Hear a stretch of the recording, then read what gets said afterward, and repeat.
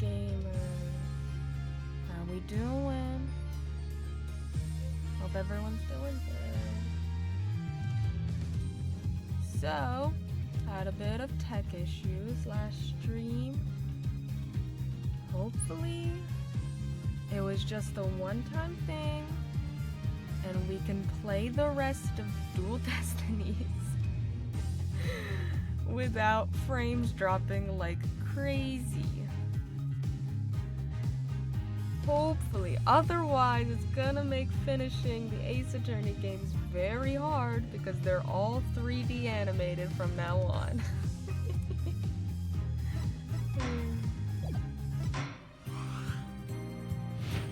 I'm excited though. I've been playing around in the menu and stuff. There is costumes, and oh my goodness, they're amazing. Look at the DLC costumes. Look at Apollo. It's adorable. And Athena. Oh my goodness, it's adorable. I'm gonna just keep them in their defaults for now, because we haven't really seen everybody yet. But, very exciting. Very exciting. Maybe later on in one episode or two, we'll give them some fancy DLC costumes. Right. Let's hop into it, shall we, gamers? I'm gonna watch my frame rates like crazy. Please let me know if they start going bad. I'll try to adjust the settings or something and see what we can do. If it gets really bad, we'll just have a super short stream. Or play something else. But yeah, hope everyone's doing good today. Court is now in session for the trial of Juniper Woods. The defense is ready, Your Honor. Okay. And the prosecution is also ready, Your Honor. Oh, God. And what is the meaning of this? I was under the impression that Mr. Red Monkey would be my opponent today. Yes, well, Mr. Red Monkey had something to do with it. Yes, well, a substitution of attorney petition was submitted just a few moments ago. Due to the explosion in the courthouse yesterday, Mr. Justice is unable to continue. He is dead. Rest in peace, Apollo Justice.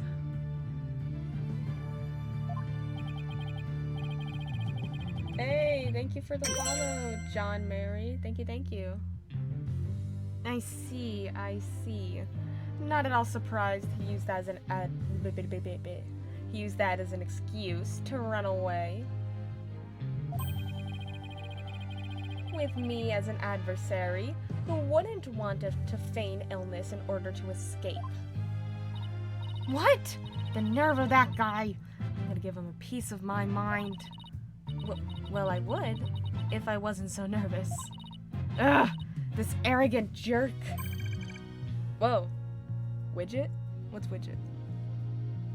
Sounds like a robot? You arrogant jerk! Oh. No! Widget! Is my hearing getting worse? I could have sworn I heard the defense say something just now. No, you didn't hear anything at all. Especially not from me. How odd. I could have sworn I also heard something. Oh, That's Widget. Oh, it's her necklace. Oh, that would be my indispensable partner, Widget. When did Payne become so dapper? He, sometimes blurts out what I'm thinking. Well then, if that's the case, then it's a clear contradiction to what you just stated. Contradiction? What's that? I'm not a lawyer. You just stated that you said nothing. However, if that device of yours says what you're thinking, then you indeed said I was, what was it? Elegance at work? Yep, sure, that's what she said. Eep! Actually, it was arrogant jerk. I love Athena's faces. She's so cute. I love her to bits. At any rate, what does it matter if it's a red monkey or a yellow monkey facing me? Oh my god. No fresh out of law school rookie can defend this witness. Although, if you were facing Apollo, he's not a rookie. He's also won every case. Mr. Payne, I believe that's enough. Let us get back to the case. Of course, Your Honor. I'm more than ready to show this little girl why they call me the Rookie Humiliator. Oh my god, destroy him. Destroy him, Athena. I knew it. He really is an arrogant jerk. Arrogant jerk? I don't know what voice to do for Widget yet. That's adorable. Miss Sykes, if you continue to insult the prosecution, I will remove you from this court. So he can insult the defense, but the defense can't insult the prosecution? Ugh, I'm very sorry. It was just a knee-jerk reaction. Now then, Mr. Payne, your opening statement, if you please. No matter how you dress, Payne, you're still ugly on the inside. Thank you, Your Honor.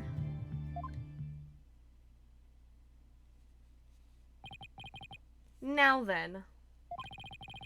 The incident occurred yesterday here at this very courthouse in courtroom number 4. At the time, the trial for a certain bombing was held in courtroom number 4. So there was another bombing?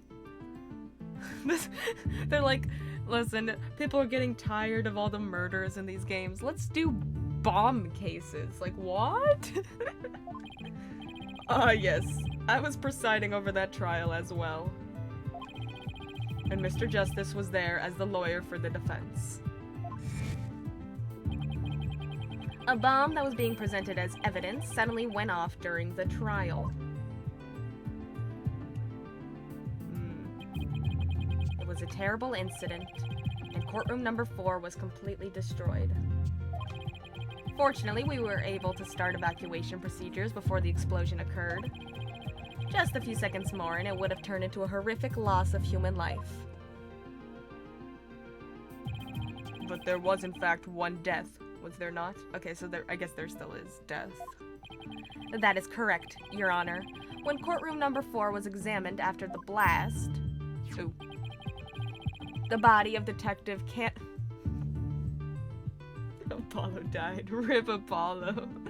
So sad to see him go like that. Candace Arm. That's a stupid name. That's not even funny. That's just stupid. Was discovered. She was to take the stand as a witness later in the trial. I suppose she wasn't able to evacuate in time. What a terrible tragedy. I must admit, I stumbled at least 10 times myself before I was able to escape.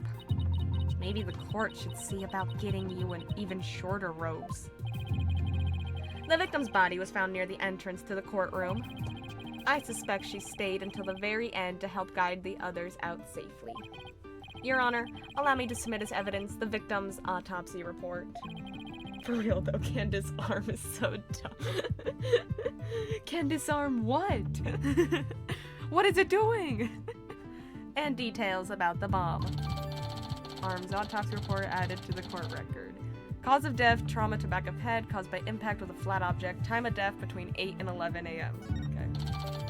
Oh, stuffed animal bomb added to the court record. The time bomb that destroyed the courtroom, it was hidden inside a stuffed animal when it was detonated. Interesting.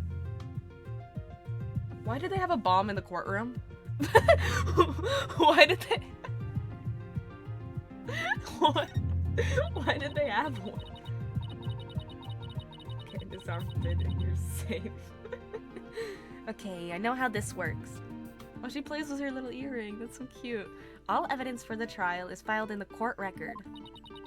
When I want to check something out, I just use RB.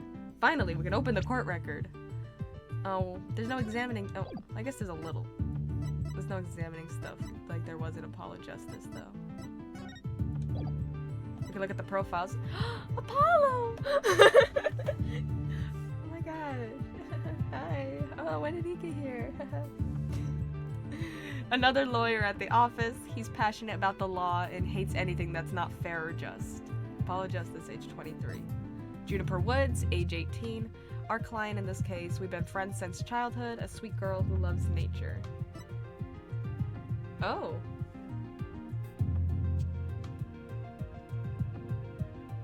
I like how there wasn't any blood in the last game because it'd be too graphic and there's a lot of blood at the start of this game. Yeah, and also, they couldn't have any, alcohol mentions. It had to be grape juice. And then this game, they're like, yeah, here's dead body soaked in blood. Crazy. Here's Apollo Justice. He's bleeding out from his wounds. That's crazy. Also, gasp in pain. Any relation to Winston? The prosecuting attorney, he just seems to exude unpleasantness, age 55. Candace Arm, age 27. The victim in this case, a detective who was heading up the investigation into a bombing incident. His little bro, maybe. I better take a peek later. Now then, please call the accused to the witness stand. Oh. I just noticed the little pine cone on her bow. Oh, she's so cute. Defendant, are you feeling all right? You're looking a bit pale.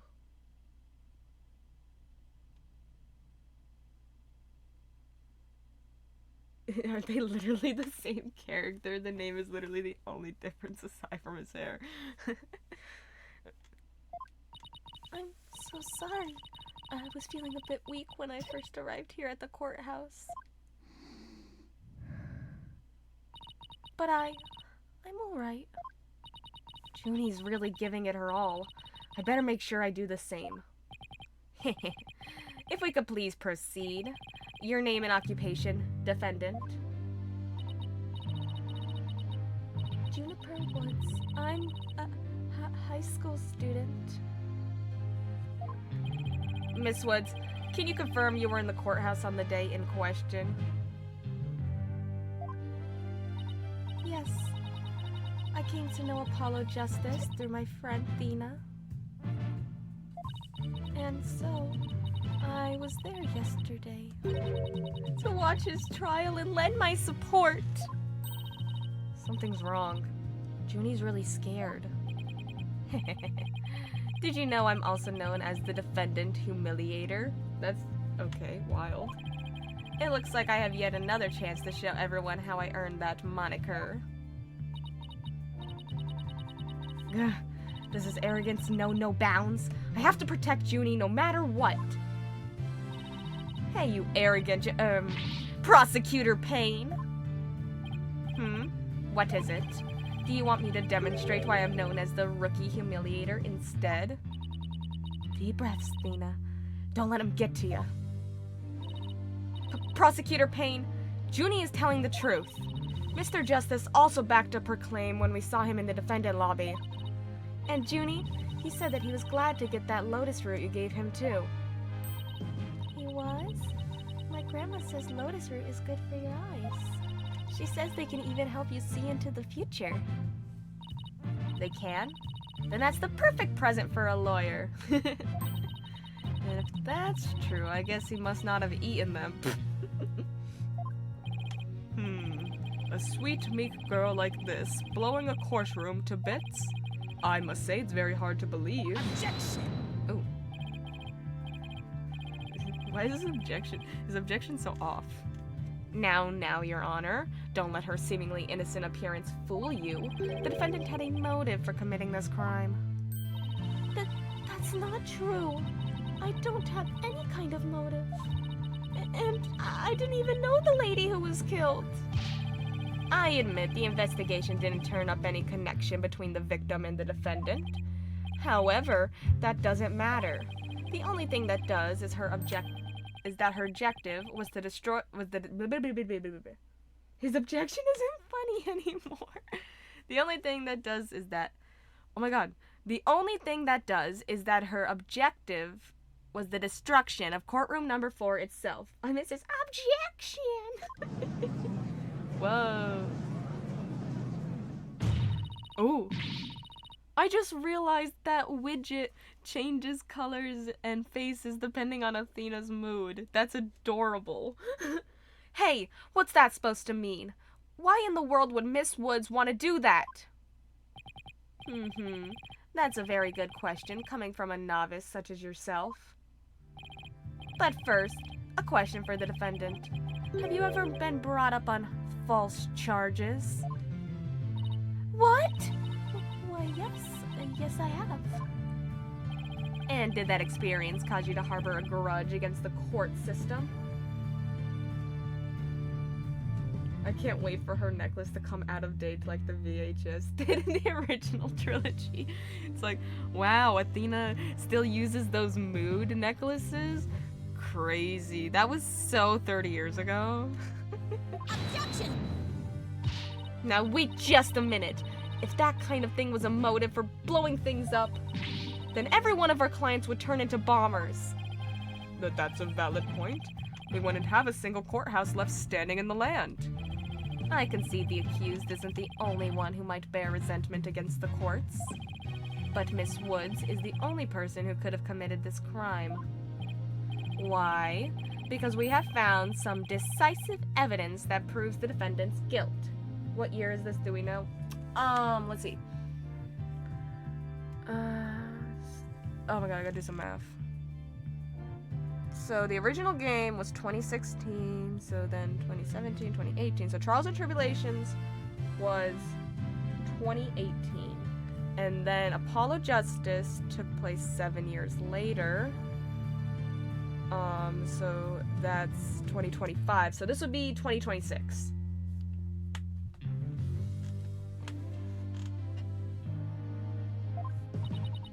Decisive, huh? I'll believe it when I see it. It involves a very unique aspect of the bomb itself, Your Honor. And what exactly was so unique about it? Why don't we have Miss Sykes answer that question? Damn, actually, I'll give it to them. The idea of a mood necklace actually does kind of fit. Huh? Me? I noticed that you appear to be very nervous, and well, gentleman that I am, I'd like to offer you the chance to gain some confidence with such an easy question.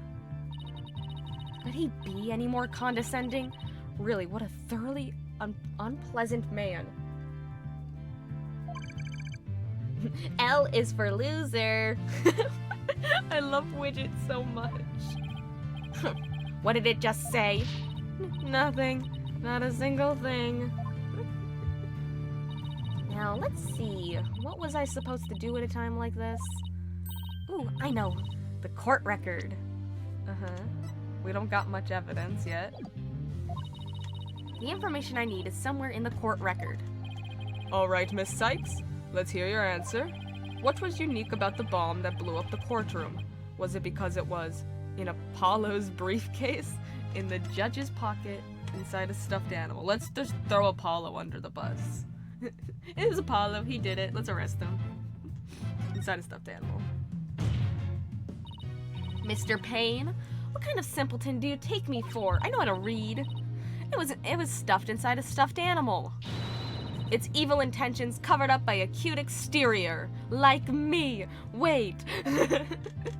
No, I didn't mean it. Very good. Have a cookie. The bomb that went off in the courtroom was indeed hidden inside a stuffed animal. There. How do you like that? Not bad, huh? I am fine, just like I said from the start.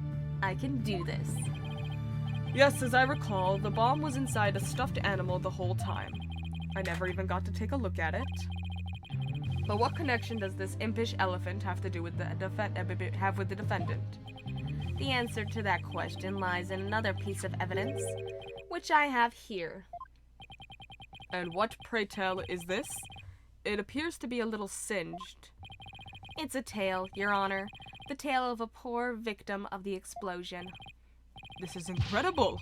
Are you saying it's Detective Arm's tale? Okay, whoa. Okay, Judge. Okay.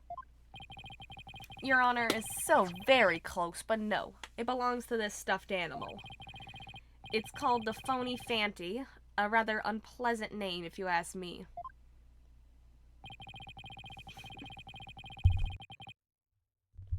He's the mascot for a campaign to eliminate false evidence and false charges, is he not?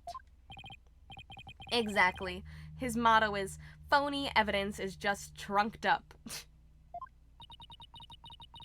That's so wrong on so many levels. The phony Fanty's tail is made of vinyl cloth, and we found something very interesting on its surface. The defendant's fingerprints. What? The phony Fanty provided the prosecution with all the evidence we needed. It clearly proves that the accused handled the bomb. Oh.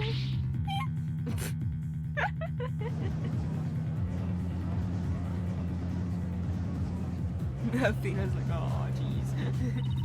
That doesn't make any sense. Why would Junie's fingerprints be on it? Imagine if her first client is literally a criminal. That'd be a change. That does appear to be pretty irrefutable evidence. The court accepts it into evidence. Phony Fanty's tail added to the court record. A piece of the stuffed animal that the bomb was inserted into. The defendant's fingerprints were found on it. Miss Woods, do you have an explanation for this? I don't understand. Oh. How about you, Miss Sykes? Do you have any plausible explanation to refute this decisive piece of evidence? Well, I can't do it. I can't think of a single thing. Oh. But I better come up with something for Junie's sake. If you can't produce an answer, we could always go straight to the ruling, if you prefer. Oh, okay. Yeah, sure. Why not? No, I have to say something fast. Ooh. No! I can't get my voice to work. Why now of all times? Whoa. Whoa! I thought I overcame this already. Maybe I'm still not ready to stand in court. Whoa. Big trauma lore drop at the very beginning? Very first trial? Whoa, cutscene!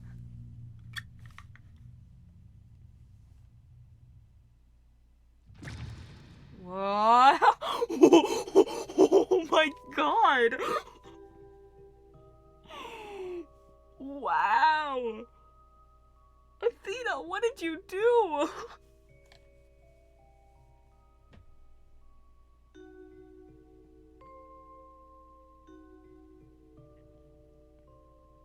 Oh my god.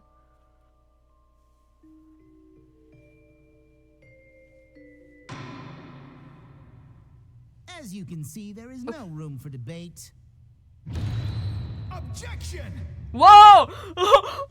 I know that voice. Why, it's you. Hey! My hero! Aw, he's so cool. His suit's unbuttoned now. Oh my gosh. Sorry it took me so long to get here, Athena. Apollo explained the whole thing to me over the phone. He asked me to come help you out in his place. Thanks for coming. I hate to admit it, but I was having a really rough time on my own. I don't know. I think you were doing just fine, all things considered. And you hung in there, giving me enough time to get here. Now let's turn things around. You got it, boss. Oh, look who showed up out of the blue. If it isn't Mr. Phoenix Wright. You always manage to surprise me. Your Honor, Mr. Payne has called for an early ruling. But I believe there are still many things that need to be deliberated. How did Miss Woods' fingerprints wind up on the stuffed animal tail? How was the bomb even detonated? Until these questions are answered, I assert it's impossible for a fair ruling to be made. You are absolutely right. Let us continue from where we left off. I assume you have no objections, Mr. Payne? None at all, Your Honor. Oh. Wait, are we Phoenix now? Oh my god, we're Phoenix now! Oh wait, what does Phoenix's profiles have to say about everyone? Apollo Justice, a young lawyer at my agency, he was injured in the courtroom bombing. Juniper Woods, our client in this case, a kind-hearted girl who loves nature. She apparently lives in a forest. Candace Arm, yeah, that's the same. Athena Sykes, age 18, a young rookie lawyer at our agency. She's also our client's friend. Whoa. It's my all-important badge, proof of my profession. Oh, we're Phoenix now. That's interesting. Miss Woods really looks like she's having a hard time. Junie's really struggling, Mr. Wright. I get the sense she's afraid of the courtroom itself. Because of yesterday? Yeah, it was understandably very traumatic for her. Poor thing. Here she is, back at the courthouse again, being so brave. I'd like to make a request, Your Honor. If at all possible, I'd like to have Miss Woods rest in the lobby. Given the defendant's condition, very well, I grant special permission. You go get some rest, Junie, and leave the rest to us. Okay, thank you. Sorry about this. Aw.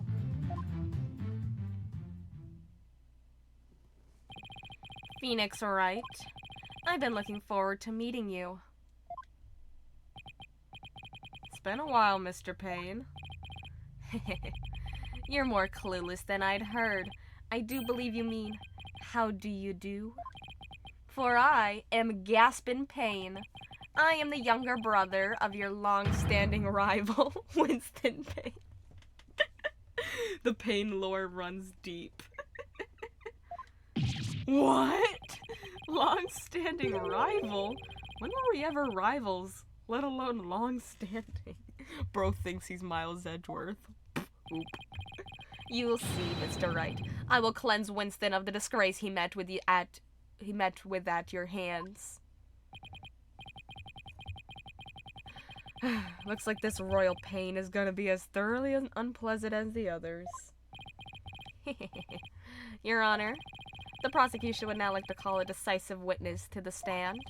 This witness will testify as to how the accused detonated the bomb in the courtroom. Very well. Please call your witness, Mr. Payne. Uh-huh. Witness, your name and occupation, please. Oh, witness? Oh my god. You know, I'm gonna give them that. This name's a lot more clever than Candace Arm. The device on his arm makes him look hella sus. Name, Ted Tenate. Occupation, bomb disposal specialist. Oh my! What a strange robotic voice you have. Speech synthesis via typing. It is the same as me talking. He sounds exactly like a robot. Can't you speak in a normal manner? Dude, Judge, that's messed up. You can't say that. Oh, I can. Yeah. He can? But I do not like to speak. Speaking is inefficient. Energy expenditure. Speaking better than typing. Understand? What an odd witness. Mr. Tenate was in charge of the bomb for the trial, and when it went off. Being a bomb squad specialist, do you have any relation to the victim? Negative. I first met the girl while on this job. Many people are employed by the police. I know only a fraction of them. However, I was shocked when I first discovered the body of the victim. Shocked? I was the first one on the scene after the explosion. I went there to ensure safety, but I ended up discovering a dead body. So he was the first to discover the body, was he? He is here to testify about the circumstances surrounding the moment of the explosion. Very well. The court will hear Mr. Tenate's testimony. But at the very least, show this court some respect and remove that face card, witness. Ooh. Ooh. Our first witness testimony of the new game. The bomb was originally disarmed by me, then transported here as evidence. Bomb name HH3000, operated by timer or with a remote. I was watching from the gallery when I suddenly became alarmed. I saw that the bomb's timer was counting down. Alright, we got him. There's no way he saw it. So, even though the bomb was supposed to be disarmed, it somehow got switched on? Precisely. Activating the timer is very simple. 1. Connect wires. 2. Switch on timer. A monkey could do it. I am sure even you would be able to, Mr. Wright. I guess this makes you the blue monkey in this barrel of fun, boss. I now like to begin my cross-examination. Is that a Mr. Tennate? What is that? HH3000, aka a bomb. What? A bomb? Great. Great googly moogly. Ah. Mr. Tennate, I demand that you disarm it this instant. Disassembly complete. 5.3 seconds, 0.2 seconds short of my personal best. Are you trying to give me a heart attack? I'm not exactly a spring chicken, you know. This is an exact replica of the HH3000. It is used to practice disarming bombs. Disarm equals success, explosion equals failure. Tennate is literally doing everything to prove he was the one who set off the bomb. An exact replica of the bomb that exploded? Is it? So that's what it looked like. I submitted a photograph of the real bomb taken just before the trial. Alright. Dimensions 10 inches 10 inch height by 10 inch width by 10 inch diagonal. Weight 12 pounds. A perfect replication. Your bomb does appear to be a very good copy indeed. Yes, however, I cannot replicate the detonation mechanism. It has a very puzzling wiring setup. It is regrettable I could not replicate it.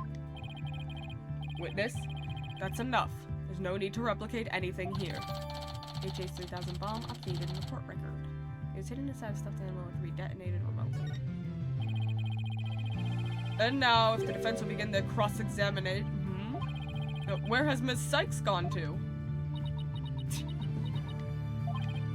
Athena, you can come out now. Okay, Mr. Wright, let's get to work. I guess you were pretty scared, huh? What? I don't know what you're talking about. She was about to bolt. Hey, put a sock in it, widget. As transparent as ever. Now, let's see. Where were we? We were at the cross-examination. Oh, cross-examination, of course. She seems disoriented. I wonder if she's alright. Maybe I should ask Athena if she remembers how to cross-examine to help her focus? Nah, she'll be fine. We don't need to know how to cross-examine. This is what is this? The 5th game now? Yeah, no need for that right now. She'll be fine. I'll do everything I can to help. If you can't find any contradictions, and you flub up too often, don't be afraid to ask me for help. Phoenix Wright, the great ace attorney, asking advice for someone who's never even stood in court.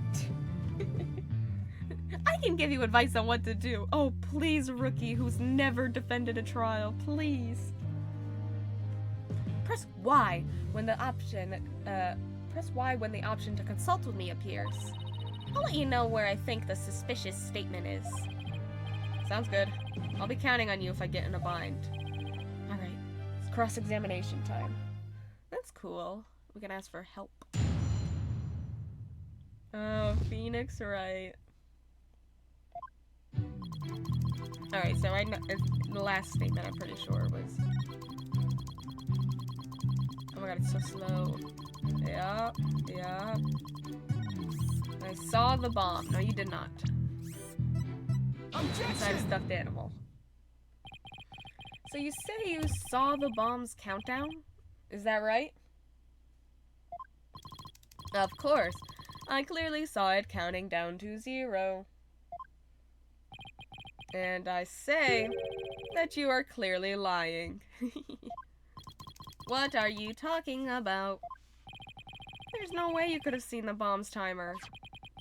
After all, the bomb was concealed inside a stuffed animal.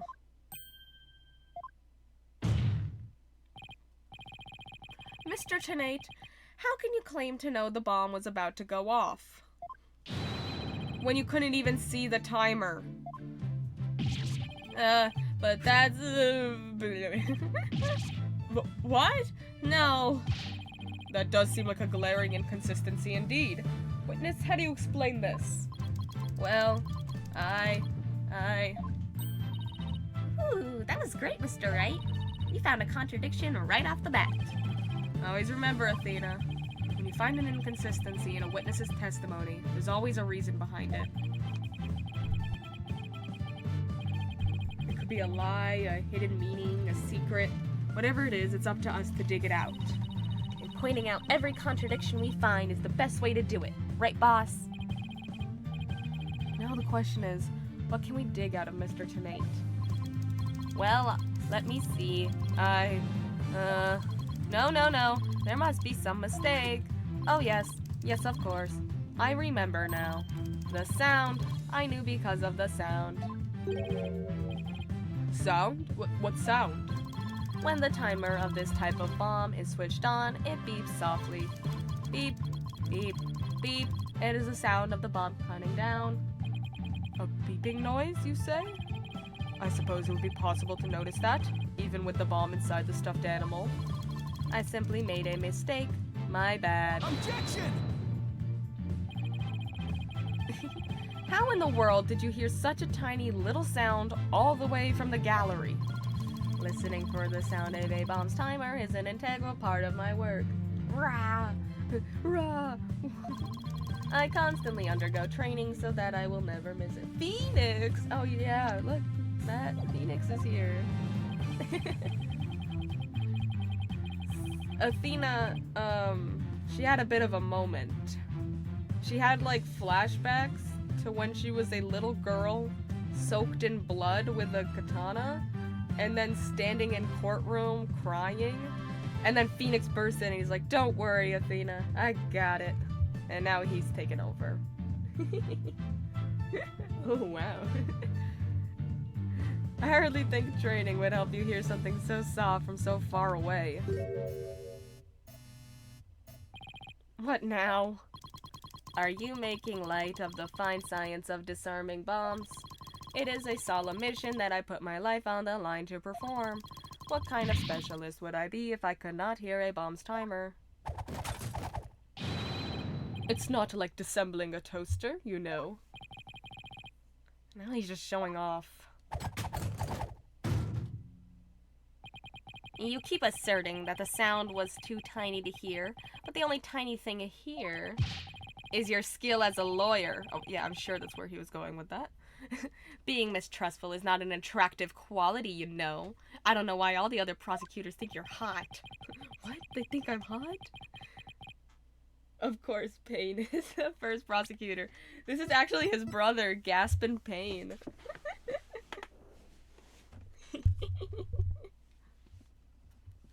The prosecuting attorney, the younger brother of another prosecutor I know. This one lacks presence too.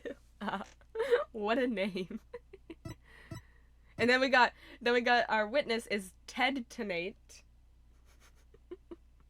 And our victim is Candace Arm. Really great start.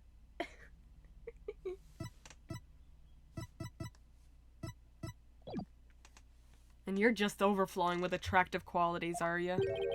Or perhaps you have some proof that Mr. Tenate did not hear the sound. Was he named after his mother's experience during labor?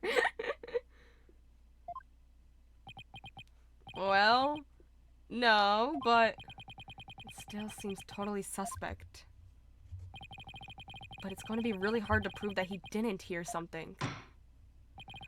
If I have this correct, the prosecution's argument is that someone reactivated the bomb before it was brought into the courtroom. What I don't understand, Mr. Payne, is why you believe that person to be Miss Woods. That's simple, Your Honor. Mr. Tenate happened to be there when it happened. He was there when the defendant rearmed the bomb. What's this now? It happened before the trial started. It was when Detective Arm and I were transporting the bomb. They shouldn't... Okay, so they shouldn't have brought a bomb at all, disarmed or not, into a courtroom. Like, who thought that was a good idea? We brought the bomb to the lobby for the defense. Yeah, well, he shouldn't have asked for it, okay? It should have been left alone to just detectives and investigators and forensic scientists. It looks like she couldn't disarm. Oh, that's the pun! You're so smart. I was trying so hard. I was like, what's the joke? She can disarm. That's funny. Okay, I was so confused. I was like, can disarm what? I get it. You're so smart, Matt. Can't believe you figured that out. Did you actually not get it? No. I did not get it. We've been trying to figure it out. I don't believe you. No, I'm serious. I'm serious. Bomb equals evidence. The lawyer wanted to see it before the start of the trial. Well, he's stupid, and look where that got him. Now he's all bandaged and definitely not hot already. Okay, the lawyer wanted to see it before the start of the trial. Yo, try and make me look smart. I'm on to you. Matt, you can rewatch the VOD. We did not figure it out. Looking for a chance to get at the bomb, Miss Woods was already there in that lobby.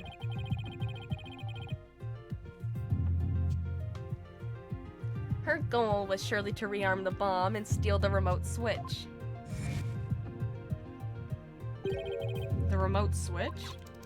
Yes, the switch that controls the bomb remotely. Duh. It has been missing ever since the incident. Missing remote switch, a switch that starts the time bomb's countdown. It was stolen just before the blast and is now missing. I am partially to blame. I left the bomb and remote on top of the transport case, and they were rearmed and stolen while I was talking with the lawyer.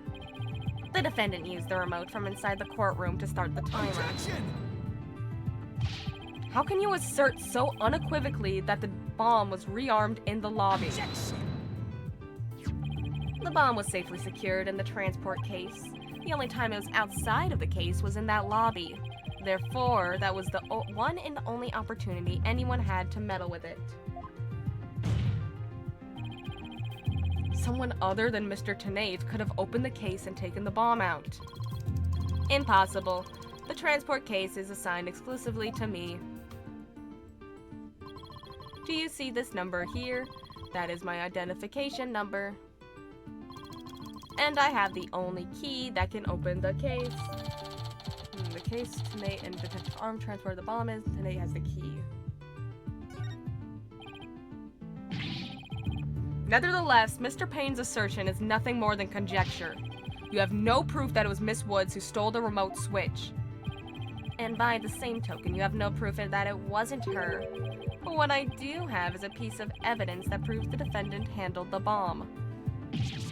Ah, that tail. 5 minutes, 24 seconds, 2.3 deciseconds. The defense's advantage lasted a mere 5 minutes. Ugh, talk about a rotten hand. As long as they have her fingerprints as their trump card, I'm at a big disadvantage. It appears we will have to hear from the defendant herself once more. I wholeheartedly agree, Your Honor. I would like to recall Miss Woods to the stand. I trust you have no objections, Mr. Wright? I'm worried about her condition, but we do need her testimony. On the other hand, I'm not sure I want to make Athena mad. I can read your feelings, you know, boss. Guess there's no hiding from her, huh? Don't worry. I know we need her testimony. But if anybody picks on her again, they'll pay. I want Athena to beat him up. Guess she's already at anger level 1. Don't worry.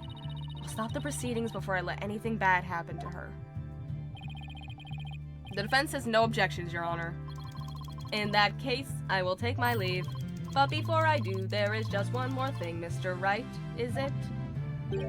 Me? Yeah? Dismantling bombs is my job. Dismantling the case is yours. Do you think you can handle it? I look forward to seeing you try. Ugh, this guy's hiding something. Just know it. Now, if you will excuse me. Bailiff, please go out to the lobby and bring back the defendant. Oh. Junie! Hi, Athena. She looks even worse off than before. Don't worry, Junie. We're here for you. Thanks, Athena. I'll do my best, too. You blew up the courtroom because you bear resentment against the courts, correct? No, of course not. Oh. What's that you say? I can barely hear you. I haven't done anything wrong. This prosecutor's scary.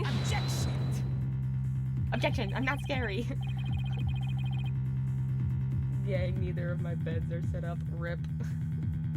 What an impudent little girl. Stop acting innocent and tell the truth. This is getting ugly. You rearmed the bomb because you wanted to blow up the courthouse. Admit it. That's why you went to the lobby where Mr. Justice was. Isn't that right?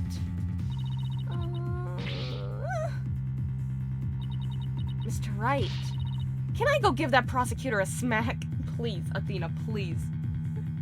Oh, look at little Widget. What? Of course not. Yes, let her do it. Let her. Do we have to review courtroom manners 101 again? We can't let a creep that bullies innocent girls like this off so easily. I haven't forgotten about how he treated you. Don't worry about me. Just help Junie. Her heart's crying out. She's so scared. So very scared. Why would she want to blow it up exactly? So the prosecution's reasoning is because she was falsely accused in court. So that was it. That was the reasoning. Because she was falsely accused in a courtroom. And that's it. That's the only motivation they have. It's garbage motive. She's so scared. So very scared. Looks like Athena's picking something up with her heightened sense of hearing. I love how they just dropped that. They're like, oh yeah, by the way, Athena's got magical powers. I know you're used to it if you're playing the 5th game at this point. Lawyers have magic powers. And it sounds like this time it's the voice of Miss Wood's heart. Don't deny it. You stole the remote switch and used it in the courtroom, didn't you? Objection! Your Honor, please put a stop to this. Mr. Payne is badgering the defendant. Yes, Miss Woods does seem quite frightened. Mr. Payne, I ask that you behave more like a gentleman. But don't you know, Your Honor? There is no more a gentleman in this world than I. Ugh, as if a gentleman or even a gentleman would behave like he does. Don't let that rude ruffian win. Athena. Oh. How dare you call a gentleman such as I a rude ruffian? I'll have you know I attend a manners class every Saturday. I'm more than just a mere gentleman. I'm a genteel man. Not when you're terrorizing a young lady, you're not. I demand my money back from them. I'd demand my money back from that manners class if I were you. I should probably be the adult here and stop the two of them, but... but it's kind of funny. Mr. Payne, that will be enough. Certainly, Your Honor. No further questions. Let's move on to the defendant's testimony. Miss Woods, please share with the court what you were doing when the bomb went off.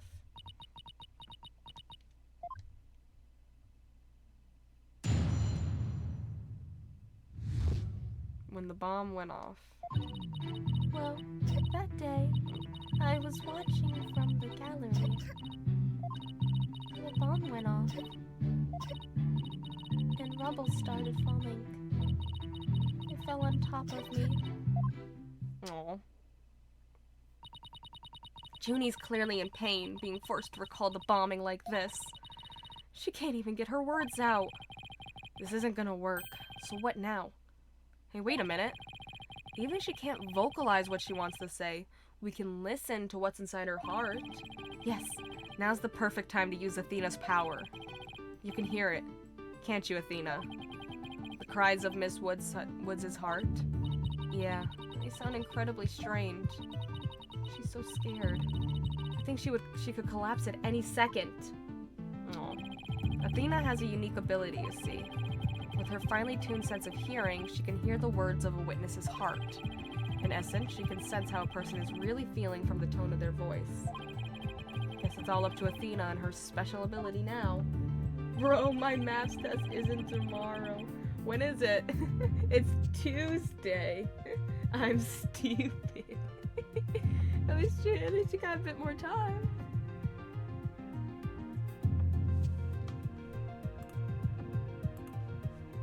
Athena, I want you to use that analytical psychology you studied. Very true, because I am not ready.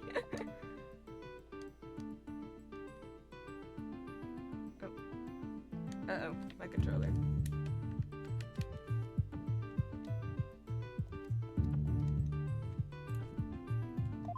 There we go. And listen to the testimony of Miss Woods' heart. Okay, boss. I'll give it a go. After all, this is the whole reason I put all that effort into studying analytical psychology. Oh, don't speak German. What? I thought we were done with the German. Auf geht's, let's do this. Whoa! That's so cool. So your holographic thingamabob can show us how Miss Woods is feeling, right? In a nutshell, yeah. The emotions and images that I picked up on just now while listening to her testimony, I can enter all of that into Widget and use the mood matrix to analyze them. I will promise I will not comment on any German pronunciation.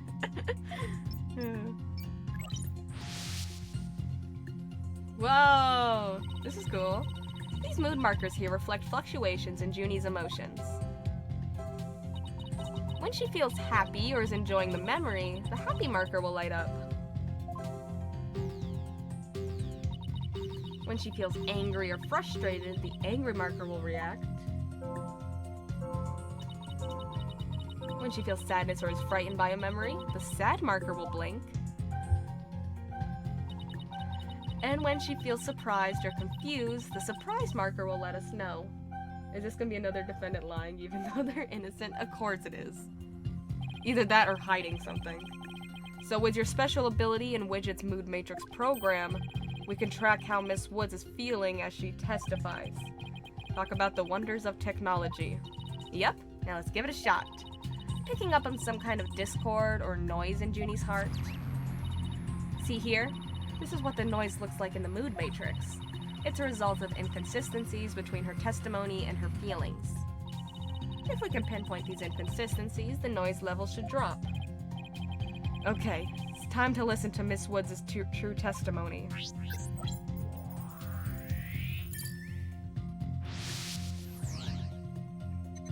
Oh, this is cute. Well, that day, I was watching from the gallery. Okay, so she's surprised here. That makes sense. The bomb went off. And rubble started falling. Surprised, yeah, makes sense. And it fell on top of me. Okay. Okay, now why is why is she happy about that? Please, Miss Woods, please explain what rubble falling on top of you makes you happy. I want to know. I think I have a good grasp on Junie's emotional state now. I'm gonna take a guess. She's happy she nearly died. My guess is someone saved her. So she was happy she got saved. Because she doesn't look like injured or anything. So I'm guessing someone jumped in the way and saved her. This is the most BS power ever. This power of Athena's is incredible. And I'm seeing an unexpected emotion that's inconsistent with the content of her testimony. What? Already? Yeah, it's right there. I picked it up. You don't need to point it out to me, Athena. I got it. Look at this. When she says it fell on top of me, the happy marker is reacting. Well, look at that. That is odd. There must be a reason for this contradictory emotion. We just need to do some digging. To find an unexpected emotion, you'll first need a pinpoint, albeit. You can hear how they feel about it. To be fair, all of the powers in this game are kind of whack. Like Apollo's, like, his muscles will tense if somebody's like doing like a quirky habit of theirs when they're lying. His muscles will tense and his bracelet's like, uh-oh. So all of the powers are kind of whack. You'll first need to pinpoint it. And then select the unexpected emotion or reaction from the 4 mood markers with A. Okay. What is A? This is... Alright, press the pinpoint button. What's the unexpected emotion? Got it! Kristoff's powers, his hand can turn into the face of a skull. I like how her name is less on the nose as Apollo's as well. Slightly, only slightly. Widget is registering joy when Miss Woods recalls the rubble falling on her.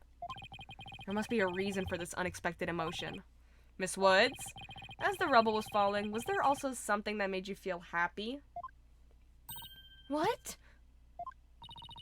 Mr. Wright, the feeling of happiness is spreading throughout Junie's heart. Oh. Keep going on this point, and I bet Junie will start to calm down. Great. Let's hear what she has to say. Just as I was about to escape the courtroom, the bomb went off. I was so startled. I tripped, and then rubble started falling on top of me. I really thought I was done for. Oh, I called it. Oh, she's got a crush. She's got a crush on whoever saved her. But just then... Yep. Apollo came and rescued me. That's so based. She's got a crush on Apollo. That's so cute. Apollo? Really? That guy? He used his own body to shield me from the rubble. Oh. So that's when he sustained those injuries. How do you feel, Junie? Did talking about Apollo give you some courage? He's the GOAT for real. Yes, Apollo is just like the sun. Okay. Wow, crazy. Is he now? Is he now? Strong and bright and warm. The emotion thing was all pink. Oh. Just talking about him makes me feel like a leaf undergoing photosynthesis. Oh. And see? Your coughing stopped all of a sudden. Oh, you're right. Thank you, Thena. She still got some noise, though. Looks like we were able to draw out some new testimony. Pretty neat, huh? But there's still some noise left, meaning there must still be some discord in Junie's heart. I guess we'll have to keep going then. Let me input this new information and update the mood matrix, and we'll be good to go. Discord. You remember what to do, right? When I find an unexpected... Yeah, I knew it. That was popped in my head, too. I'm pounding at the moon. When I find an unexpected emotion, I should first pinpoint it. That's right. And then you select it from the mood markers with A. If we can find a reason for the discord in our heart, then we should be able to draw even more new testimony out. Info update. Tried to run, but I was too slow. Before I could get away, the bomb went off. Okay. I was so startled, I tripped. Then rubble started falling on me. I thought I was done for. Oh, info update. Aw. Oh, it's Apollo. But then Apollo came and rescued me. Why is that sad?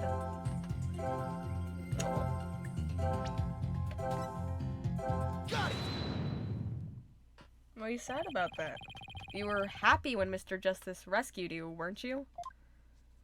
Yeah, I was really happy. She was sad he got hurt, I assume? That's what I'm guessing. Because he is definitely beat up. But was there also something you felt sad about at the same time? Sad? The reason I ask is, when you were describing how you were rescued, we sensed a little sadness too. But the bandages are kinda... they're kinda... you know, they're a little bit... Oh! I think it's probably because of Bum Rap Riney. What the? Bum Rap Riney? Well, what do you know? Something new. Over one eye? That's right. I brought my stuffed animal Bum Rap Riney to watch the trial with me. Okay, so she's like, Oh, I don't care that Apollo got beat up. Like, I think he's like so cute and handsome and stuff, but like my stuffed animal. Bum Rap Riney, no! Aww. Bum Rap Riney and Phony Fanty are brothers. Who knew that the legal world could inspire a whole line of merchandise? That's funny. I had Bum Rap Riney with me while I was watching the trial. But it wasn't until Apollo saved me that I realized I'd lost him as I was running away. My poor Riney, a victim of that terrible bomb. Oh, I know. You can see what he looks like in this poster. No more bum raps. It's for the campaign to eradicate fake evidence and false charges. Phony Fanty and Bum Rap Riney, huh? Nothing against the campaign, but why an elephant and a rhinoceros? Mr. Wright! She looks like a grass-type gym leader. She does, yeah. I don't sense any discord in Junie's heart anymore. Oh, she's so excited. Why are all the new characters so Pokemon? So I guess that means we managed to draw out all of her testimony. That's right. I'll just make an update with the new info and we'll have the whole picture. So do you think her new testimony will help? Absolutely. I don't know what I would have done without you, Athena.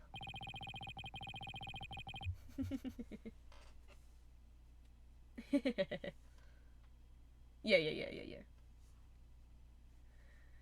So, Bum Rap Riney was in that courtroom when the bomb went off.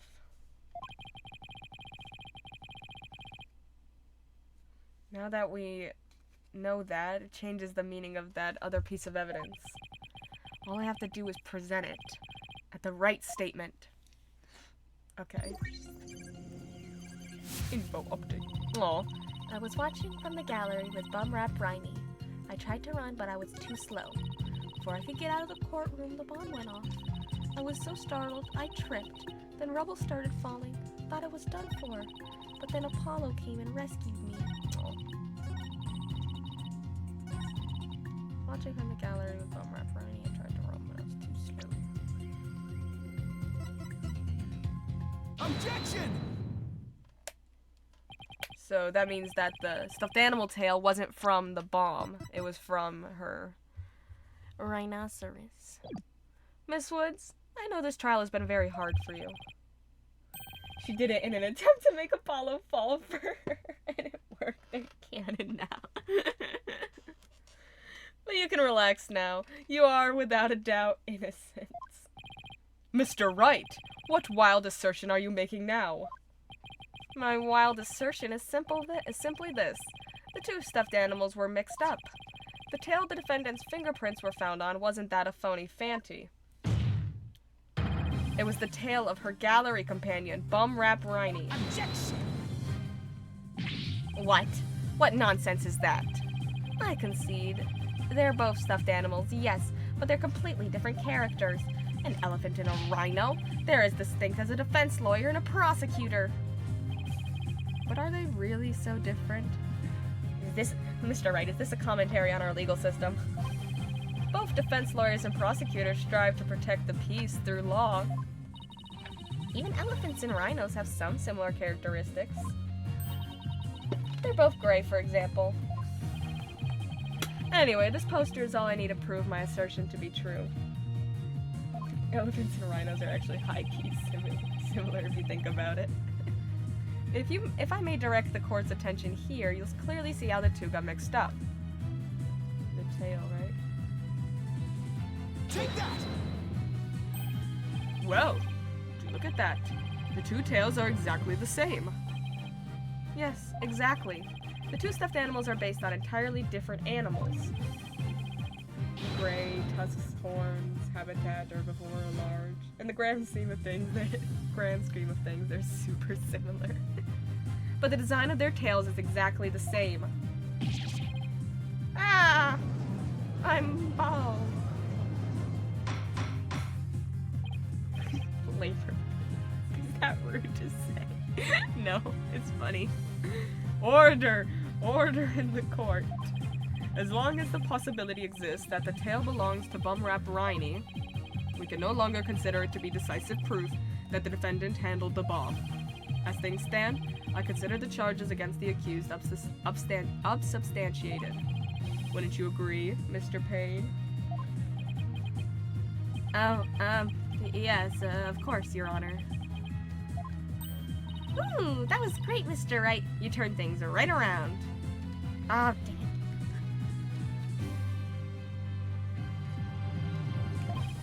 Yeah, it's not over yet, but at least we managed to hold out this long. I believe that brings our proceedings for today to a close. Mr. Payne, I'm afraid you have some serious investigating ahead of you. You could call it a turnabout. Yes, Your Honor. Very well. Let us reconvene tomorrow. Court is adjourned. Whoa. That's the first time a tutorial trial has ever gone on to the next day. It's never happened before.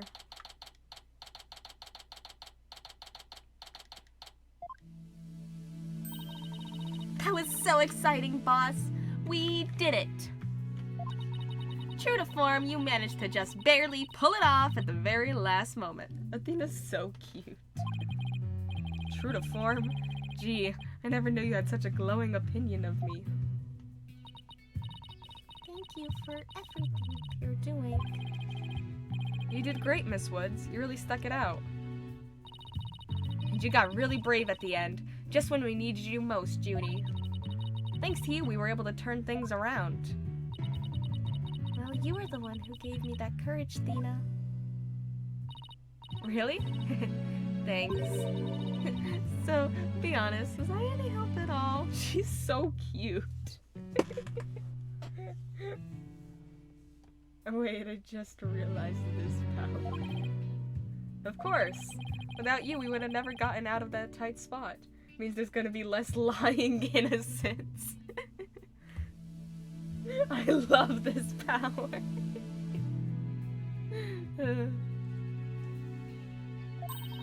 That's good to hear. I may still have a lot to learn, but you can bet I'm gonna give it my all.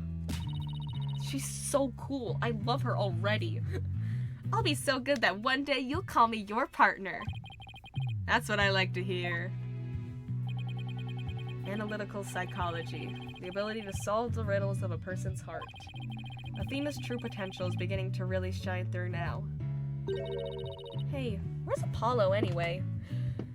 He's not at the hospital? Homie literally passed out from blood loss in this lobby. Shouldn't he be at the hospital? Good question. I almost forgot about him. Wow, poor Apollo. Oh, my poor boy. I assumed he'd still be here in the lobby. He shouldn't. He shouldn't be in the why? They said the blood was seeping through his bandages again. Put it... Mrs. Wood's house or something. Put him in the hospital. What the heck? Oh, I know. Maybe he's still in courtroom number 4? Courtroom number 4? What would he be doing at the scene of the explosion? When I came out to the lobby to rest, I told Apollo about Bumrap Riney. I told him I dropped Riney in the courtroom as I was trying to escape before the blast. And then... Apollo said he had an idea where Riney might be, so we went to take a look together. I get the crush, I understand. Huh, I guess Apollo can be pretty nice when he wants to be. So you went looking for Riney together before you were called back into courtroom number 5? Yeah, I'd had some time to rest, so I was able to go and look for him. But then they called me into courtroom number 5 to testify. Apollo insisted on staying there, though. With all those injuries? Wonder how he's managing. I think Apollo might have figured something out. Wonder what it was. He told me, I'm gonna look for evidence to clear your name, Juniper. Just maybe he found some new piece of evidence? Anyway, we better go and get him. Good idea. December 17th, 12:11 p.m. District Court, courtroom number 4. Cutscene! Where are you, Apollo? Trial's over for today. Come on, I know you're... Uh-oh. Uh-oh. Uh-oh. What?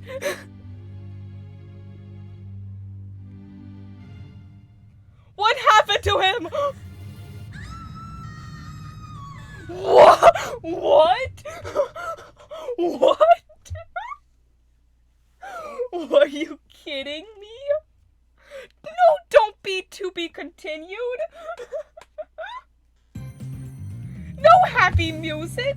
What just happened?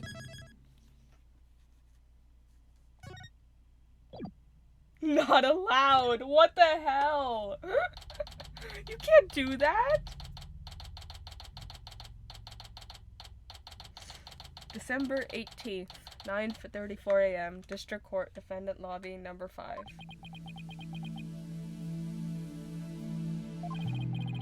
This isn't exactly how I envisioned the second day of this trial to start. But given how things ended yesterday...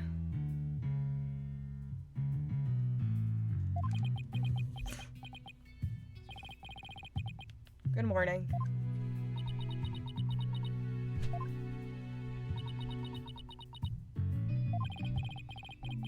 The mood sure is tense. Not that that's any surprise.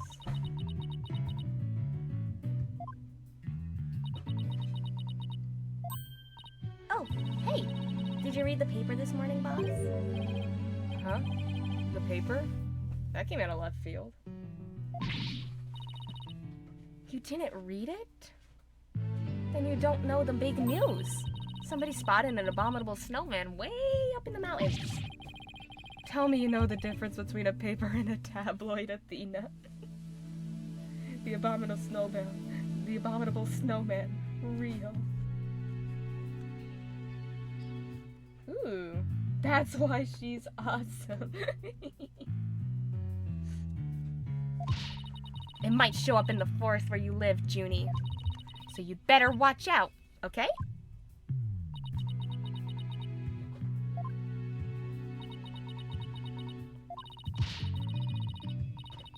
You really should read the story for yourself.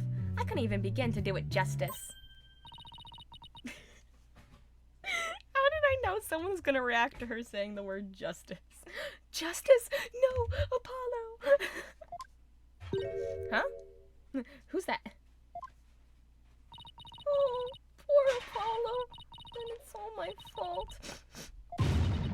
Nina. Oh, Junie.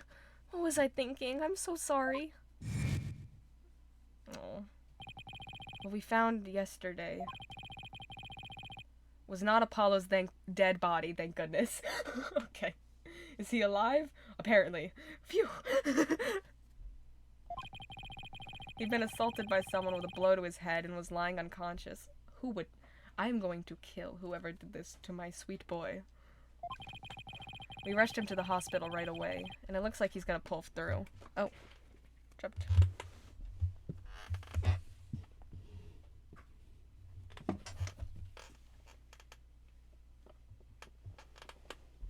I love how realistic the rock looks compared to him. Even like the floor and stuff. He looks a bit out of place. But it was still quite a shock to stumble onto a scene like that. Is Miss Woods alright, Athena? Well, I managed to get her to stop crying. Now she's resting on that sofa over there. If she really feels responsible for what happened to Apollo. Poor Junie. She believes that the reason Apollo was attacked is because he was helping her look for something in that courtroom. Oh? Guess I can see why she'd think that. By the way, how are you doing? Who, me? Yeah, you. I know you're concerned about Miss Woods, but are you alright? Me? I'm doing just fine, boss. I mean, yeah, it was a huge shock, but I'm alright. Clavier's from last game, so he's irrelevant. His opinion does not matter. Everyone knows prosecutors fade out of existence after their game. Not Miles Edgeworth. You say that like he won't come back. People who studied analytical psychology are great at times like these. After all, they've learned how to control their own emotions too. Somehow, I don't think it's as easy as she makes it sound. But there's no denying she's a real trooper. Apollo doesn't remember a thing, does he? Yeah, he can't recall anything from the time right before he was assaulted. Nothing about what he was doing in courtroom number 4 or who assaulted him. How convenient. He's an amnesiac. The doctor said it's probably due to that hit he took to the head. Assaulted in a court of law and losing your memory at that? I know how that feels. Phoenix is like, brings back memories. But who in the world would do such a thing? Huh, Mr. Wright? Ugh, just wait till I get my hands on the coward who hurt our Apollo. Now, Athena. I thought you said you were in control of your emotions. Let's just focus on helping Miss Woods, okay?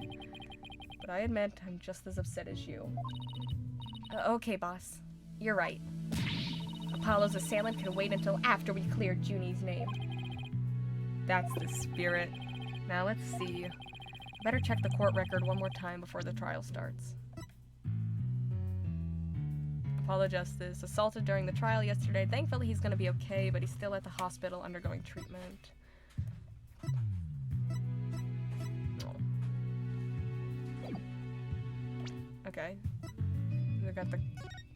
There's the photo. Cause of death, trauma to back of the head, caused by impact with a flat object. Time of death between 8 and 11 a.m. It was hidden inside a stuffed animal and can be detonated remotely. Piece of stuffed animal that the bomb was inserted into. The defendant's fingerprints were found on it. A switch that starts the time bomb's countdown. It was stolen just before the blast and is now missing. The case, Tanate and Detective Arm transported the bomb in. Tanate has the key. Earth to Mr. Wright. I'm ready whenever you are. Alright. Let's get ready to rumble. You bet. With everything that happened with Apollo, I didn't have time for a proper investigation. I can't let that stop me, though. I have to get this right, for Miss Woods' sake, and Apollo's too. Aw. That's so dad of him. That's so dad. He's so dad. He's so father figure. December 18th, 9:50 a.m. Why are we 10 minutes early? District Court, Defendant Lobby number 5. Day 2. Court is now in session. All rise. It's always good to be early. Court will now reconvene for the trial of Juniper Woods. The prosecution is ready, Your Honor. The defense is also ready, Your Honor. Now then, I believe I instructed the prosecution to further the investigation. Were you able to locate the remote switch in question? I'm afraid the remote switch is still missing, Your Honor. I must say I'm disappointed, Mr. Payne. Not angry, just disappointed. I apologize, Your Honor. Aha. Looks like the prosecution is just as unprepared as I am. There is a separate matter, however, that I would like to bring up during this trial. A separate matter, you say? And what might that be? Is it gonna be the assault of Mr. Apollo Justice? I assume you're aware that another incident occurred during yesterday's trial. I'm speaking, of course, of the assault on Mr. Justice in the ruins of courtroom number 4. Uh-oh. Why is he bringing that up? Yes, what a truly harrowing experience it must have been. Poor Mr. Justice. At the time of the attack, Mr. Justice was not alone. He was with the defendant, Miss Juniper Woods. He isn't going where I think he's going with this, is he? The prosecution wishes to indict Miss Woods on the charge of Mr. Justice's assault.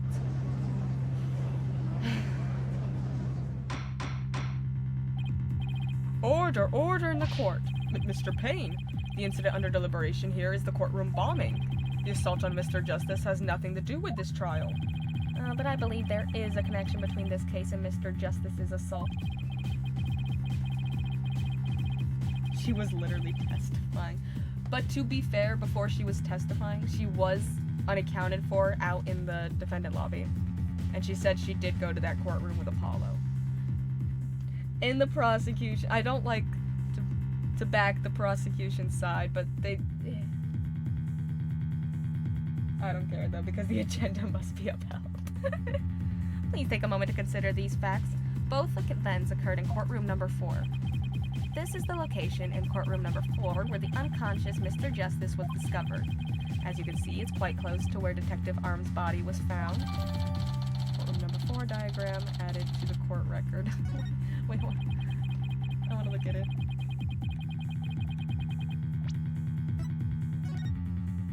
Look at the little Apollo. No matter how much it goes against my beliefs, I will uphold my agendas at all costs. The question is, why did the culprit feel the need to maliciously attack Mr. Justice? Why indeed? What do you believe their motive to be, Mr. Payne? I believe Mr. Justice found something in that courtroom while Miss Woods was with him. Evidence that fingered her as the perpetrator of the bombing. You mean he found some incriminating evidence? Precisely. And so I surmise that the defendant picked up a piece of rubble and hit Mr. Justice on the back of the head in order to silence him. Objection! Junie would never do such a thing. She was devastated when we found Apollo hurt like that. But Miss Sykes, please control your outbursts. If the prosecution's belief that by deliberating on Mr. Justice's assault, we will draw ever closer to the truth of the courtroom bombing itself. Very well. Miss Woods is hereby officially indicted on the charge of assaulting Mr. Justice. What? Why are you listening to Mr. Toupee over there? Although, considering our conversation yesterday... I think Apollo might have figured something out. Wonder what it was. He told me, I'm gonna look for evidence to clear your name, Juniper. Maybe the two incidents really are related after all. I would like to start by hearing from the defendant herself. Very well. Bailiff, please bring Miss Woods to the witness stand.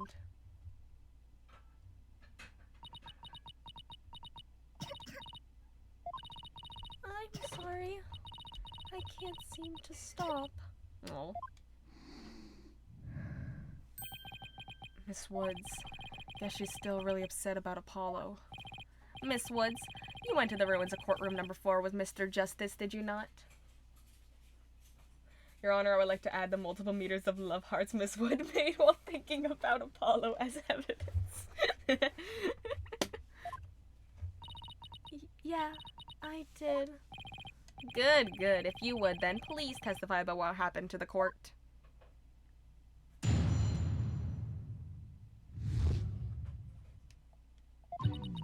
During the trial yesterday, I was overcome by a fit of coughing. Apollo stayed with me and we went to the courtroom ruins together. But then I was called back to this courtroom to give testimony. Apollo insisted on staying behind in courtroom number 4. I swear I didn't attack Apollo. Why would I ever hurt such a kind person? Oh. So Mr. Justice stayed by your side while you were feeling unwell? What an admirable young man. I thought his loud voice was his only outstanding feature. Whoa, He's kind of a nice guy when he's not the main character. He may look like a little imp at times, but Apollo can be really nice too. I hope she didn't hurt her wrist backhanding that one out. But one has to wonder, why did Mr. Justice stay behind in the ruins? I think Apollo might have figured something out. Something? What kind of something? Judge, stop ruining my friends outside of work headcanon. Something to do with the courtroom bombing kind of something? I think. Oh-ho! New evidence for the case, was it? That's a very big kind of something indeed.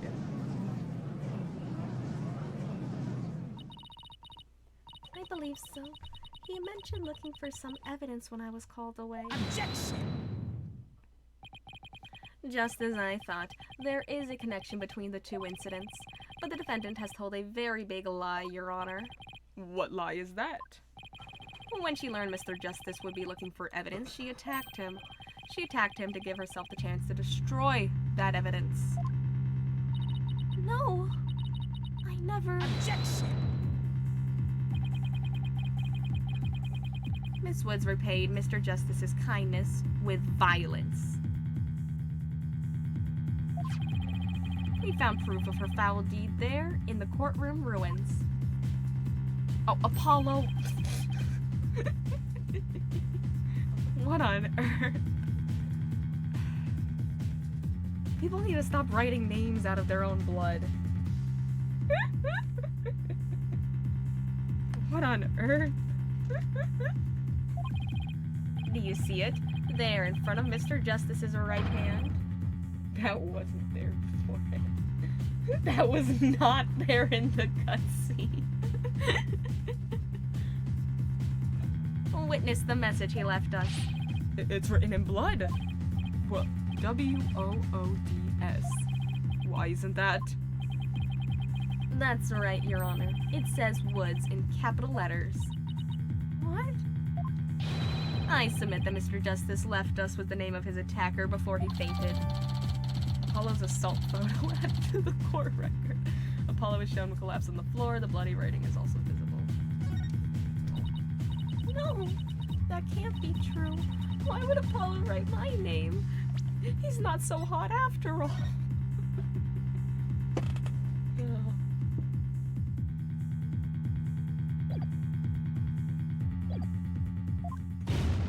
Mr. Wright, the nerve. The nerve of him leaving that message. Why would he do this? Hey, don't take it out on me. I don't understand it any more than you do. We discovered Apollo yesterday. I like how he put his bracelet back on over his bandages. He's like, yeah, I'm all bandaged up, but we gotta stick the bracelet back on. Apollo.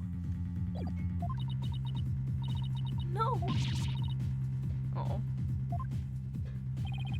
We didn't even have a chance to rush over to him. As soon as security heard Athena scream, they ran in Court, oh my god. They ran in, yes, the area. I'm like, my mouth cannot say that right now. After that, they were there in courtroom number 4 with Apollo the whole time. Couldn't investigate anything ourselves and had to leave everything to the police. Still, I never thought they would find some bloody writing there. Now then, please begin your cross-examination, Mr. Wright.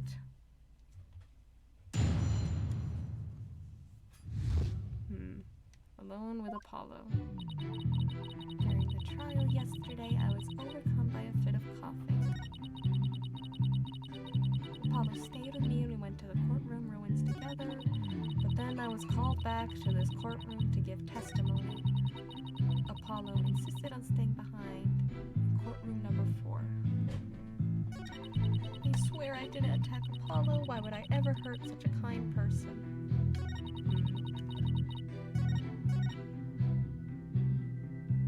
Hold it!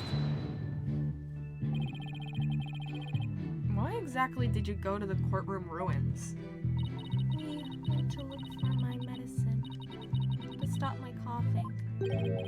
Your medicine? Why would your medicine be in courtroom number 4? I dropped it in the heat of the moment. Bum Rap Riney. He was keeping my medicine safe for me. He has a little compartment that I can put things in, you see. And Phony Fanty has the same type of pocket. That's where the bomb was inserted. I had put my medicine for my coughing fits inside Bum Rap Riney. When I told Apollo about it, he said he'd help me go look for him. There was so much rubble in there. I was worried, but there was no rubble or anything in front of the witness stand. So when we got inside, Apollo went straight there and started looking for my Riney in that area. It was so nice of him to do that for me, in spite of all his injuries. Apollo is so strong and kind, just like the trees of the forest. Oh. Oh, she is so me. She is so me. The way she makes him sound, you think Apollo was some kind of ancient god.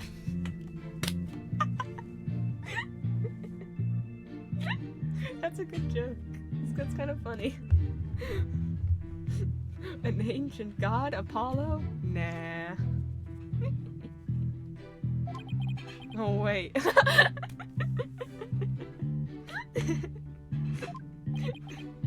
That's good. That's funny. That's very funny. So that's why you went to the ruins, I see. That seems to be quite an important fact. Please add it to your testimony, Miss Woods. Apollo started looking for Bum Rap Riney near the witness stand where there was no rubble. Phoenix has a knack for hiring people with the same names as ancient gods, doesn't he? He's like, so what's your name? And is it the name of an ancient god? Otherwise, I'm sorry, you cannot be hired.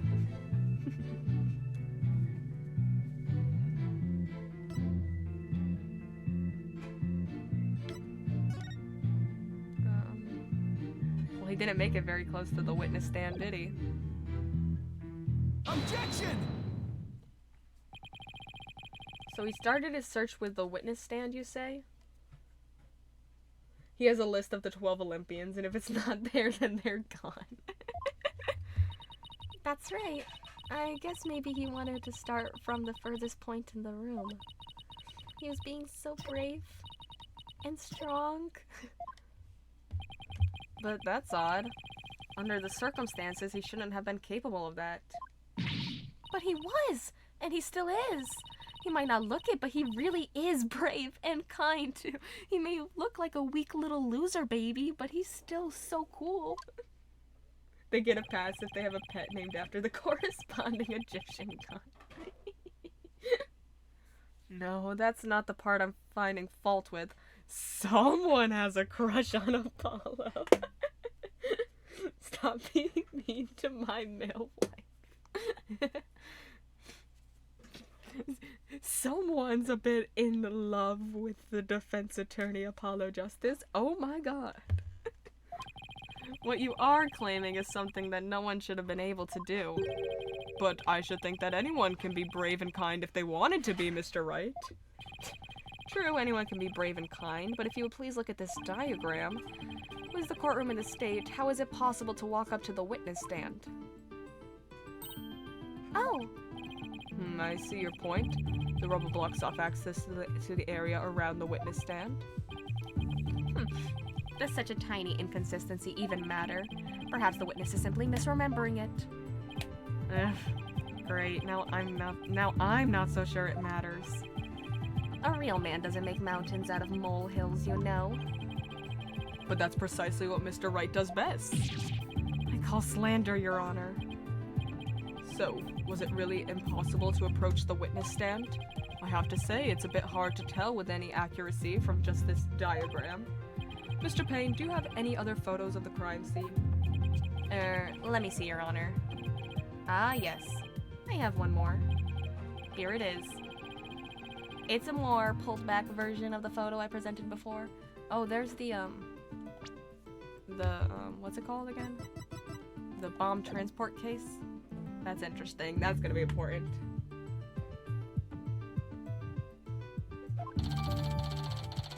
Apollo's assault photo updated in the court record. Huh? What's that hunk of metal on the wheels? Mr. Payne, is the metallic object in that photo Mr. Tenade's bomb transport case? That's right. Is there some problem? Yes. The transport case was there in courtroom number 4 when the bomb went off. It must have been there ever since. Oh, that's it. Miss Woods, have you remembered something? Yeah, I just realized its position. It's different from before. Its position? The position of what? The position of that big metal thing. The bomb transport case? Yeah, when Apollo and I went there, it was in a different place. Where the case is in the photo was open space, so it was easy to search the stand. I see. So where was the transport case when you and Mr. Justice saw it? As I recall, I think it was more to the right. To the right?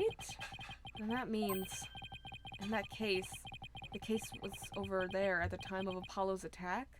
So it was covering the big thing that said Woods? Who cares where the transport case was when? What difference does it make? It has nothing at all to do with what we were talking about. Objection! Where the transport case was has everything to do with the discussion. In fact, it's so important that it's enough to turn the prosecution's argument on its ear. What? Well, that certainly sounds very relevant indeed. And you sound as though you know where the case was at the time of the attack? Yes, Your Honor. This diagram represents the crime scene as shown in the photo, and this is where the transport case was at the time of the assault on Mr. Justice. Alright, I have this. The bomb transport case here was at the time of Apollo's attack. It was covering the woods, right? Take that! Your Honor, I assert this is where the transport case was at the time of the assault. But that's inconceivable! Miss Woods, was this where the transport case was when you saw it? Yes, that's where it was. Thank you, Miss Woods. I'm sure the court has noted an interesting fact about its position. The transport case covers up the writing in blood? Exactly. If the transport case was in that position at the time of the assault, then no message could have been written there because the case was in the way. Which leads us to conclude that Mr. Justice couldn't have left that bloody writing. Objection! Why should we believe the defendant's claim that the case was in a different position? She's obviously lying. Objection! What if freaky attorney was called Ace Attorney instead of being gay for each other? The defense and prosecution fought to try and solve crimes in court. That'd be crazy. The fact that the case was moved after the assault on Mr. Justice is proved by more than Miss Woods' testimony alone. What? And where is this proof you're talking about? It's right here in the crime photo. I'm keen to see this proof myself, Mr. Wright. What in this photo indicates that the transport case was moved after the assault?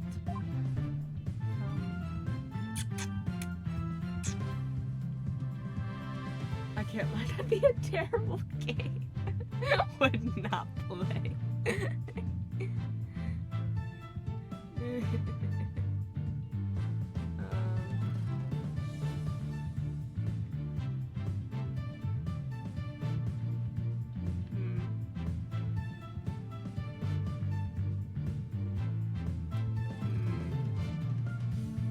Ooh, the ribbons are damaged. Take that! You're so right. Please take a look at the mark that runs over Mr. Justice's bandages here. Oops, that was backseating, sorry. No, you're fine, because to be honest, I was stumped. I had no idea. You're good. You're good. I was not seeing it. Oh, I see it, but what is it? This mark was made by one of the casters from the transport case carrying the bomb. And as the case was moved, it ran over his bandages. In other words, the transport case was originally to the right of Mr. Justice, and after Mr. Justice was assaulted, the transport case was moved. What? Just as Miss Woods said, the case was covering the writing at the time of the assault. Therefore, it was impossible for Mr. Justice to have left that message in blood. No! You did it, boss. It was a real nail biter, but you pulled it off. Yep, that should bring down the prosecution's claim like a house of cards.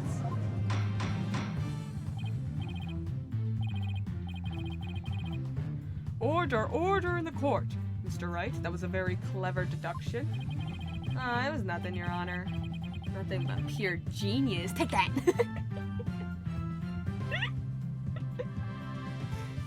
Somebody restrain Phoenix Wright. Somebody stop him. Boss, I'm sensing a definite smug and braggy vibe coming off of you. Oh. He got sassier in games. His 7-year break of not being a lawyer made him extra sassy. I have just one question, Mr. Wright. Yes, Your Honor. If Mr. Justice didn't leave this message in blood, then who did? Huh? What?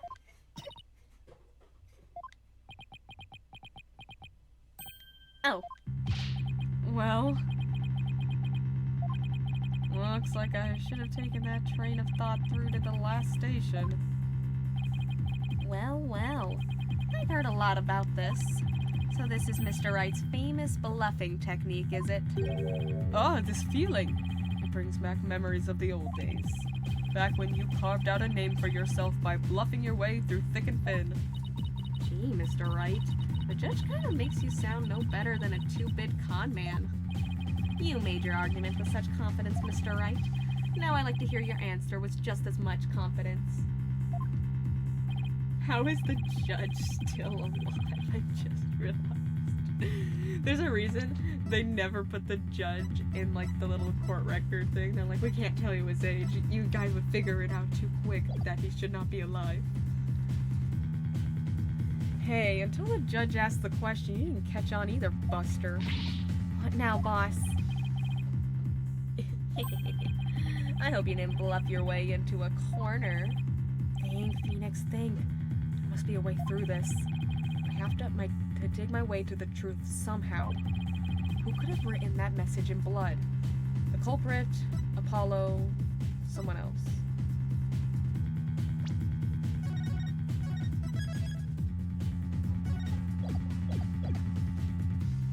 Not Apollo. Maybe someone else?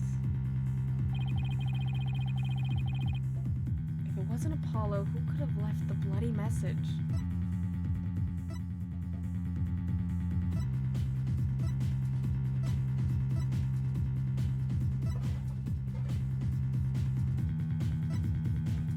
He's in the Great Ace Attorney games and he looks the same. I don't think he is, but it'd be hilarious if he was. Now we gotta look it up.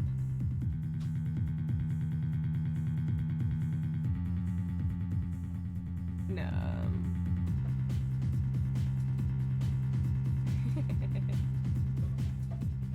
No. He's different. They didn't think that far. They're like, no, he's not immortal.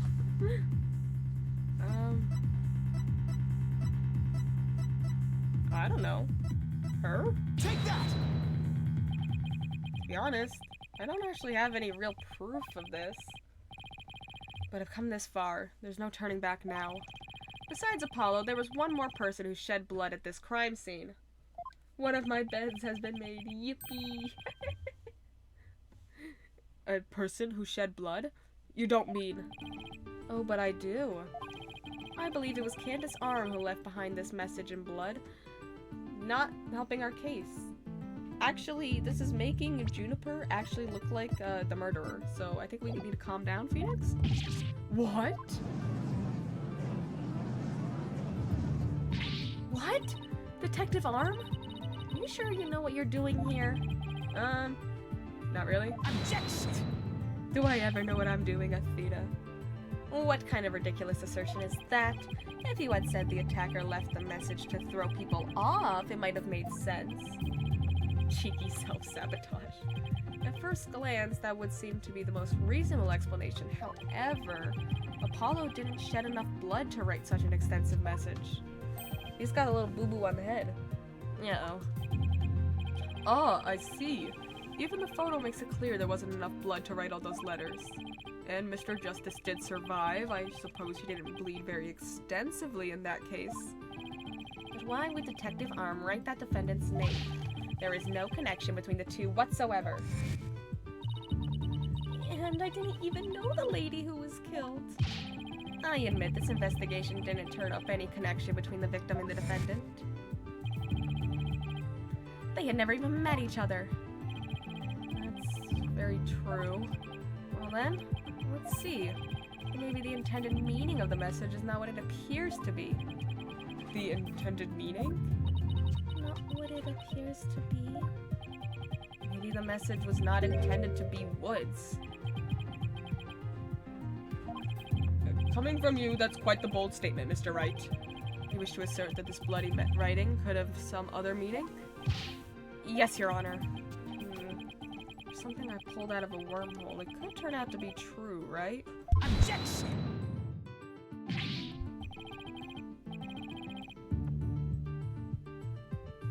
It clearly says Woods, as anyone can plainly see.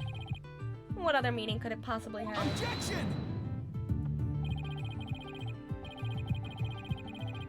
But Candace Arm was a detective.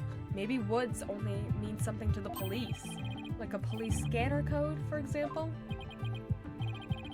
I didn't think of that. You may have tricked His Honor, but you'll never get the best of me. I have a thing for studying on the weekends, as you may have already guessed. And there's no such radio code as Woods in this state, dear Mr. Wright. Is that a fact? Don't look at me. I know as much as you do about police codes. Enough of this. I was quite taken with the defense's new theory. But if they can't substantiate it with anything, then I must end things here. Oh, please wait, Your Honor. Maybe she meant it literally, like the actual Woods? Very well, but before we discuss this theory any further, I demand a plausible explanation. So, Mr. Wright, what is the true meaning of the bloody writing? Well, I believe it's... And no stalling. If you can't come up with an answer quickly, I will declare this discussion officially over. I'm in trouble now. What other meaning could it have besides the obvious one? Maybe it means something in another language? Or maybe it's a code? Think, Phoenix. You can do this.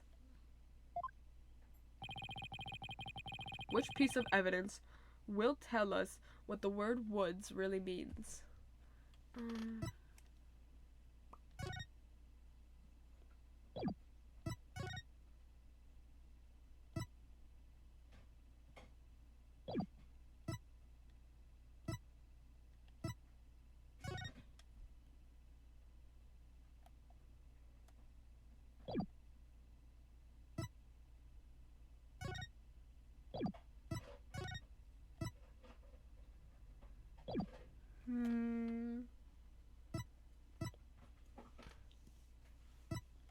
Maybe it's a...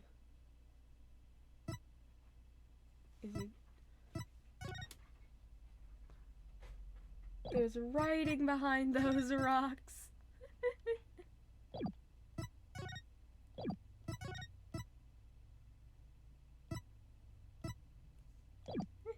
Extra writing, I swear. I'm guessing...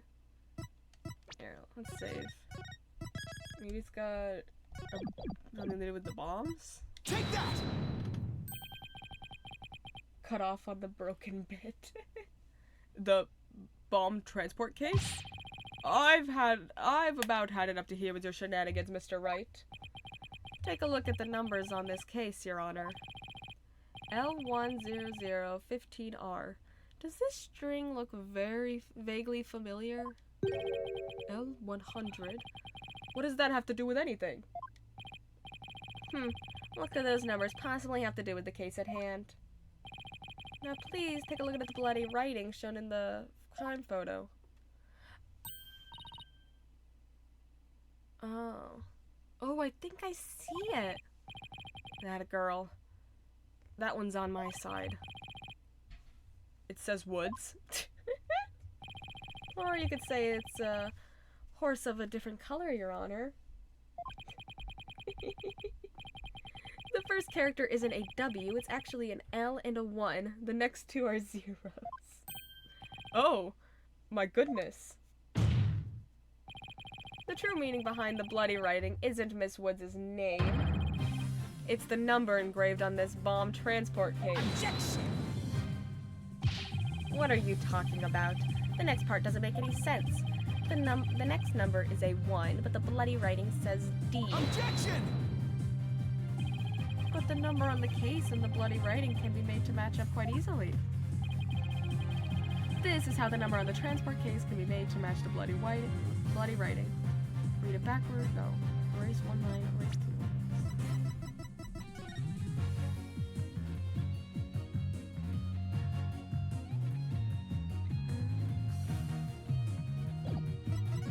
It would be erase. Oh, it's a 1, not a D.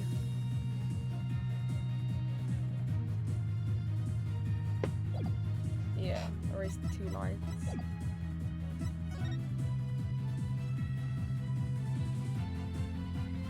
You erase like the... Oh yeah, there it is. There's the extra writing under the rocks. Please erase the third downward stroke of the W and the curved part of the D. Yep, there it is. And there's the R at the end. Well, would you look at that? L-I-O-O-I-S? No, Your Honor, it isn't meant to be read as a word. It's the number L10015. Which, if you take away the final R, is the exact same number that's on the bomb transport case. Objection!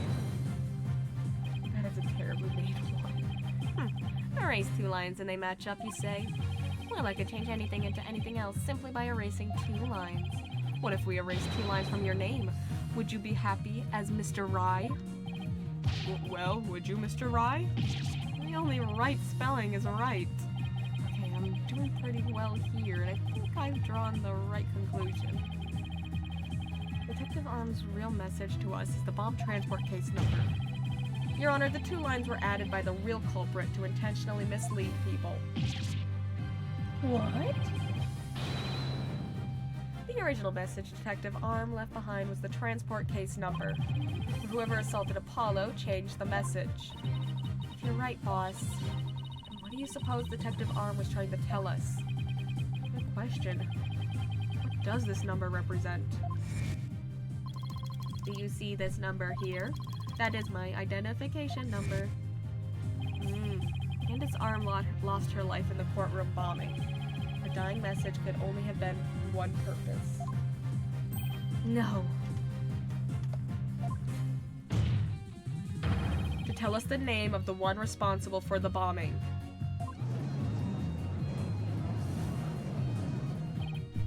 Well, don't keep us in suspense, Mr. Wright. Tell us who she was trying to name. The culprit that the victim was trying to identify is none other than... It's gotta be this guy. Ted Tenate. Take that! The defense wishes to indict Mr. Ted Tenate on the charge of the courtroom bombing.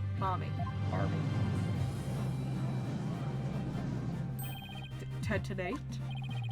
Apparently disabling bombs isn't Mr. Tenate's only specialty. Somehow the victim must have realized that he was the bomber. So that she was caught in the blast, she left his bomb transport case number as her dying message. She used Mr. Tenate's own ID number to finger him for the crime. Why would anyone go out of their way to write an ID number? Wouldn't they simply write the person's name? It's got a good point there. What do you have to say to that, Mr. Wright? That only Detective Arm would know the answer to that, but allow me to offer a theory. Perhaps Detective Arm couldn't recall Mr. Tenate's name in the heat of the moment. As I recall, this was the first meeting between the two. It's entirely possible they wouldn't have been familiar with each other. Or maybe using the ID number was a way to hide its true meaning from the real culprit, thus lowering the odds that they would erase the bloody writing.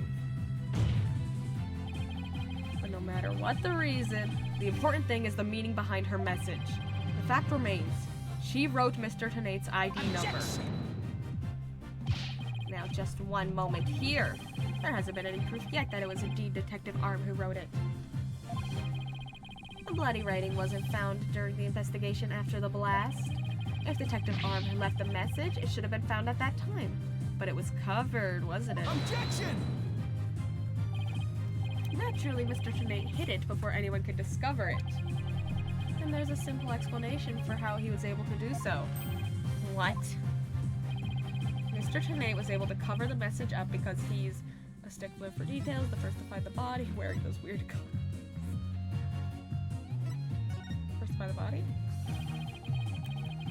The first person to discover the bloody writing was Mr. Tenate himself. I was the first one on the scene after the explosion. I went there to ensure safety, but I ended up discovering a dead body. When Mr. Tenate saw the victim had written his ID number, he used the bomb transport case to cover up the bloody writing as a stopgap measure. So that's why the message in blood was under the transport case. He didn't have enough time to try and scrub away the writing. If he didn't report the body right away, he would look suspicious. So those letters lived on to serve another function, when Mr. Tenate used them in another incident. Oh, the assault on Mr. Justice! Exactly. Mr. Tenate hit upon a plan to use the bloody writing for his own purposes. So he didn't clean it away. Instead, he made it look like Mr. Justice wrote it, by adding 2 lines to the writing that Detective Arm left behind. He changed the meaning of the message. He made it look like Mr. Justice was accusing Miss Woods of the attack. So that means the only person who could have altered the bloody writing was the courtroom bomber, who was the same person that assaulted Mr. Justice. And that person is Ted Tenate. Ah!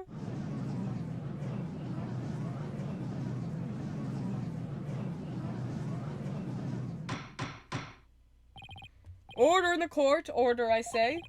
Looks like we'll have to hear from the bomb specialist himself. Mr. Payne, please have Mr. Tenate take the witness stand. Yes, Your Honor.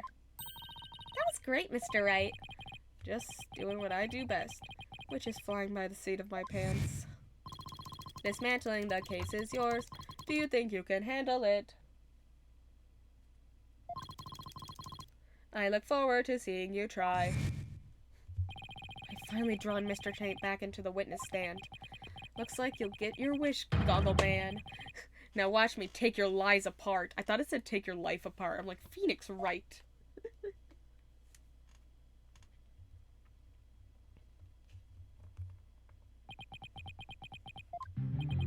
Mr. Tenate, I'm afraid we have a few more questions for you. I understand the situation, Your Honor. I was keeping a close eye on the proceedings from the gallery. The allegations are all laughable. What year is this set in? 2026. Objection! I want to be laughing if I were you, Mr. Tenate. The message in blood matches your ID number. How old is Athena? 18.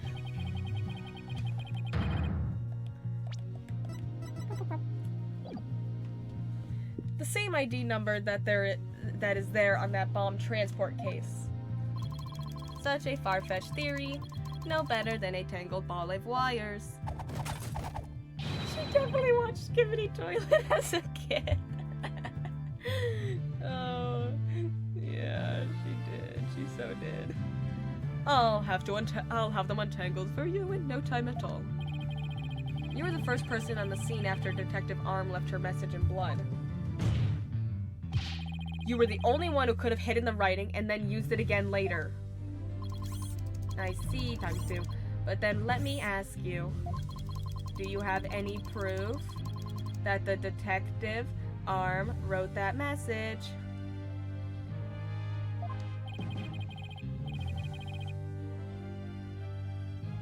She, Apollo, and Trucy probably all speak in Skibbity when Phoenix isn't at the office. What do you, Mr. Wright? The best way to prove that Detective Arm wrote that message is to analyze the handwriting, analyze the DNA. Your Honor, I request that a DNA test be performed on the blood itself. Once we know whose it is, it'll be obvious as to who wrote the message. BRB, just a moment.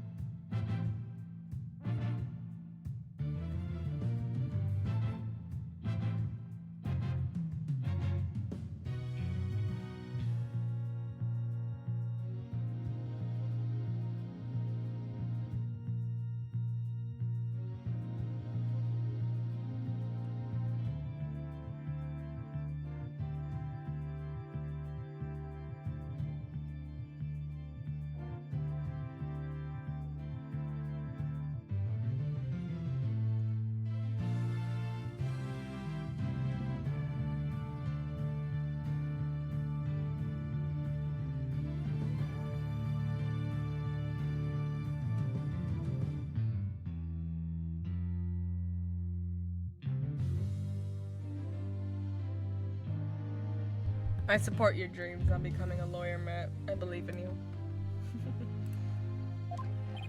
Very well. Bailiff, please put in a request for a DNA test with the forensics team. Yes, Your Honor.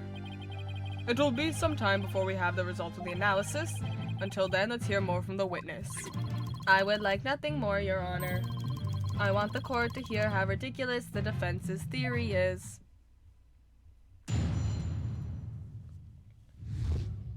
After the explosion. I admit I was the first one on the scene after the explosion, but there was no bloody writing there at the time. Anyway, there is no way Detective Arm could have written it. She struck her head on rubble and died near the courtroom entrance.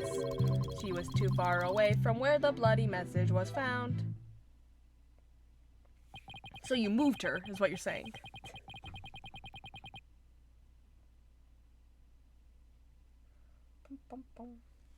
So you're saying that the victim's body was nowhere near where the writing was?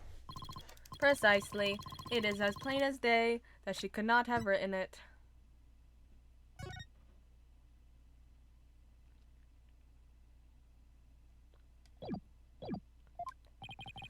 It's true that the body was discovered near the entrance to the courtroom. Please have a look at the crime scene photo. As you can see, there is blood on the rubble near the victim's body. She must have died after hitting her head there.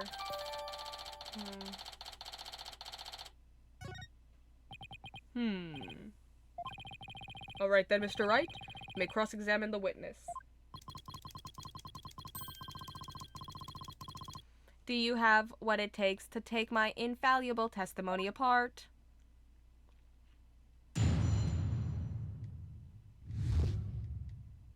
After the explosion.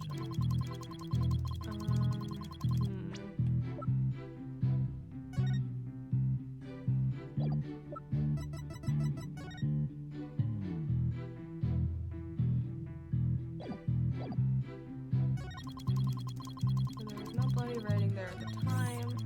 Anyway, there is no way Detective Arm could have written it. She had struck her head on rubble and died near the courtroom entrance. Trauma to back of head caused by impact with a flat object. Yeah, she was hit with a flat object. Objection! That single sentence should get him arrested. You are a terrible liar, Mr. Tenate. Take a look at this autopsy, specifically the part about Detective Arm's head injury. Cause of death, trauma to back of head caused by impact with a flat object. Yes, what about it? Now take a good look at the bloody piece of rubble. It's sharp and pointed. Hey, you're right, boss. It is pointy. Just like your hair. That is odd, isn't it? What could be the meaning of this contradiction? I believe it means the victim did not hit her head on this piece of rubble. The bloodstain you see is just another fabrication. Its purpose is to mislead us into thinking the victim died near the courtroom entrance. Where do you get the blood, though? Are you claiming the culprit moved the victim's body? That's exactly what I'm claiming. The victim hit her head at some other location, most likely on the floor or some other flat surface. And this location was somewhere near where the bloody writing was found. In that case, she definitely could have written the message. Your Honor, I have the results of the bloodstain analysis. Very good timing. Let's take a look. According to this report, the message was written in Detective Arm's blood. And as the defense claims, only the parts of the message that were added afterwards were written in Mr. Justice's blood, which frees Juniper Woods. Why would she write her own name? Why would she go out of the way to make it seem like Apollo wrote her name? So she is cleared. It would appear that the defense's assertion is correct after all.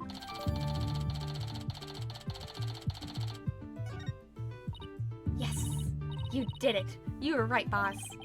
Now I have to drive it home. I'll have to take a good look at the bloody writing analysis later. A report that proves that the writing was done in Detective Arm's blood. DNA analysis definitely proves that the victim of the writing to be that of the victim. DNA analysis definitely proves that the blood of the writing to be that of the victim Candace Arm, age 27.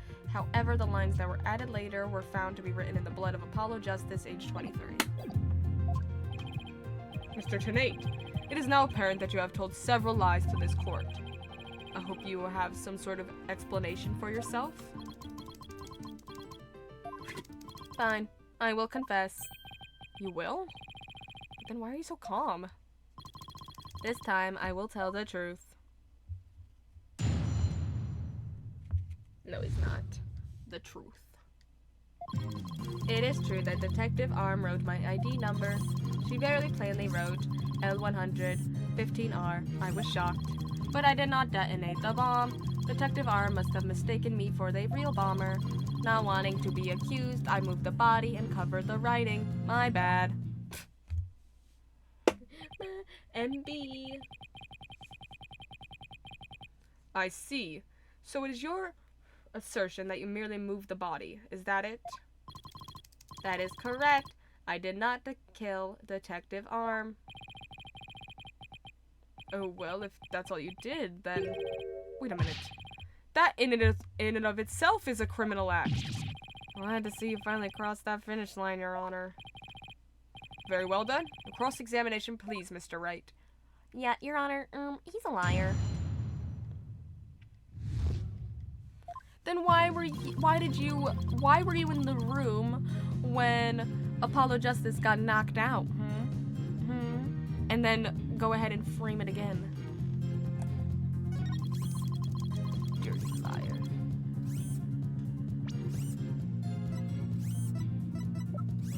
Objection! I just want to make doubly sure that L100-15R is really what you saw written in blood. Yes, it very clearly says L100-15R. But that's odd, because that's not what I see. It says Woods. What on earth are you babbling on about now? Wasn't it you who claimed that the bloody writing was his ID number in the first place? Take a good look at the photo in the bloody writing analysis. Now tell me, does it really say L100-15R? Oh, it doesn't have the R. You can't see the R either. Eep! Something is missing, isn't it? And that something is the final R. What is the meaning of this, Mr. Tenate? Oh, right. Now I remember, there was no R on the end. It was just a slip of the finger, my bad.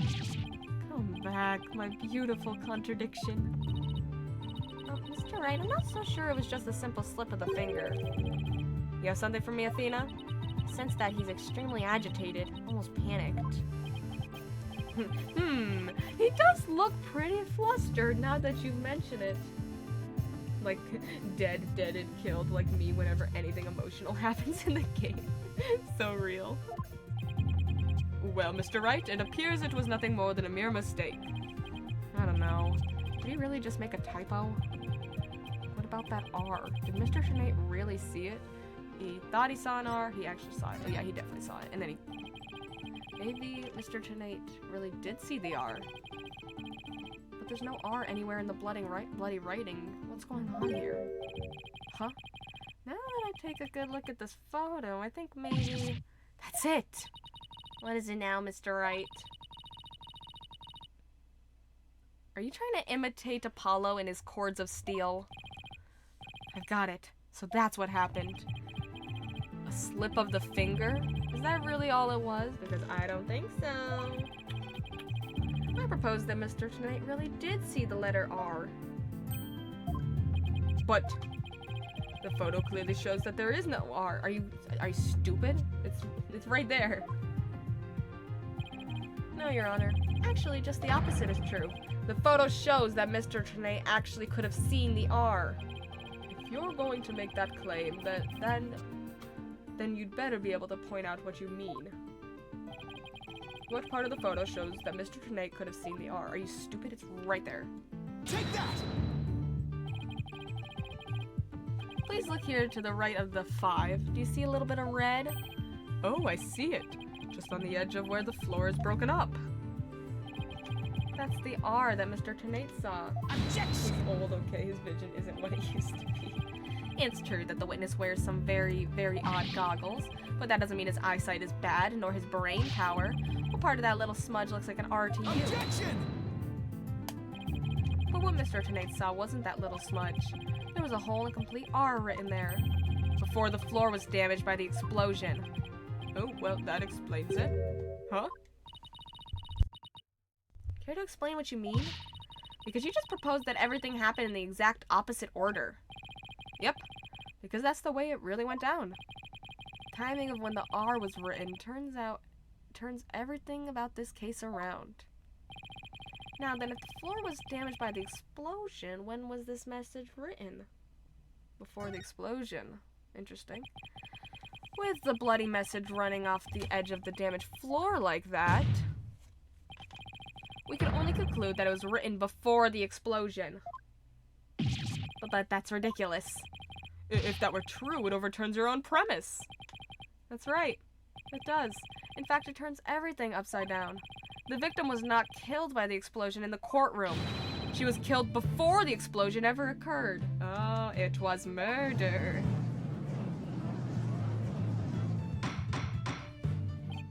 Order! Order in the court!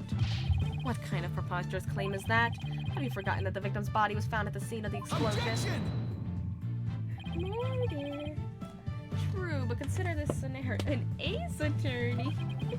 She was hit on the head and killed before the explosion, or even before the trial began. Her body was subsequently placed in the courtroom ruins after the bombing occurred. So we have someone who's accused of bombing a courtroom, murdering a detective, and assaulting a lawyer. Like, bro. That way it could be made to look like she was a victim of the blast. What? It sounds like we had better look into what the victim was doing before the trial. Mr. Payne, did anyone see Detective Arm before the trial? Oh, let's see. According to the police report, here it is. One person saw the victim before the trial. And that person was Ted Tennate. Wait, what? No one besides Mr. Tennate saw the victim? That appears to be the case, Your Honor.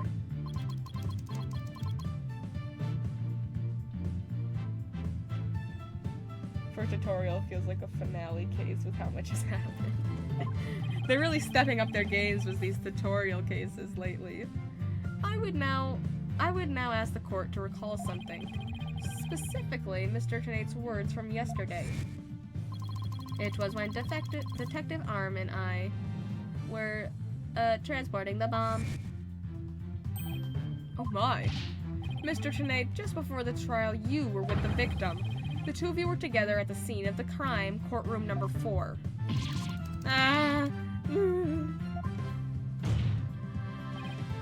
Your Honor, the defense requests new testimony from Mr. Tenate. We wish to hear what he has to say about his whereabouts just before the trial. Mr. Tenate, your testimony, please. My testimony? There is no need for... He's completely unnerved, Mr. Wright. He must have hit the nail on the head. Because, all I did was transport the bomb to the courtroom. I already told you. Yeah, blast this thing. I was only in the courtroom with the victim because of our work. I swear I was only transporting the bomb there. Objection! You and the victim were alone together at the scene of the crime. In other words, you certainly had the opportunity to commit murder, did you not? Objection! You always leave yourself so open to attacks, Mr. Wright. Always, baby. What now, Mr. Payne? Yes, Mr. Tenate may have had the opportunity to kill Detective Arm, but an important piece of your assertion is missing. What important piece? The murder weapon. What do you claim was used to kill the victim? Mr. Payne has a point. Even if Mr. Tenate had the chance without a weapon, we can't accuse him of the crime. Whoa, Mr. Wright, that's kind of freaky. Well, Mr. Tenate? Yes, that's alright. Ooh, he is awful. I didn't have any sort of thing that could be used as a murder weapon on me. Oh, really? Can you, pick up again what you've been chewing on? I couldn't possibly have killed Detective Arm. Did he really have nothing he could use as a murder weapon? What is it, Athena? Just looking over the victim's autopsy report. Hoping there's something in here that can point us in the right direction. Well, it does say she died from trauma to the back of the head with a flat object. So it's his MO. It just... is hitting people on the back of the head with objects. Yeah, and to inflict that specific kind of injury, all you would need is a flat surface, right? A heavy, blunt object with a flat surface could definitely be our murder weapon. Your Honor? It was a statue of the thinker. Lock him up. Well, Mr. Wright, can you indicate for the court what was used to kill Detective Arm? I believe I can. Believe being the key word here. You can? Then please do so now. What did Mr. Tenate have that could have been used as a murder weapon? The bomb, right? Whack. Whack. Take that! Mr. Tenate, you say you didn't have anything that could be used as a weapon. But in fact, you had the perfect thing. What? What the devil are you talking about? You had this. That's the bomb? I thought you were trying to prove that the victim wasn't killed by the bomb blast. The bomb blast, no, but I believe Candace Arm was killed with this bomb. Because this is the blunt object that delivered the fatal blow to her head. Please recall the description of Detective Arm's head wound. Trauma to back of head caused by impact with a flat object. We assume this injury was sustained when her head hit the floor, but a blow from any flat side of this bomb would produce the exact same wound pattern.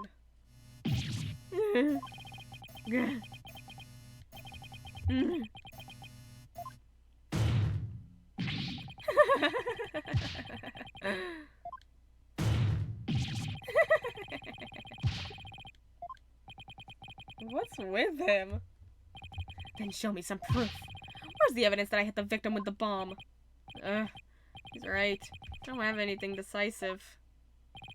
Did you find any of the victim's blood on the bomb? That would be decisive proof. No, because... But too bad. The bomb is blown to bits. It's long gone.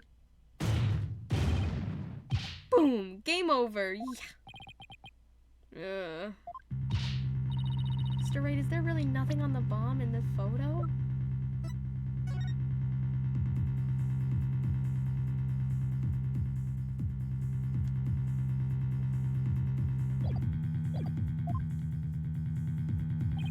I don't see any blood or anything.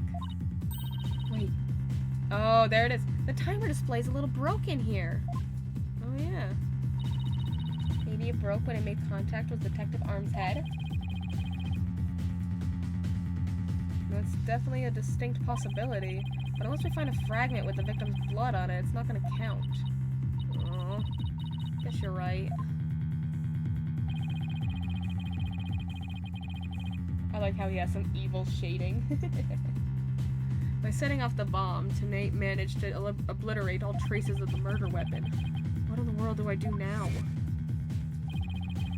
Times like this, I've got to change gears and look at things in a different way. Instead of looking for things he wasn't able to hide, I should be looking for a way to expose the things he did hide. Ted Tanae murdered Detective Arm before the trial started, and he placed her body in the courtroom after the bomb went off, which means there was something he needed to keep hidden until then. And I think I have just the thing. Time to present the photo that shows exactly what Mr. Tanae had to hide.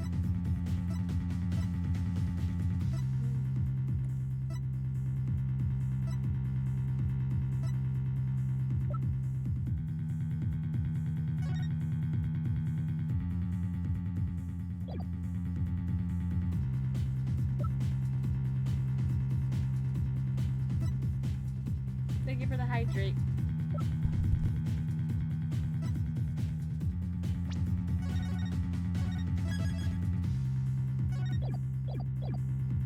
Take that!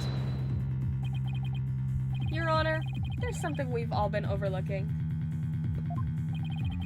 If the murder took place before the trial, then Mr. Tanae would have had to hide the body somewhere during the trial. Hey, you're right.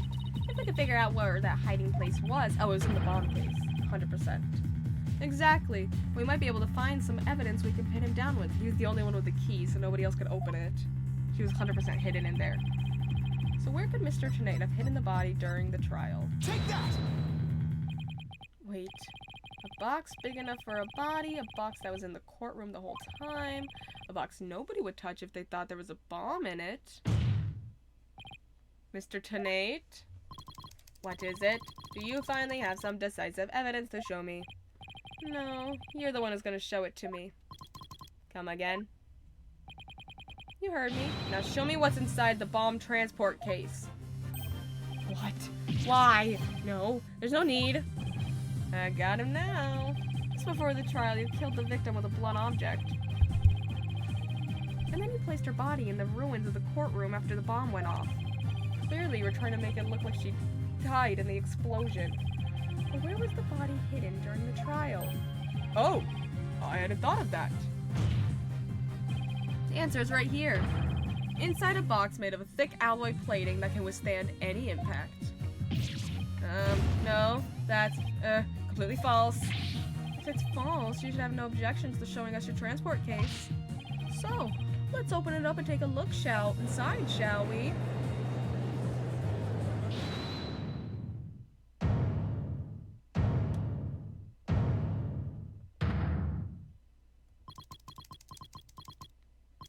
Let's not. Not if you value your life. What's he up to now? Remain calm and listen carefully. Oh no. This bomb will detonate in 5 minutes. Oh. Stop it. What? Huh? I repeat, this HH-3000 will detonate in 5 minutes. What's going on? Your Honor, I recommend you adjourn this trial before this bomb goes off. Mr. Tanae, are you threatening me? I am the only one who can disable this bomb. If you do not want to die, your only option is to listen to me. But Mr. Tanae, didn't you say that's just a training model, a fake to practice on? I did, but I also lied. This is the real deal. This is the HH-3000. Oh my god. The HH-3000 was used to blow up the courtroom number 4, wasn't it? How do you know it was the real HH-3000 that blew up the courtroom number 4? Huh? The bomb that blew up the courtroom was a different one. One that I made. Okay, so you admit? So you admit to it. What? Are we to take that as a confession on your part? Take it any way you would like. Just before the trial, I took the HH-3000 out of the stuffed animal and put my own bomb into it. That was the bomb that exploded and destroyed courtroom number 4. Mr. Tanae, please be reasonable. Do you really expect us to believe a crazy story like that? The HH3000, it is so unique. I had never seen anything like it. It is so unique that I could not replicate the detonation mechanism. So I just had to have it. Besides, did anyone look inside the stuffed animal during the trial? Did anyone check to see if it was the HH3000 in there? I must confess, no one opened the stuffed animal to check. So there really is a possibility that the bomb was switched out? No, not a possibility. A certainty. I did it. So he's had a real bomb with him this whole time? You had better get out of here while you can. You do not have much time.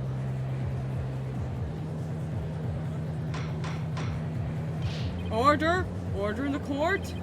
I'm out of here! It's gonna blow! Run! Oh my god. You four are still here? Well, well. Aren't you brave? It just wouldn't do for the judge presiding over this court to run. You ran last time the bomb exploded. Odds he's bluffing. Oh, he's 100% bluffing. But that horrible explosion the other day... The judge looks like he's about to book it for the nearest exit any second. As for Mr. Payne... that is... Yep, there he goes. Alright. Your Honor, we don't have a prosecutor anymore. And he's off. Mr. Wright, what do we do? It'd be pretty pathetic to run now, wouldn't it? But the bomb really might go off. Only 3 more minutes, folks. Ooh. Is that bomb really the HH3000? What should I do? Run like a yellow-bellied chicken and stand my ground. I'm gonna stand my ground. I can't run now. Well, it's been fun, but I will be going now. With my dear, dear HH3000, naturally. Oh, and by the way, I would advise against having me followed. Even with no remote switch, this bomb can still be triggered manually. If I think I'm being followed, I will detonate it on the spot. Farewell. Hold it! You're not going anywhere, Ted-tonate. Oh? Your Honor, there's no reason to be afraid. That bomb is a fake. Quick sniper. Are you sure, Mr. Wright? Quick sniper. More of your famous bluffing, even at the risk of your own life. Mr. Wright, none of your bluffing now, not at a time like this. Lives are on the line here. I'm not bluffing, and I have proof. You do? Yeah, of course. Your Honor. It's right here in the photo of the bomb, clear as day. Proof that Mr. Tonate's bomb is not the real HH3000. Really? Out with it then, immediately. It doesn't have to crack, does it? Where is the proof that Mr. Tonate is holding... What Mr. Tonate is holding is not the real HH3000. It's not cracked. Take that! The display for the timer on the bomb in the photo is broken. Most likely it broke when Mr. Tonate used the bomb to attack Detective Arm.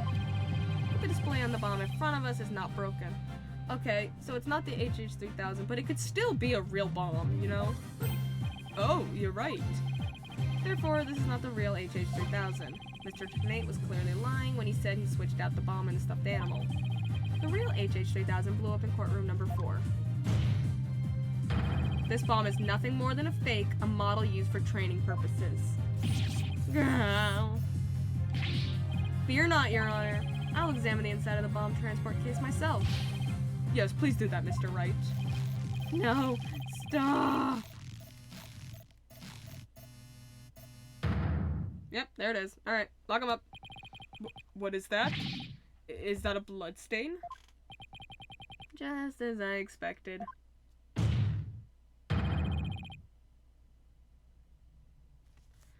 Your lies have all been blown to bits, Mr. Tonate. I'm confident DNA analysis on this blood stain will confirm that it's Detective Arm's blood, and that those results will conclusively prove that you murdered Detective Arm. Am I weird to say that stain would be so good to How about it, Mr. Tonate? Think you can dismantle this decisive evidence?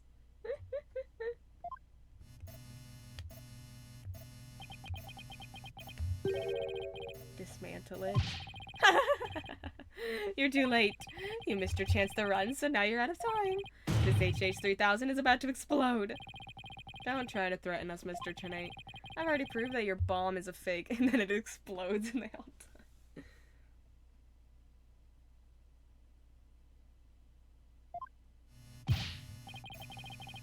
It's real. The bomb is the real thing, I tell you. It's real.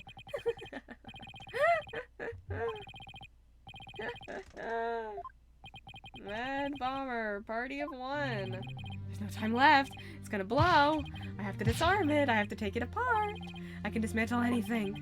I can take apart evidence. I can take apart bombs. I can dismantle it all. Dismantle, dismantle, dismantle. Oh my god. Oh god, there he goes. I'm not gonna make it. Only one thing left to do. Whoa.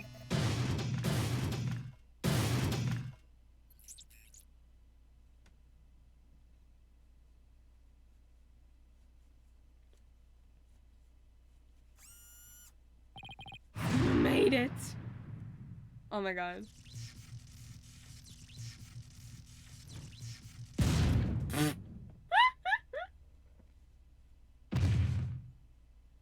That was awesome.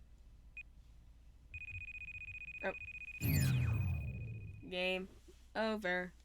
Dismantle attempt failed.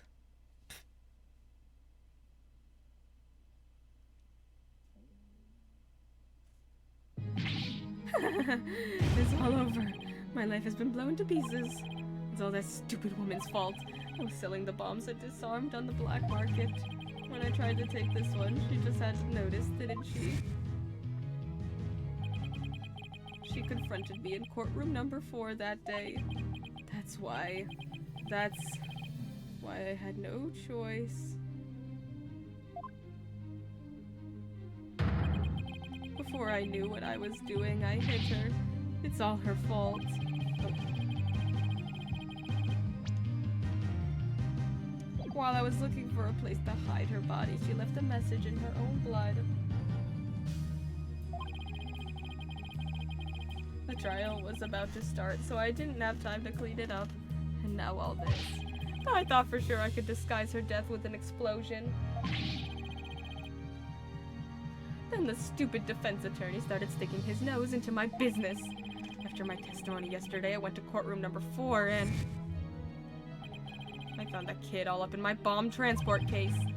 That's when I snuck up behind him and BAM! And when the idiot police arrested that little girl, I thought for sure I could pin it all on her.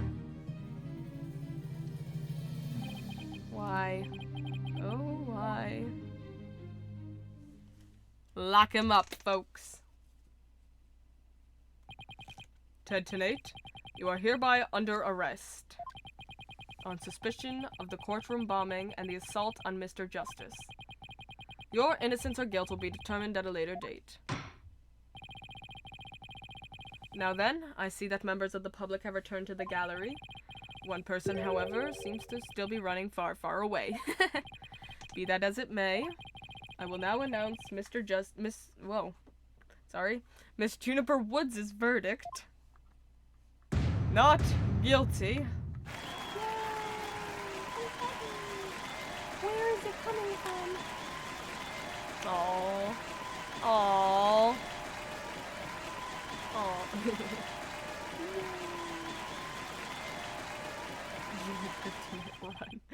Court is adjourned. She's like, I can take it. I've been through this before. December 18th, 12:31 p.m. District Court. Defendant Lobby number 5. She did it for love, for real. You did it, boss! Yeah, I guess we managed to pull it off somehow. So many mysteries cleared up all at once. It was amazing. It just sort of worked out that way, didn't it? That's not the kind of thing that usually just works out. You made it happen. And the way that mean old prosecutor hightailed it out of here, that was great. Mr. Wright, Dina, thank you for everything you did for me. I'm so happy for you, Junie. Now you can go back home to the forest in peace. I hope the both of you will come and visit me there sometime. That'd be nice. Thank you for the invitation. I don't know, Mr. Wright. I'm not so sure you can make it all the way up to Junie's house. How high up do you live again, Junie? She lives in the forest? Yep. Around 3,000 feet, I think. In a house.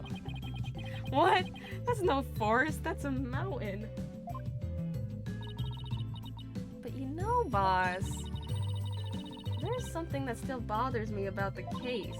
One little mystery we never got around to solving. Oh, that? Yeah, I was wondering about that too. Is this the unsolved mystery you're thinking of? Oh, the remote switch? Take that! Missing.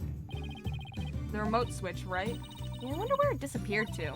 Maybe Mr. Sinead just got rid of it somewhere. And it cuts to Apollo in the hospital giggling over it. He's like, haha, none of them know that I was the one who set it off. Yeah, it's a pretty big thing to leave unsolved, though. Well, let's leave it up to the police to find. For now, we should be celebrating our not guilty verdict. Guess you're right. Yeah, I know. Junie, shall we go report the good news? You know, to that certain someone? Okay. Huh? Her grandmother? No, silly, to Apollo! Alright, I forget. Well, why don't we all go to the hospital together to see him? Great idea. I bet he's bored out of his mind. Okay.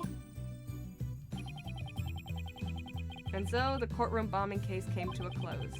But the next trial was just over the horizon. There's never a dull moment with so many lawyers in the office, that's for sure.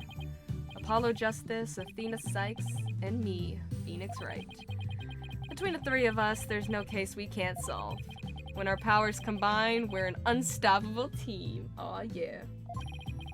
At least, that's what I believed. Uh-oh. Uh-oh. Cutscene?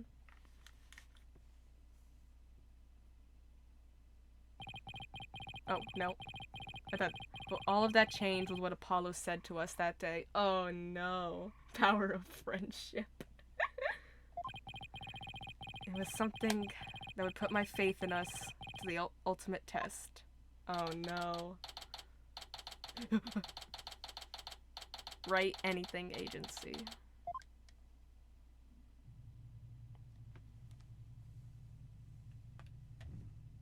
Sorry, but I'll be taking a leave of absence. His voice is so Wait, deep. what do you mean by a leave?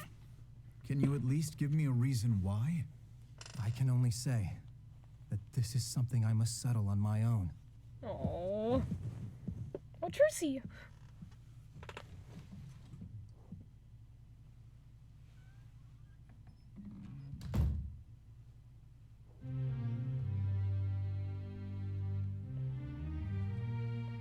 Oh, Athena. Oh. Oh, why, Apollo? Why are you shutting us out?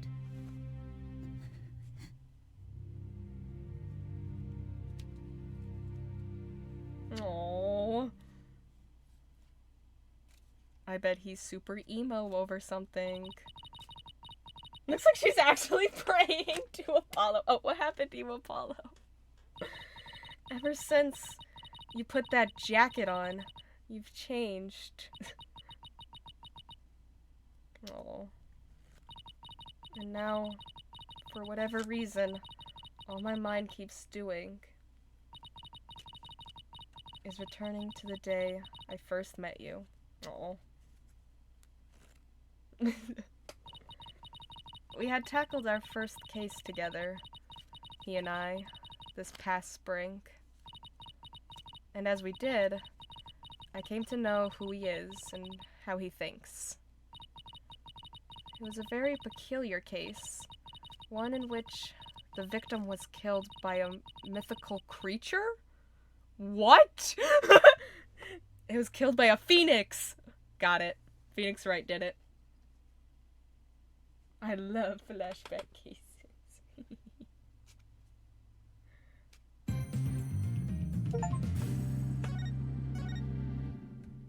If it is actually Phoenix, I will die of murder. The monstrous turnabout.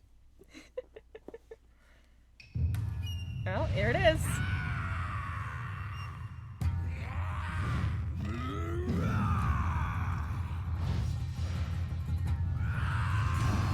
That was awesome. That was so cool. Wait, this looks awesome. I'd watch this.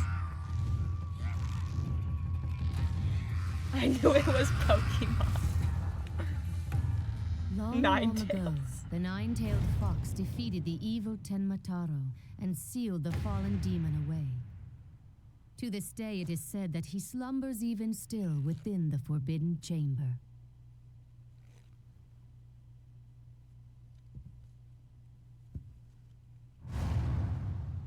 Night, night, Alderman. Sweet dreams.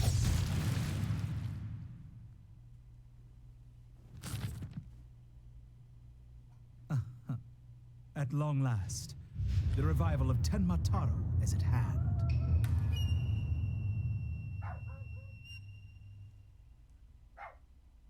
Is it too early to say that guy's gay?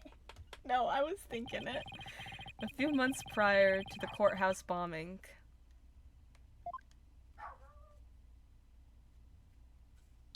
Oh. Happy Pride. Yay, we're Apollo! I want to read my cherished attorney's badge. Just putting it on makes me feel ready. Trucy Wright, age 16, an aspiring magician who Mr. Wright adopted when duty is called. Guess I'm a little early. Oh, hey Apollo! Getting an early start today? Yeah, this is my first job I've had in a while, after all. Well, aren't we all fired up? It's not every day I get a call from Mr. Wright. What kind of work is it anyway? Mr. Wright didn't mention any details. Work? Is that how he put it? Don't tell me he just wants me to clean the toilet again. You've really become a fixture around here, Apollo.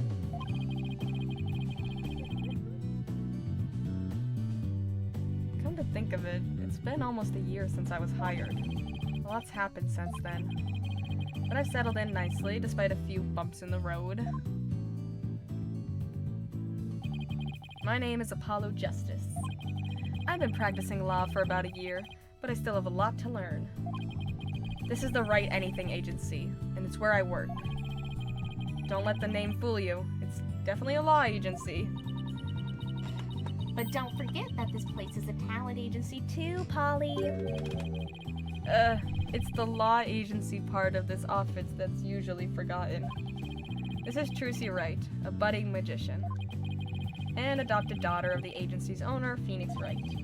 She sometimes makes me help with her magic tricks. And what's wrong with that? You're one of the agency's talents as well. I was under the impression that I was a lawyer. Oh, we better hurry. Doesn't look like Daddy's gonna make it, so let's get going. Huh? Where are we going? What about the job he mentioned? This is the job, Polly. You're supposed to keep me company today. Now come on. Another day of not being a lawyer. Should have seen this coming. Well, this is the Wright Anything Agency, you know. And there's no law-related work at the moment, so... Tell me again why I chose to work here. Where's Mr. Wright anyway? Daddy said something about going to meet an acquaintance. But don't worry, just focus on your job and I'll tell you exactly what you need to know. Well, let's go. We don't have all day. Wait a second. And another day of anything goes begins at the Wright Wright Anything Agency.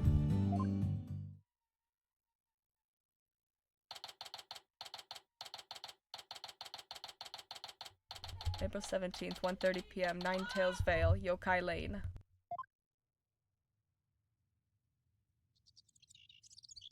Oh, this is beautiful. Phew. So what are we doing up here in the mountains? This is Nine Tails Vale. Everyone's been talking about the yokai craze here. Yokai? Oh, you mean Japanese monsters? Guess that explains all these weird things. Speaking of which, wasn't Ninetales Vale founded by Japanese immigrants? Yokai watch? Yeah, they're holding a festival to boost tourism over at the Alderman's Manor. My friend who works there invited us. That's why we're here. In other words, I'm your chaperone because your dad was too busy. Daddy said with those horns of yours, you'd make a great addition to their festival. I mean, you look just like a Japanese demon. Wasn't that so thoughtful of him, Polly? I could do without thoughtfulness like that. Oh, it's almost time. Come on, Polly. The festival grounds are this way. Alright, guess it's time to move to Kyubi Manor Garden. How are you, Truce? It's been a bit. This monster craze. Come to think of it, I heard about it on TV. It's supposedly how Ninetales Vale became a comeback from the brink of fiscal disaster. Agency could sure use something positive like that. Oh, I know. Let's jump on board the monster craze. You and Daddy would be a perfect comedy duo. You could call yourself Agni and Rudra, Demon Kings of Comedy. I like how Phoenix is being sneaky to give them brother and sister time. Letting them bond as siblings. Daddy sets them up and you knock them down. Hey, I think we hit the jackpot with this idea. Sorry, but I plan on staying a lawyer. You do? Do they know yet? Nope. You don't have to act so surprised by that. Hey, Trucy, have you seen my attorney's badge? How could you lose something so important? Sometimes I really wonder about you, Apollo. It's right. Is it not here? This is so weird. I wonder if I dropped it somewhere. Oh, look! What are these panties doing here? Forget about panties. I'm looking for my badge. Oh, wow! 3, 2, 1, ta-da! Did you forget? These are my magic panties. Hey, that's my attorney's badge. Wow, how'd you do that? I set it all up while we were back at the office. Wow, I didn't even... Wait, you took my badge? Oh, she's so cute. Alright, let's look around. Oh, we can't look around. Alright. Look at my badge. Check it out. You're so lucky, Apollo. Everyone can see what you do with just the flash of your badge. What about you, Trucy? People can tell you're a magician by the way you're dressed. Yeah, but I can't always dress like this. It seems like you do. Like when I'm at school and stuff. You could always show you're a magician by making things appear or disappear. You mean like this? 3, 2, 1. Ta-da! Magic or no, aren't you a little old to be showing those things in public? Then maybe I'll become a lawyer too. You're abandoning your dream just like that? Alright, so we can't examine anything, so oh! New move menu. Interesting. That's actually a lot nicer. April 17th, 2:05 p.m., Kyubi Manor Garden. Wow, this place is really something. Definitely feels like a different world here. Trucy. I don't know that. Oh, Trucy. Jinxie! And this is... my friend, Jinxie Tenma. She's the one who invited us. She just happens to be the maid here. 2 horns. A love of red. Are you a demon? No, I'm Apollo Justice. Nice to meet you. Eek! He is a demon. What the... Sorry, that moves so fast. Alright. She got us. Be gone, foul beast. My faith fell off. You look great, Polly. Fills in some of that space on your forehead.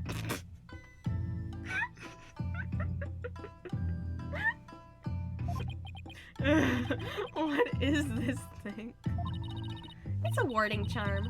Jinxie puts them on all the monsters she finds. But I'm not a monster. Maybe I should have told you Maybe I should have told her you're a good demon. Or you could just say I'm human. The red demon, emissary of the underworld. I got up early to do my hair for this. Can I take this off now? So you can eat me? I'm not gonna eat you. Forgive me, oh terrible one. Tone down your cords of steel, Apollo. You're scaring her out of her wits. Don't worry. I'm already full. Please stay that way. Great, now I'm playing along too.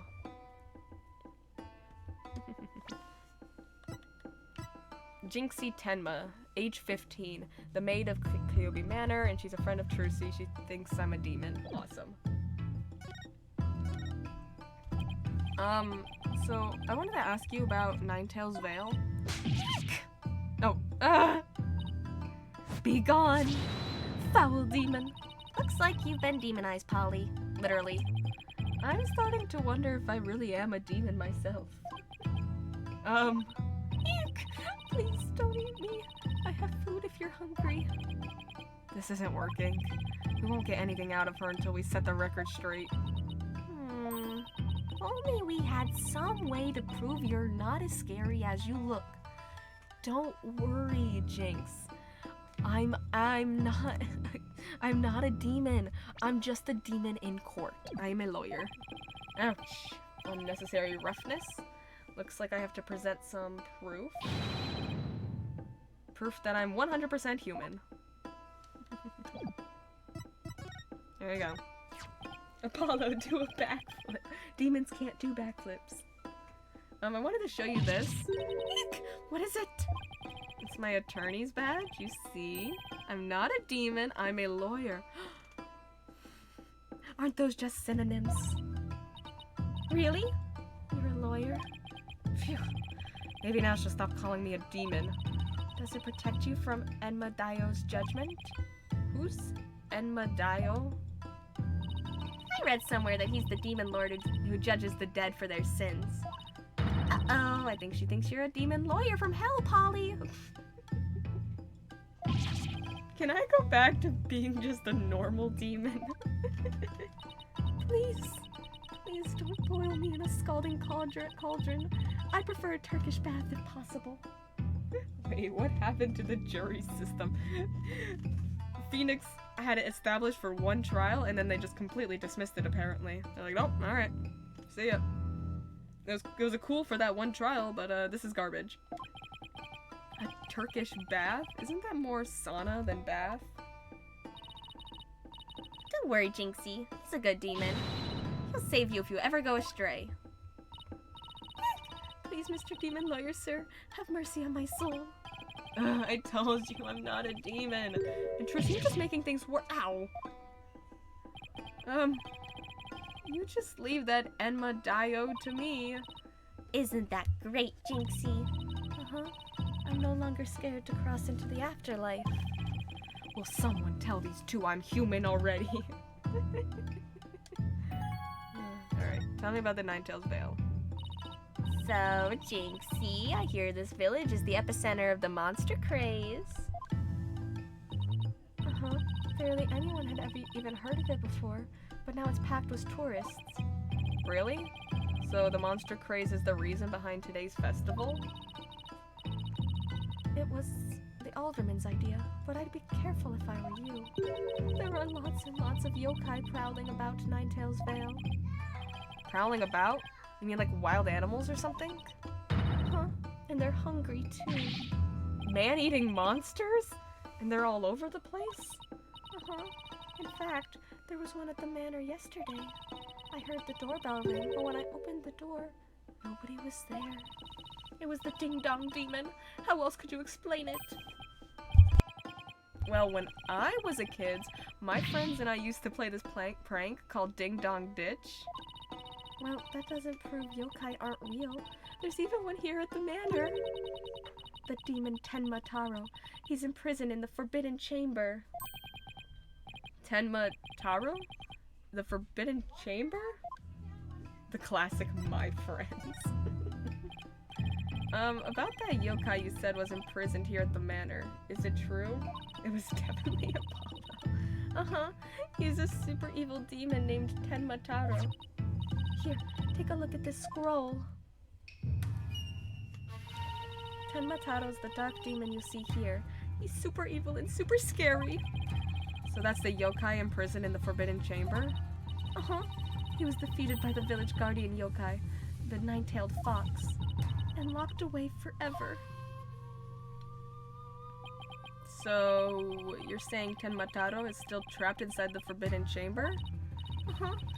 But he's just biding his time until he can escape. Still, we should be perfectly safe, because there's a really powerful sealing charm on the door, keeping it shut tight. What a charming security system. You can keep the scroll if you want. The alderman gave me this, but just holding it gives me the chills, so... Thanks, Jinxie. Maybe I'll give this to Mr. Wright. Yokai Legend Scroll added to the court record. A scroll depicting the demon Tenmataro and the nine-tailed fox. So... I was wondering, are those things on your forehead also warding charms, Jinxie? Yes, they're to prevent evil things from getting inside me. Papa told me to wear them. Evil things? Apollo, don't you dare take those charms off her forehead. They have to stay there forever. Got it? Okay. I wonder what would happen if I did take them off. Apollo, that's messed up of you and really problematic. It's time for me to get back to work.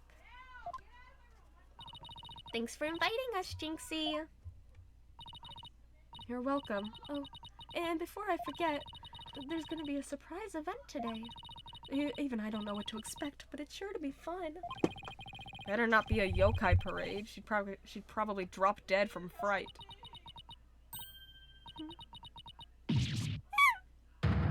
Whoa. Demon! Oh wait. It's just someone in a suit. Right? Tenmataro! Tenmataro? The demon from the Forbidden Chamber? Do you think she plays Yu-Gi-Oh? 100%. Don't hurt me! Be gone, be gone, be gone! Better watch out, little girl, or I'll snatch you away. Charm, charm, charm! Where's that dying to go to heaven charm? Oh my god. I've been considering picking back up. OMG, I love Yu-Gi-Oh! I play it all the time. I just got like a ton of decks for my birthday. It's awesome. Oh, she put it on her own forehead this time. She sure gives up quick. I used to play a lot. It was like my favorite. Huh? Why is everyone hiding their faces? Proud synchro lover here. Hey, you there! You mustn't stare at Tenmataro like that. Lower your eyes. You'll steal your soul if you're not careful. Huh? Steal my soul? Seriously? Your devilry stops here and now, Tenmataro. Now what? Look, Apollo. There's somebody up on the roof. A hero. That booming laugh. Could it be? My 9 golden tails are proof of my unassailable righteousness. Naruto. With my band of 100 minions, I vanquish evil from the land. I am the wrestler of righteousness. I am. The golden lord of yokai, the amazing Nine Tails, is here. Fear not, good little boys and girls, for I shall defeat Tenmataro. Dreamville. Hooray! Hooray! It's the amazing Ninetails! Up to your no-good tricks again, eh, Tenmataro? Well, not on my watch. I'm imagining an Ace Attorney and Death Note crossover for some reason. I saw a Twitter post, that was talking about, like, if, like, Phoenix Wright was in the Death Note universe, and it was so funny. I'll have to see if I can find it again. You're cooking a peak. Up to your no-good tricks again, eh, Tenmataro? Well, not on my watch. Ah! There's nothing to fear now, my child. I have banished Tenmataro, and you and your people can now live in peace. Thank you, Mr. Amazing Ninetails, sir. I've never sat down to watch Death Note, but I need to see this post. Well, maybe first you should sit down and watch Death Note. Have you not seen Death Note? Now I must be off. Another match and another foe to vanquish await. I'll see if I can find the post later. What was all that about? Did that wrestler just chase off a yokai? Looked like he came out of the Alderman's Manor. That was the Amazing Ninetails. After a certain point, I can't say because it's spoilers. It gets due to, yeah. It's not horror at all. Yeah, it's not. It really is not.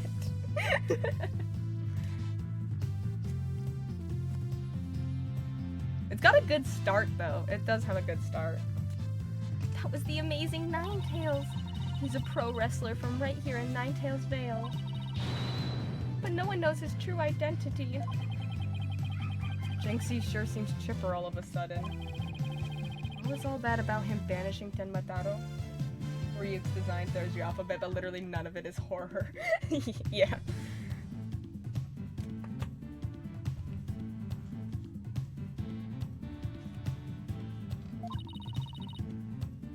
That was a yokai exorcism. It's an annual ritual where Tenmataro is released to remind us of his wickedness. In the end, the nine-tailed fox drives Tenmataro out and purifies our village. But the Amazing Ninetails did the horrors this year.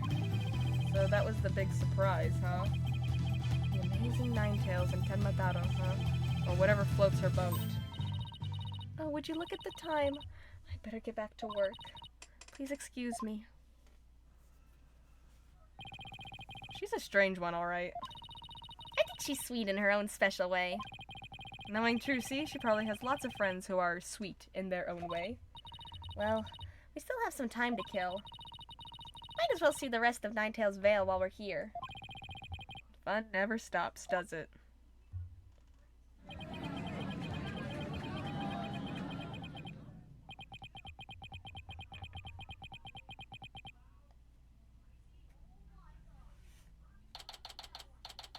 April 17th, 3:40 p.m., QB Manor, Garden.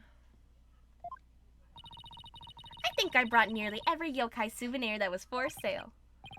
I know, because my wallet's running on empty. Oh my gosh. What's with all the commotion over there? Huh? Hey, isn't that your friend Jinxie? Hope everything's okay. It's terrible. Calm down, Jinxie. Tell us what happened. The demon, Tenmataro. He killed Alderman Kyubi. What? Wait, killed as in dead? Yes, and Tenmataro did it. Tenmataro? You stay here while I go have a look. Please wait. Huh? Oh, ah! It's a Tenmataro warding charm. It should protect you, but please, be careful.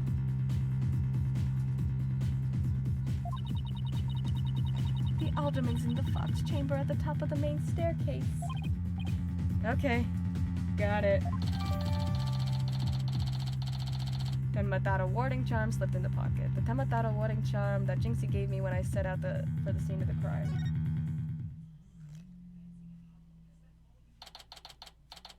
April 17th, Kyubi Manor. Fox Chamber.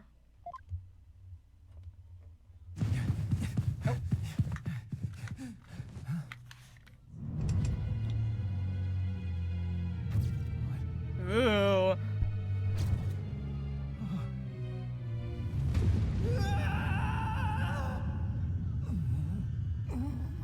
Huh? Are you all right?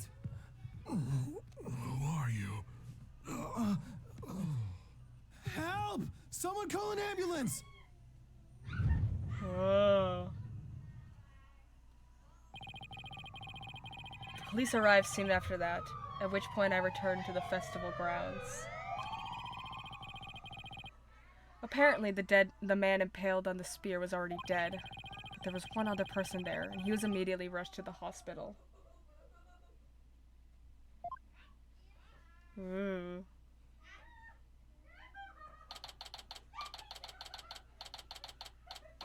Apollo's nightmares for the weak are sorted. Dude, Apollo's had it rough. He's seen a lot of, like, messed up stuff, this poor kid. Thank goodness the other man's gonna be fine. Sound like he'd only been unconscious. You think Jinx... Oops. I dropped... Oh no, I dropped Pokemon cards on the ground. You think Jinxie's gonna be okay? I'm sure she'll be back to her old self in no time.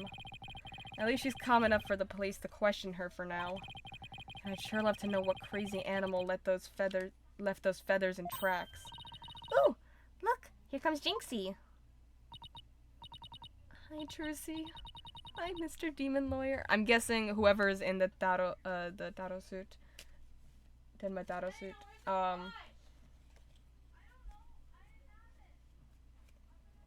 Is gonna be the person who's gonna be the defendant for this trial. My fave character who only appears after it gets bad, unfortunately. Looks amazing in the art style personally. I know who you're talking about, and you're so right. Hey, feeling any better? I was wondering if you're up to filling us in on what happened. So, the man with the spear in his chest was already dead? Uh-huh. It was Alderman Kyubi. When I found him, he was already... So the victim was the village alderman. Are my opinions really that basic? I'm so sorry, Matt. So sorry, you're just so right all the time. So the victim was the village alderman. And the one who was found alive, who was he? Damien Tenma. He's the mayor of the neighboring city, Tenma Town. It's okay, you clearly have good taste. They arrested him. So, he's the killer? Ow! Nuh-uh. Papa didn't kill anyone. Papa? As in, your father? Tenma Town, the ego. That's right. Jinxie's dad is more of Tenma Town, as mayor of Tenma Town. No way. Yes, but he's innocent. Yes, way, but he's innocent. This just got way more complicated. The victim was the alderman of Ninetails Vale, and Jinxie's father, the mayor of Tenma Town, was arrested for the crime. Sounds like we have some investigating to do. I know this is difficult, Jinxie, but you need to hang in there. I know. I'll try my best. Would you mind telling me a little more about the victim?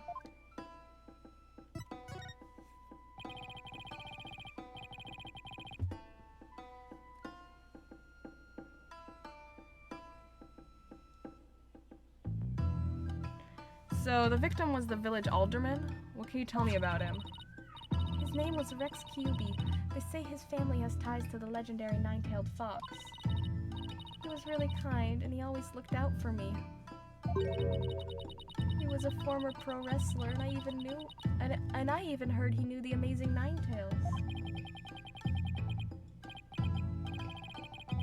A former pro wrestler, huh? That's something to keep in mind.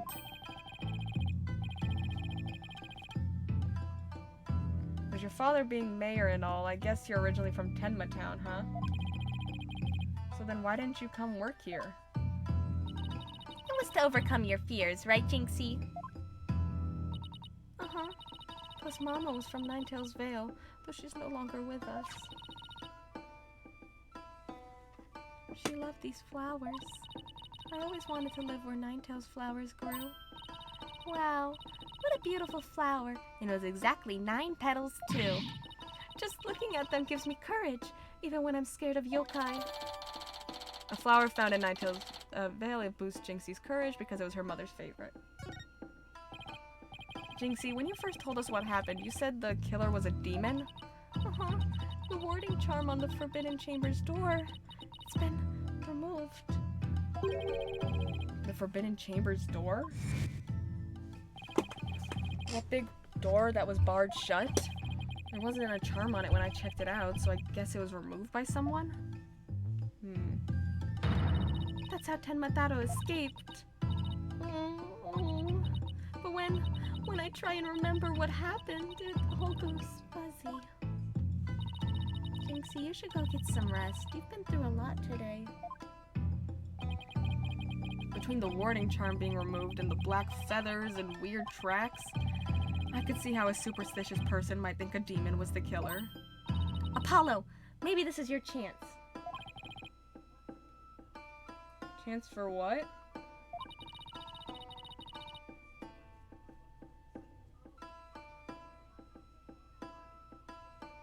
To do the right thing and defend Jinxie's dad in court. Who, me? Wouldn't a man like Mayor Tenma have access to more experienced lawyers? You want to know what the detectives said? They doubted there was a lawyer who could get a not guilty verdict in this one. Sounds like they're expecting an open and shut case. Don't worry, Jinxie. If anyone can prove your dad's innocence, it's Polly. What? You'll accept the case, won't you, Polly? Oh, it's all over, isn't it? Oh, I'll be all alone for the rest of my life. Alright, Jinxie already lost her mother. He's like, no parents, huh? I can relate. Alright. Jinxie, leave your father's defense to me. Attaboy, Polly. You're gonna help Papa, Mr. Demon Lawyer? Yep, because that's what lawyers do. Plus no toilet cleaning for a while.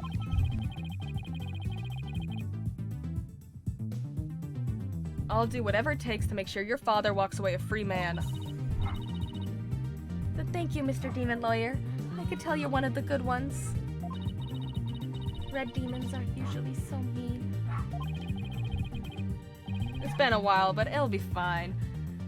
But I'll be fine. Ready or not, here comes justice.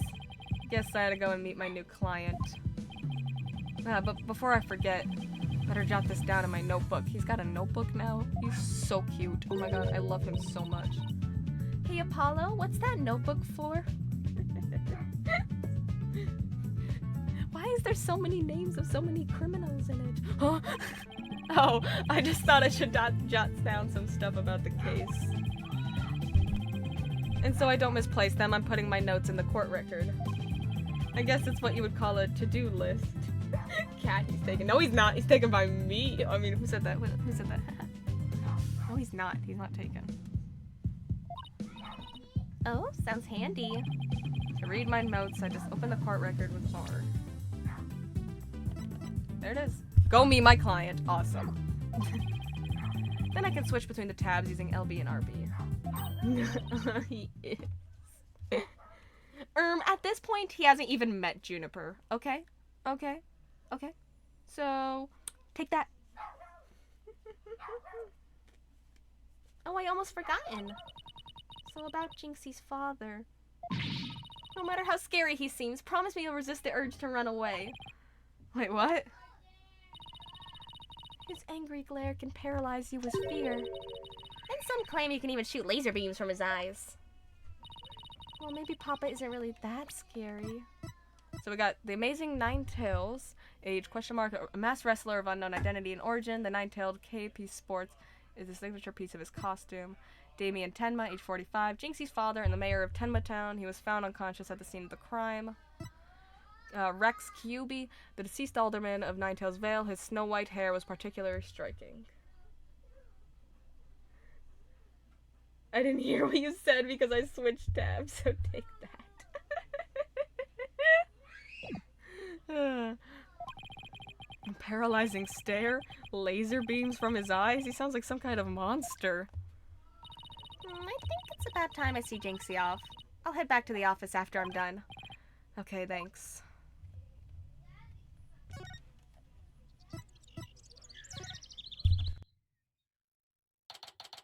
Ah, the new and improved detention center.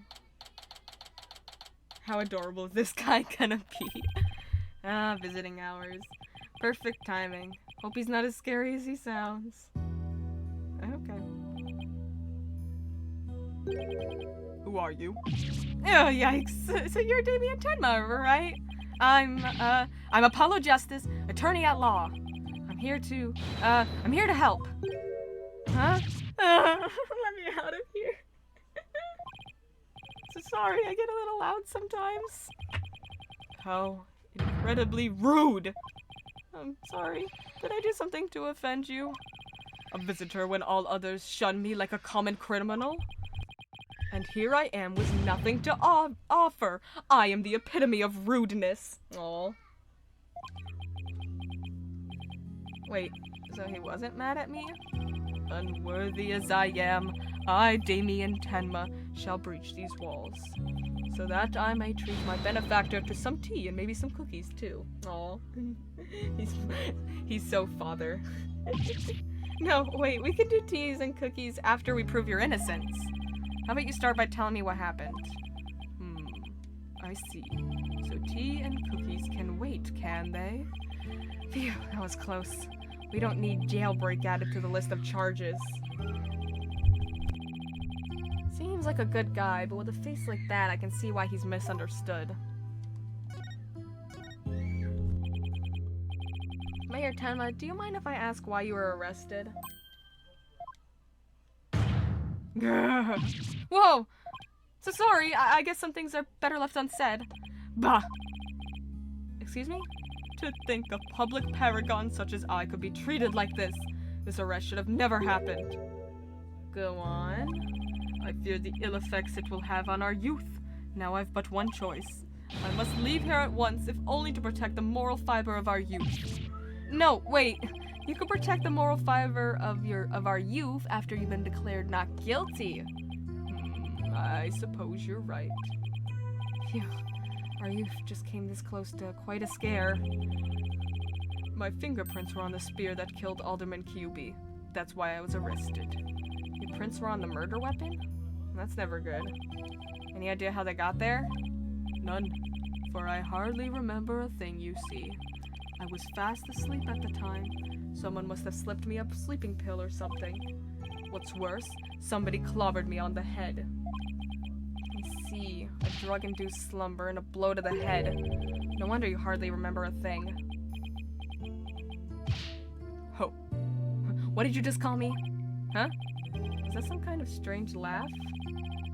Well, I think we can safely assume your prints were planted while you were unconscious. What did the police have on you as far as motive is concerned? Truth be told, there's been a bit of trouble between the alderman and I as of late. Oh? Was it personal in nature? Nothing like that. It's a long story. But suffice to say, I've been pushing to merge Ninetails Vale with Tenma Town. Surrender Ninetails Vale to Tenma Town now! Yikes. That's what I told him. I'd like to tell you to stop shouting like that, but I'm too scared. Oh, you're one to talk, Apollo. So, what's the motive the police have established for the Alderman's murder? Indeed, it is, after all, Alderman Kyubi was dead set against a municipal merger. And that's why they think you killed him? He was in your way? Ugh. Curses! Mayor Tenma, are you okay? Cat sass. Jinxie, forgive me. I never meant to worry you like this. It'll work out fine. Just leave it to me. If only it really were that easy. I don't even know where to start. Thank you for meeting with me, Mayor Tenma. Please wait. My daughter, Jinxie. Yeah? She already lost her mother. And now with me being held in here, I fear she'll be terribly lonely. I hesitate to ask, but I beg you, be a friend to her in her time of need. Leave it to me. Trucy and I will look out for your daughter.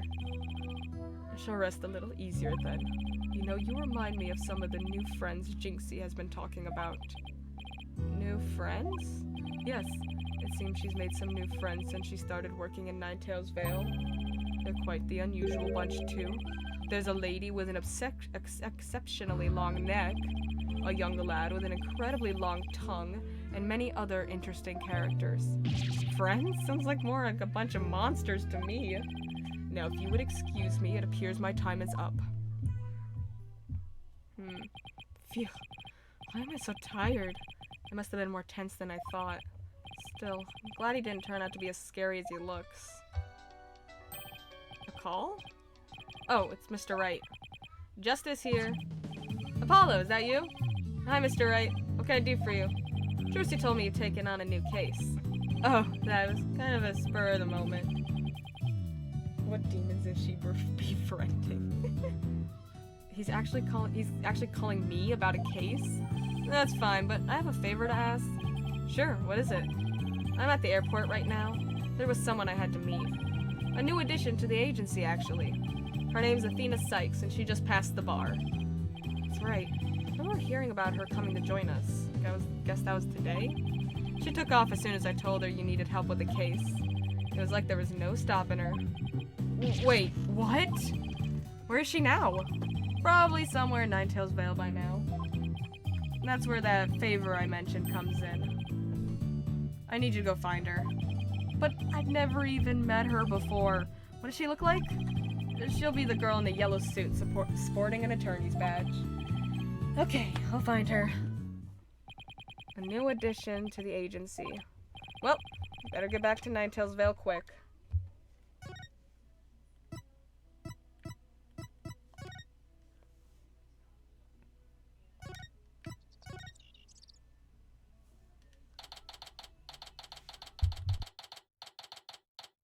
April 17th, Ninetales Vale, Yokai Lane.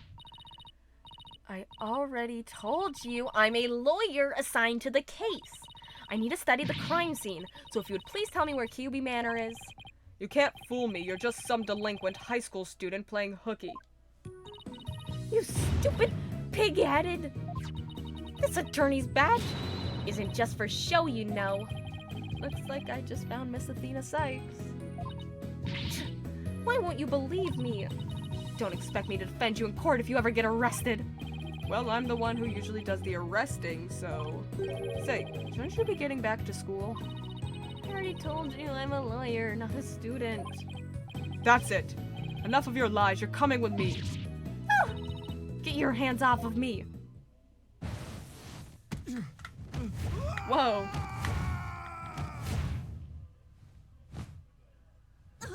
What the? Whoa. That was kinda...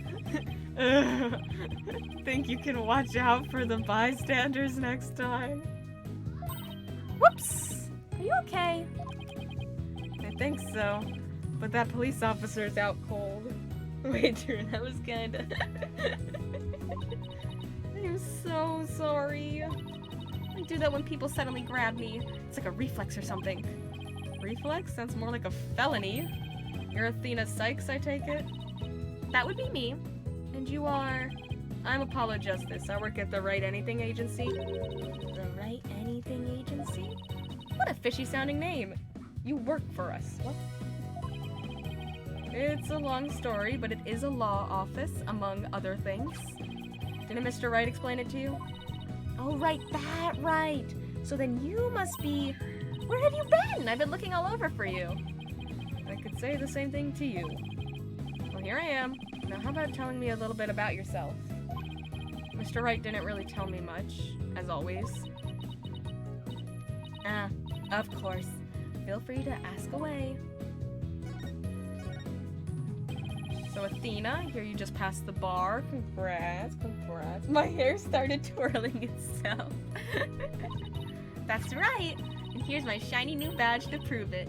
Isn't it beautiful? So you must be a bit younger than me. A bit more than you might think, in fact. I'm only 18. 18? How in the world did you become a lawyer at that age? Okay, Apollo. We need to run through some prosecutors we've met before. There has been Mr. Clavier Gavin, lawyer at 17, and Miss Francisca Von Karma, lawyer at 13. So... I skipped a few grades while I was an exchange student in Europe. And I got my license to practice law while I was over there. All I can say is wow. She must be a genius or something. Edward, maybe? I think Edward was a lawyer at 20. I also studied analytical psychology. Thought it might help me to be a better lawyer. Psychology helps her be a better lawyer? How exactly does that work? 20's still pushing it, yeah. You know, more reasonable than actual literal children running a court. So, Tell me about our client. What are they like? alright, you haven't met him yet. Well, thank you for the posture check. Yeah, okay, law school and analytical psych before 18. And that about sums it up. He's more worried about his daughters than himself. What a wonderful father. Wait, are you crying? I'm not crying. There was something in my eye. They're called tears. Moving right along, let's get down to business. She's so real. Helping our client is our priority number 1. Vera and Athena, my 2 personalities. So, Athena, you mentioned studying psychology? That's right. I've always wanted to bring analytical psychology into the courtroom. The power of psychology will bring a breath of fresh air to the legal system. Oh, really? So how do you plan on using it to defend our client? Well, for example, I could try listening in on a witness's inner voice, and then analyze their psychoanalytical state with the help of my trusty partner, Widget. Widget? This device around my neck here. Say hi, Widget. Hi, Widget. It talks? Whoa, you need a volume knob. Anyway, the little guy will sometimes say what I'm feeling. Awkward. Don't worry, you'll get used to it. Now that I seriously doubt. Oh, I almost forgot. I have something you might be interested in. I got it on my way here. Think it might have something to do with our case. A special edition covering our case? That was quick. That's the whole point of special editions, isn't it? To be the first to get the scoop rapido. Right, well, let's see what it says here. What's the deal with the Spanish? Ken Mataro was seen... What? He was seen flying through the sky? Yeah, somebody happened to snap that photo near Ninetails Vale. The article goes on to say it might be connected to our case. Apparently, the photo was shot right after the murder occurred. Interesting. Well, there were black feathers and strange tracks at the crime scene. Not surprised the locals think a yokai was involved. Wait a second. Yokai isn't one of those Japanese monsters? Mein Gott, you don't think it was a supernatural murder, do you? No, at first not.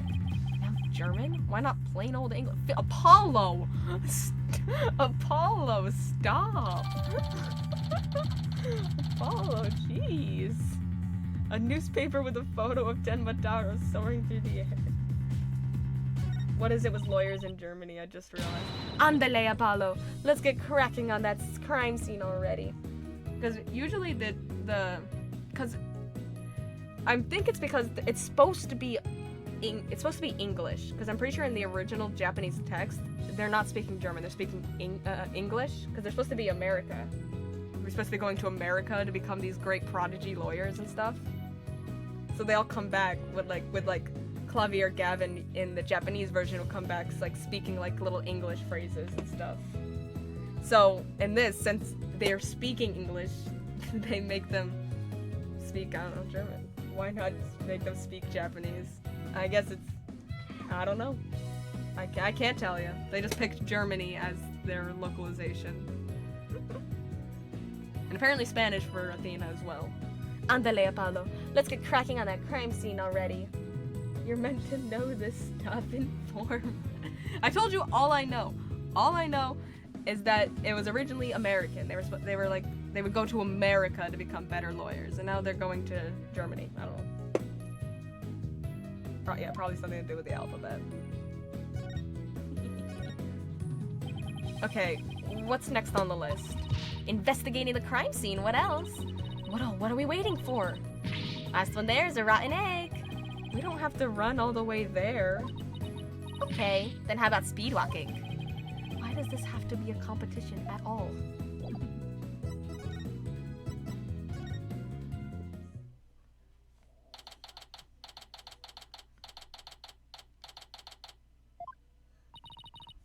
hear that? It sounds like a TV or something.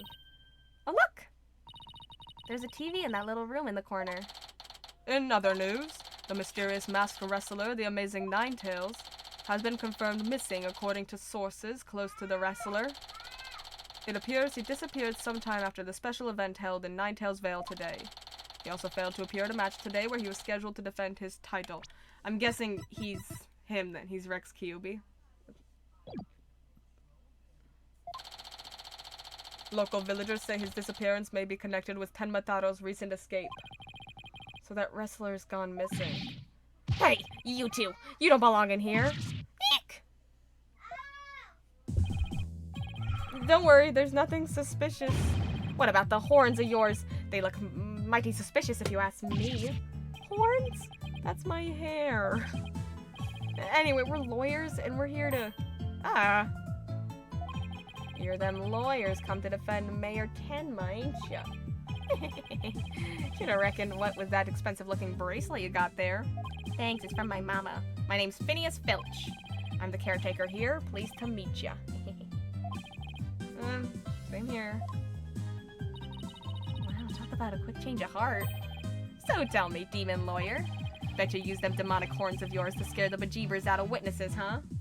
What a name. I like this guy. Come here, you little horn demon, you. Ow! These horns... I mean, my hair isn't meant to threaten anyone. They ain't? Seems like a mighty big waste of perfectly good horns, if you ask me. Then again, it ain't none of my business, so... Wait, he stole my bracelet! Oh, wait! Does Apollo just not care? He's wearing the bracelet. He stole it. Athena Sykes, age 18, the latest lawyer to join our agency. She apparently studied psychology while she was in Europe. Phineas Filch, age 50, the caretaker, Kyuubi Mansion. That was fast. Guess he's done with me. Well, I'd best get back to work. Hold it! Halt! Stop right there. Huh? Me? Apollo, your bracelet's gone. Don't you worry, Mr. Lawyer, sir. I'll check the lost and found later. You're literally wearing it. Somehow I don't think that will be necessary. Just check your wrist right now. Oh, the cat's out of the bag. It was barely in the bag in the first place. That was a pretty pathetic attempt. Sorry, I'm so sorry. Just couldn't control myself. Please forgive me. I'm begging ya. Jeez, I almost feel sorry for him now. What should we do about him, Apollo? Well, I got my bracelet back, and he seems sorry enough, so... I knew you'd understand, Mr. Lawyer, sir. You obviously got a big heart. As big as the wad of cash in your wallet, I hope. You leave my wallet out of this. Oh-ho. Hey, didn't you just finish apologizing for stealing from us? Run away, head for the hills. Get back here, you! Talk about a quick escape. Looks like he dropped a few things. Looks like a pair of diagrams. This one's of the crime scene, and here's one of the foyer. He left his shoes behind, too. This guy's the living definition of a bumbling thief. Let's hang on to his shoes. Let's hang on to his shoes. We can give them back next time we see him. As for the diagrams, I say we keep them. Okay. They look like something the police might draw. Wonder where the caretaker got them. Crime scene diagram added to the court record. Foyer diagram added to the court record. Now then, as I recall, the Fox chamber should be at the top of those stairs.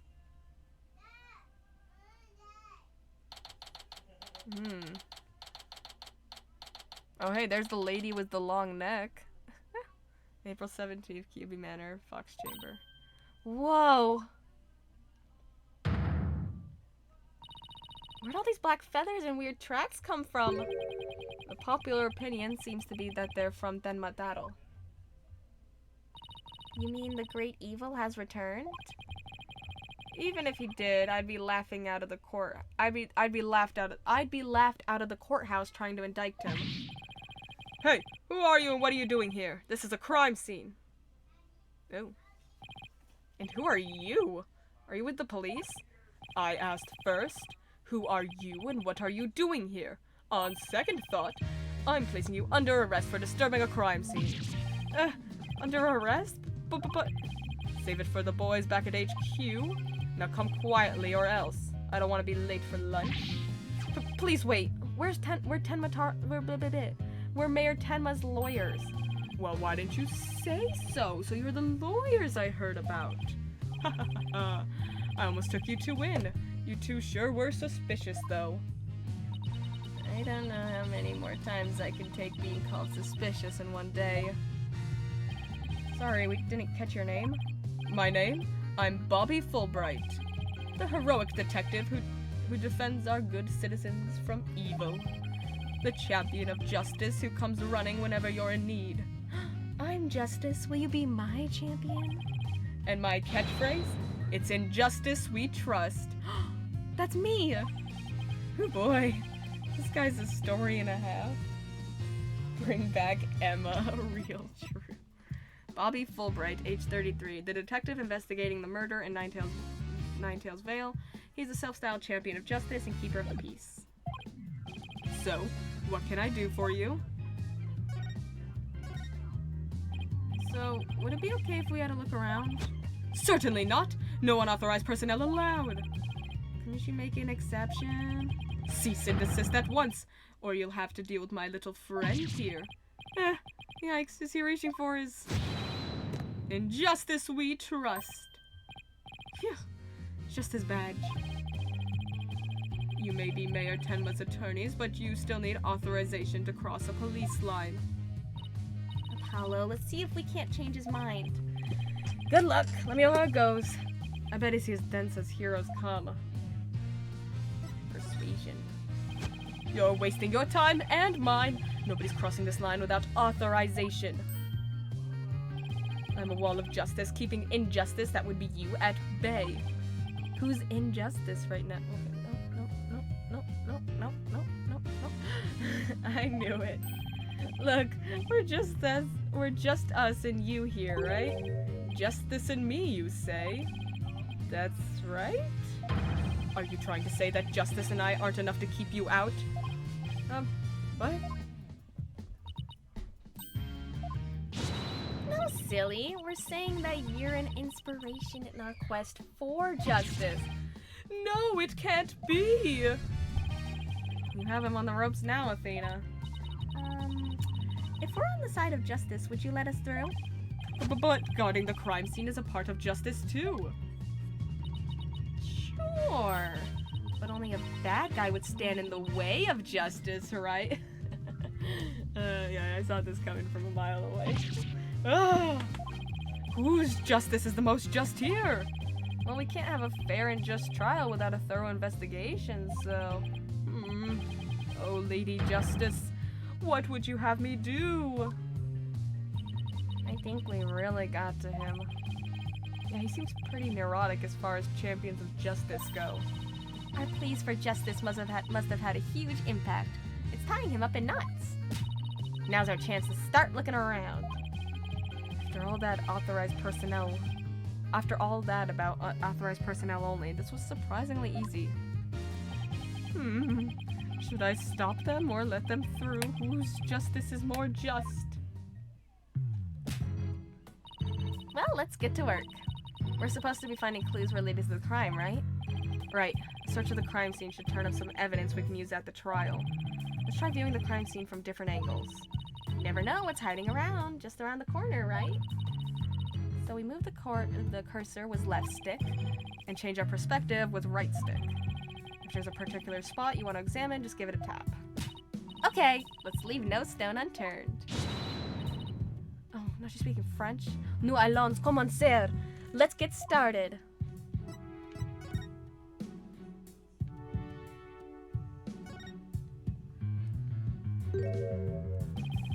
There's something wedged under this chair. Let's see if we can't lift it up and... Freeze! Yikes.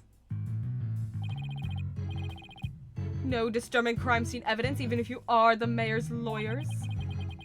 It does have a point there. Hey, Detective Fulbright, did you hear that attack over on Yokai Lane? I heard an elderly woman was assaulted by a strange yokai shaped like a roll of cloth. And you wait till now to tell me? I better get over there at once. In justice we trust. That was surprisingly easy. Okay, Apollo, now's our chance to look around some more. The more I get to know her, the scarier she gets. Hope she never finds my weakness. Whatever this is, it's stuck on tight. Looks like a large bloodstained cloth. The blood's probably the alderman's, but it's pretty far from his body. Wonder how it got here. And why does this seem important?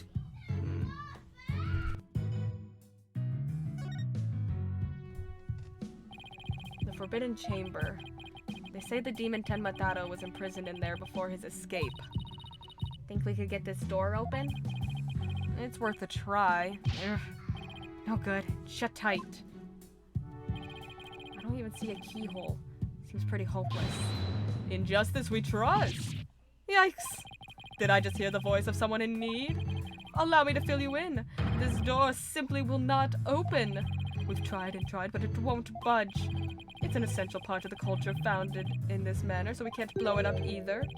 So it's an unopenable door, right?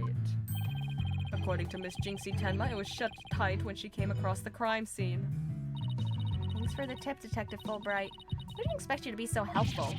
Ah! Forget I just said that! So the Forbidden Chamber was shut tight at the time of the murder. Sounds like something I'd better keep in mind.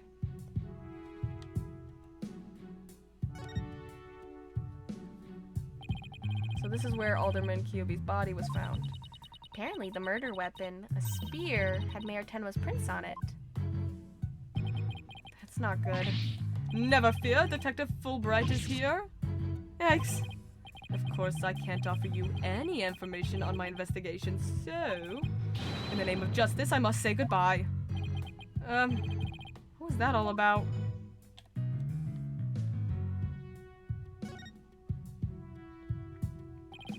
These weird tracks must have been made when someone stepped in the alderman's blood. Maybe the killer inadvertently made them when they were fleeing?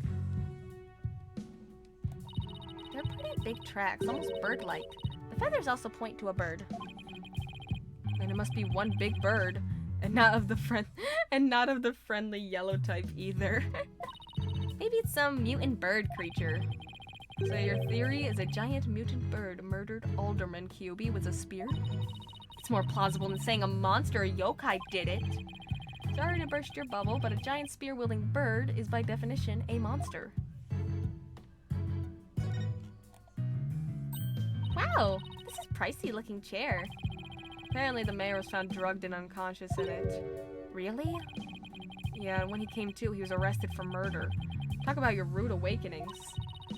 So he's the prime suspect in a crime he knows nothing about? That stinks. Oh, poor Mr. Tenma. He must be feeling so scared and confused. Apollo, it's up to us to save him. It's like she's on her own emotional roller coaster.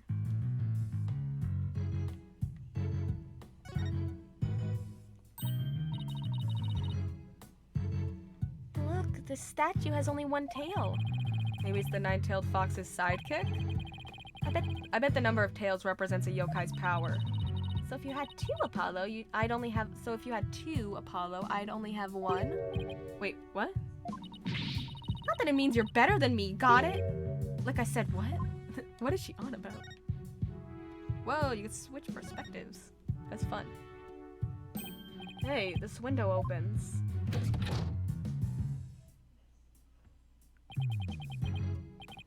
And outside we have ourselves a steep cliff. The window only opens about 6 inches, not wide enough for anyone to get in or out. Look, Apollo, there's something caught in the window frame. Looks like gold fur. What a pretty color. Must be from some kind of animal. I wonder what it's doing here. Did Alderman Kyuubi have a pet fox? Golden fur added to the court record. Okay.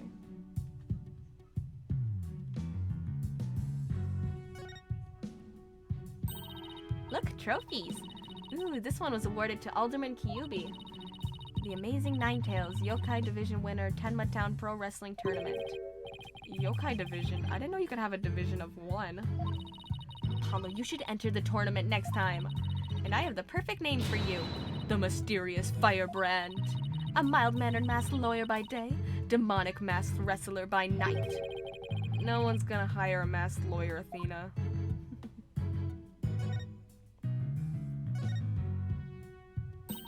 It's a folding screen. Is there any bullet holes in the bottom? I wonder what they were using it for.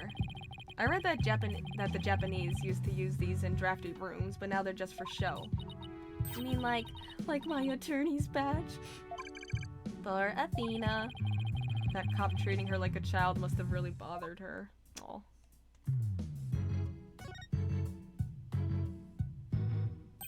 There's something behind the door. Ooh. Whatever it is, it looks like it's broken. Probably broke when the door was opened. Why would anybody put something there?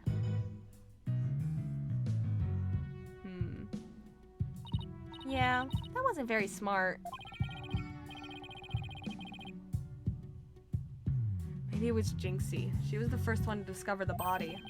She must have heard the screams and came running in here in a panic. Look at you, Apollo. Now you're using analytical psychology too. I am? Wow, you really learn quick. But I guess I shouldn't be surprised. You're an ace attorney of Wright Anything Agency. Roll credits. I can't tell whether she's serious or not.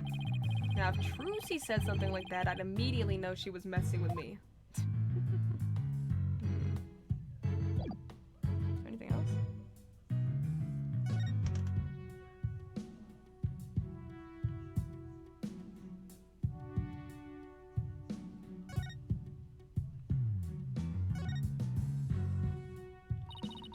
Doesn't this Tanuki statue remind you of the Manor's caretaker, Phineas Filch?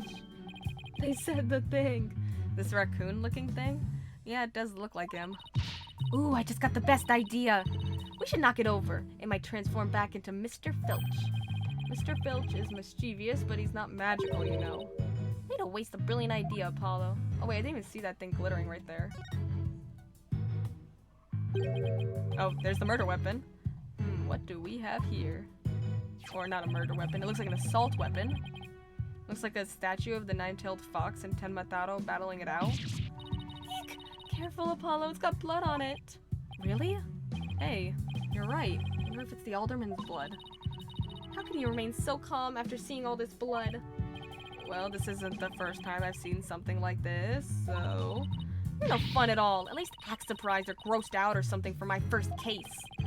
I'm already a lawyer. You want me to be an actor, too? Fox and human statue. Statue that depicts at the crime scene. The statue that was at the crime scene. It depicts Tenmataro and the nine-tailed fox locked in a battle. Guess that about wraps it up. Now if we could get that detective to tell us what he knows. Hey, Apollo? Do you hear something? I don't hear anything. Alright, your hearing must not be as sensitive as mine. What are you talking about? A whooshing sound, like wind rushing through a narrow strait. And the echo of someone's voice in Injustice. In justice we trust! Ah! Someone's got a sharp set of ears. That was the sound of my righteous voice reverberating through the air duct. I heard it through the air ducts. Yeah, check it out. Why would she hear you through there? How comedically timed. Why don't we go to the diagram? As you can see, that vent is connected to an air duct that leads out into the hallway. The wind must have rushed through there and carried my monologue with it straight to your ears. What a unique monologue it was. I was just thinking, maybe the killer made their escape through that air duct or something? A cute theory, but I don't think so.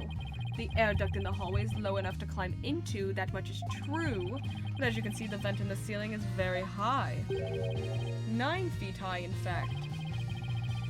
I highly doubt there's any way to get up there without a ladder or something. And I don't see anything of the sort in this room. Do you? I Guess you're right. Speaking of things in this room, yeah? Can you tell us what you guys turned up, Detective Fulbright? Not on my watch, buddy. In the name of justice, I cannot reveal facts pertaining to the prosecution's case. Oh, come on. Throw us a bone here. Excuse me, Detective Fulbright? Did I recall you saying earlier that you would come running whenever we were in need? Yeah, I suppose I did say that. Helping those in need is what justice is all about, but keeping information out of enemy hands is also a form of justice. Which justice is the most just? Why is this always so hard? Well, how about this? Let's do a little give and take. I mean, serving the public is part of justice too, right? You know, like the police motto? To serve and protect. Justice, justice, justice. I doubt leaking information to the defense team falls under that motto. I just know Apollo is getting confused. Oh, he is so... He does not know what's happening right now. He's like, are they talking about me or are they talking about something else? Yes, of course. I must serve as well as protect. Okay, we'll share some information. In the name of justice. We did it, Apollo! Yeah, we did it alright. But I'm not sure that was entirely ethical.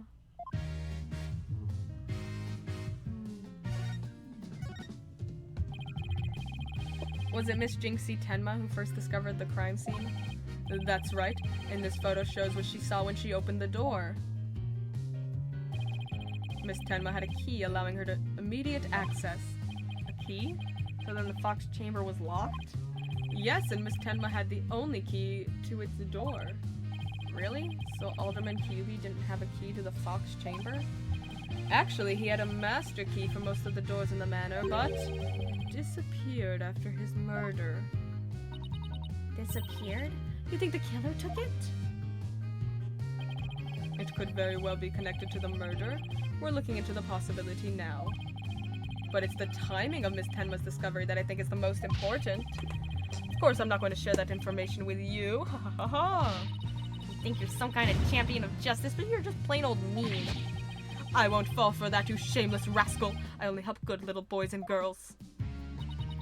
Shameless rascal? Who even says that? Well, I wouldn't exactly call you a good little girl either. Crime photo added to the court record. Those feathers and tracks look like something a yokai might leave behind. You don't actually think the murder was some sort of monster, do you? What's the name of that creature in the Forbidden Chamber? Tenma something? Because from the black feathers and big tracks, it looks like that creature did it. Our prime suspect would no doubt love to pin the blame on some imaginary creature. Can Tenma, whatchamacallit, even be made a victim of slander? I doubt the mayor would do something as childish as blaming a boogeyman. So the most likely scenario so far is that Tenma guy left the feathers and tracks behind. To make it look like the yokai Tenma was the killer. Wait, what? I'm not as confused as you. At any rate, I doubt Mayor Tenma would plant evidence like that. So Mayor Tenma is your only suspect? That's right, even his name, Damien Tenma, makes him sound like a villain. He's really scary looking too. Too many Tenmas, shaking my head. Wait, are you telling me that's why he was arrested? Don't be ridiculous. He was the only one without an alibi. Oh, is that so? Yup. Other than the victim, the suspect, and Miss Tenma, the only others around were Mr. Filch and Mayor Tenma's aide, and the two of them were together at the time. Filch, the guy who tried to steal my bracelet. Just living up to his name, I guess. We should go talk to him again when we have a chance. What about Jinxie? She's not being suspected at all? Fulbright is definitely my least paid detective so far. He may have no alibi whatsoever, but she also has no motive. It's unfathomable that she would murder the alderman and pin the crime on her father. He's my least favorite, but I can't say I don't like him. Yeah. Besides, do you really think a little girl can lift this huge spear? It's true, this spear looks even bigger than her. We've been through this before. We've been through this about with Spears, actually. Get Phoenix Wright in here. He knows how to solve this one. The truth is, he was murdered on the fence post. That's about all I can reveal at this time. Well, you must admit, Damien Tenma appears to be the most likely suspect. I admit it looks bad, but I'm still not buying it. Oh, and one more thing. I must warn you about the prosecutor. The prosecutor assigned to Mayor Tenma's trial? That's the one. He's, how shall I put it? Not what you'd expect. Oh, so he's not a hot German rock star? Dang. Wait, who said that? That is, unless you face the convicted killer serving hard time as a prosecutor before. Whoa. Okay. What the? Is this some kind of joke? Who's the prosecutor? Can I ask why a man imprisoned for murder is serving as prosecutor? Are they legally allowed to be prosecutors? Apparently, in this universe. Oh no, my thing unplugged. Because he's mastered the use of psychology and courtroom battles. Oh, sounds like someone we know. OMG, it's Kristoff. he went from defense attorney to prosecutor.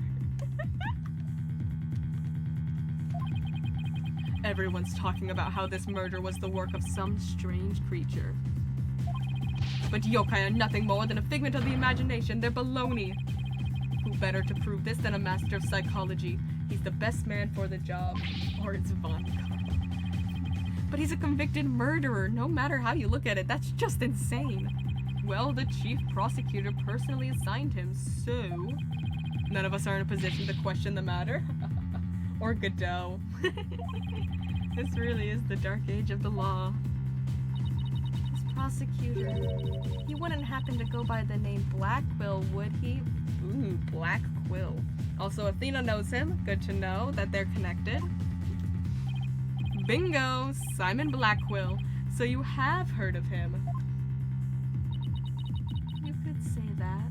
Ooh, they're connected. Uh-oh. What's that supposed to mean? Well, I bet you don't know his unofficial title. Ever heard of the Twisted Samurai? That's Prosecutor Blackquill, emo writer, calling it. The Twisted Samurai? Is that because he's a criminal? Well, yes and no. You could say it also has to do with the effects his crime had on things. How so? His conviction is what twisted and warped the legal world into this dark age of the law. What? And he, of all people, is going to stand in court tomorrow? Never fear, I myself will be there to protect you. That's reassuring, I guess. Well, you kids knock yourselves out. Can't wait to see how you do tomorrow. Wait, Detective Fulbright. I've been meaning to ask you something. Why are you barefoot? This doesn't look like the sort of place where you need to take your shoes off. Ah! I hadn't even noticed! Why am I barefoot? You honestly hadn't noticed until just now? Lotta gonna pull up. Wait a sec. Those shoes we found earlier. Excuse me, Detective Fulbright? These wouldn't happen to be your shoes, would they? Yes, they are! My favorite pair, in fact! Thank you for bringing them to me. How did he steal his shoes? You must truly be on the side of justice. Don't tell me Mr. Filch actually stole from a detective? Stealing shoes right off someone's feet? That's pretty amazing. I find it more amazing that Detective Fulbright didn't notice.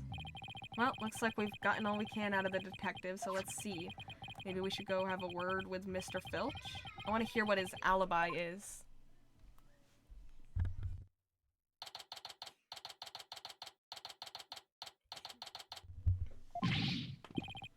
This is just awful to terrible, I say. Somebody help! The detective looks like the killer from earlier. I need a...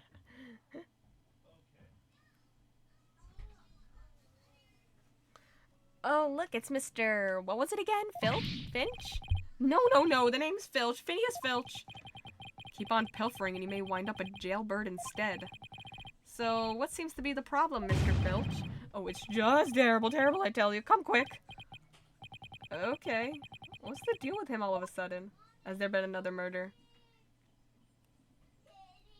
Ooh. Looks like some kind of mask? It's the Amazing Ninetales mask. The Amazing Ninetales? Oh right, the wrestler who appeared during the festival's special event. What's his mask doing here? He'd never taken off his mask like this. Someone must have killed him. What? Who would do such a thing? Let's go talk over there in private. Look, there's some white hair caught up inside this mask. Amazing Ninetales mask added to the court record. A mask that washed up by the riverside, there's white hair inside. So, what makes you believe that the Amazing Ninetales has been murdered? You want to know, eh? You're a studious one, ain't ya? Well, no. I mean, you just tell me, please. Well, it's like this. I dreamed of becoming a wrestler myself. So how about you join me in the quest for the champion's belt? What a team! Me in the bandit's mask and you in that demon mask of yours. Demon mask? I wonder if I could make it big. Apollo, let's save your pro wrestling debut until after the trial. Huh? Oh, no, I wasn't actually. Why did I let him pull me off topic like that? Come on, Apollo. Ask him about the Amazing Ninetales' murder already. The Amazing Ninetales is our village's savior, don't ya forget it. The Amazing Ninetales. His trademark's a gold cape made to look like 9 fox tails. He whirls through the ring, smacking down Tenma Town wrestlers left and right. He sparked the monster craze, revitalizing Ninetales' veil in the blink of an eye. Yup, saved our village from becoming a ghost town. Now it's Yokai Town. Huh? The Amazing Ninetales really does sound, well, amazing. Yeah, pretty amazing, huh? That's why he's worshipped like a hero around here. I'm proud to be from the same village as him. Come to think of it, you look kind of a monster like yourself, Mr. Filch. Oh my god, Athena. Is that the Bullet Club hand? Guess it makes sense you're from the same village as the Amazing Ninetales. Yeah, I know. A lot of people have told me I look like a yokai. Since when was that a compliment? Ouch, what's the big idea? Check your pocket. Hey, how'd you do that? Keep it, I got lots more. A photo of the hero who sparked the monster craze and saved Ninetales Vale from becoming a ghost town. So you keep saying that the Amazing Ninetales was killed? What's the story behind that? Are you saying he was murdered because his mask washed up on the river, along the river outside? That's only part of it. The main reason is no one's seen him since the special event. The word around Ninetales Vale is he was killed by Tenma Taro. You villagers are really superstitious, aren't you? That we are. We love conspiracy theories too, like the mayor's diabolical plan. The mayor? Of Tenma Town? What is he plotting? Rumor has it he's planning on releasing Tenma Taro. That's why he wants the merger. He'll open the Forbidden Chamber once he's in control. That's quite a tale. Ain't finished yet. There was only one person who could stop the mayor. Our hero, the Amazing Ninetales. He vowed to battle the mayor of Tenma Town and stop the municipal merger. Couldn't make this stuff up if I tried. Apollo, we still have to ask him about the alderman's murder, remember? Oh my god, tell me about the murder. Mr. Filch, would you mind telling us what you were doing at the time of the murder? I was in the caretaker's office guarding the entrance like Mr. QB had said I should. Then I made double sure no one came in. I have a clear view of the foyer from where I work. You must be talking about this small room in the upper right. Definitely looks like you can keep track of the comings and goings from there. And you have an alibi to back up your statement, Mr. Filch? I do indeed. I was with Mayor Tenma's aide. Florent Labelle's his name. So the two of you were together. That's a pretty sound alibi, alright. Nobody came in or out of the manor around the time of the murder? Kept watch here the whole time, didn't see a soul pass by. And if anyone did, that there security camera would have spotted them. So no one came in or out around the time of the murder. That means we're dealing with someone who's already inside when it happened. So do you think this mask is the real deal? Without a doubt, this here's the mask worn by the amazing Ninetales.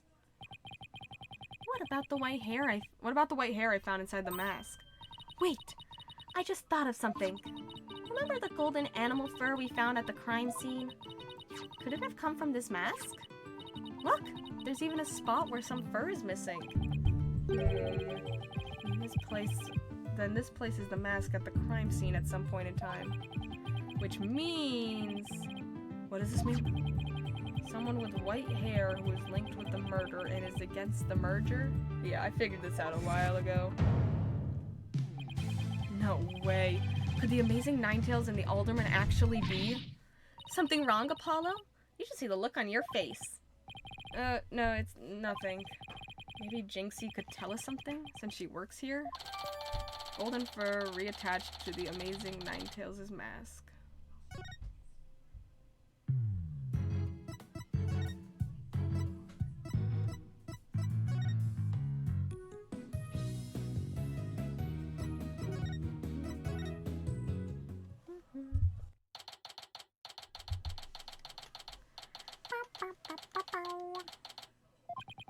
Oh, look.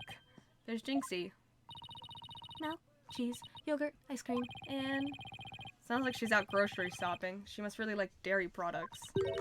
a charm to make a better milkshake and another to cure my lactose intolerance. Okay. Maybe she should just stick to soy milk. Thank you for the hydrate. Jinxie, hey, it's me. It's the demon lawyer. Ow, not another warding charm. Apollo? Who is she? Oh, right. This is your first time meeting each other. This is Jinxie, Mayor Tenma's daughter. She was the first to discover the crime scene.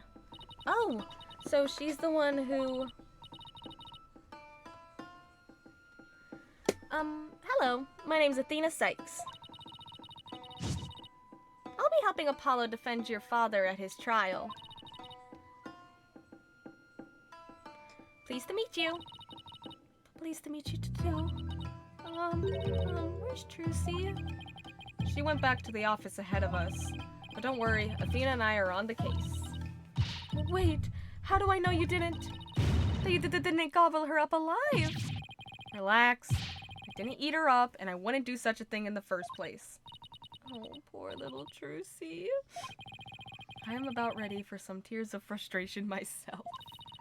She's quite an, interesting character, huh, Apollo? Jinxie, do you remember any more of what happened? Not much. At least not yet. But you do think Tenmataro was the killer, right? That yokai we saw at the festival? I don't know anything about that. Huh? But you said Tenmataro murdered the alderman. It's okay, Jinxie. You can tell. Oh. Yikes, what was that for? People see things when they don't get enough sleep. There's no such thing as monsters. Huh? It's gotten into her. So if there's no such thing as monsters, you admit I'm human? No, you're still a demon. Oh, I give up. Apollo should just say, tell me all you know, otherwise I will gobble you up, just like Jersey. No! Seems like Jinxie doesn't want to talk about Tenmataro for some reason. But that's precisely what we need to know more about. Besides, she definitely thought there was a yokai there in the Fox Chamber. Jinxie, about this charm. You gave me this when I was heading off to the scene of the crime. You thought Tenmataro was the murderer. That's why you gave this to me, right? That's true, but... If there's anything else you could tell us, it would really help. And it will help your father, too. Alright, then. Why do you think Tenmataro's the killer? I saw him with my own eyes. Tenmataro was right there in the manor. He escaped his prison and ran right by me. What? Jinxie, tell us everything you saw. I called the police after I stumbled on the scene. I was just about to head back to the festival grounds when I saw Tenmataro. It was right around here. He was running right at me. I was paralyzed with fear, but there was no one around to help me. The foul beast raced right by me toward the foyer. Toward the foyer? Mr. Filch and Mr. LaBelle were supposedly in the foyer at the time. That means they would have seen Tenmataro too. Sounds like we better get their statements. Considering Jinxie's mental state, her eyes could have been playing tricks on her. Apollo? Remember the picture in this paper? Someone caught Tenmataro flying through the air. I wonder if it's the same Tenmataro Jinxie says she saw. Don't be ridiculous. Tenmataro is the killer, and he can fly too.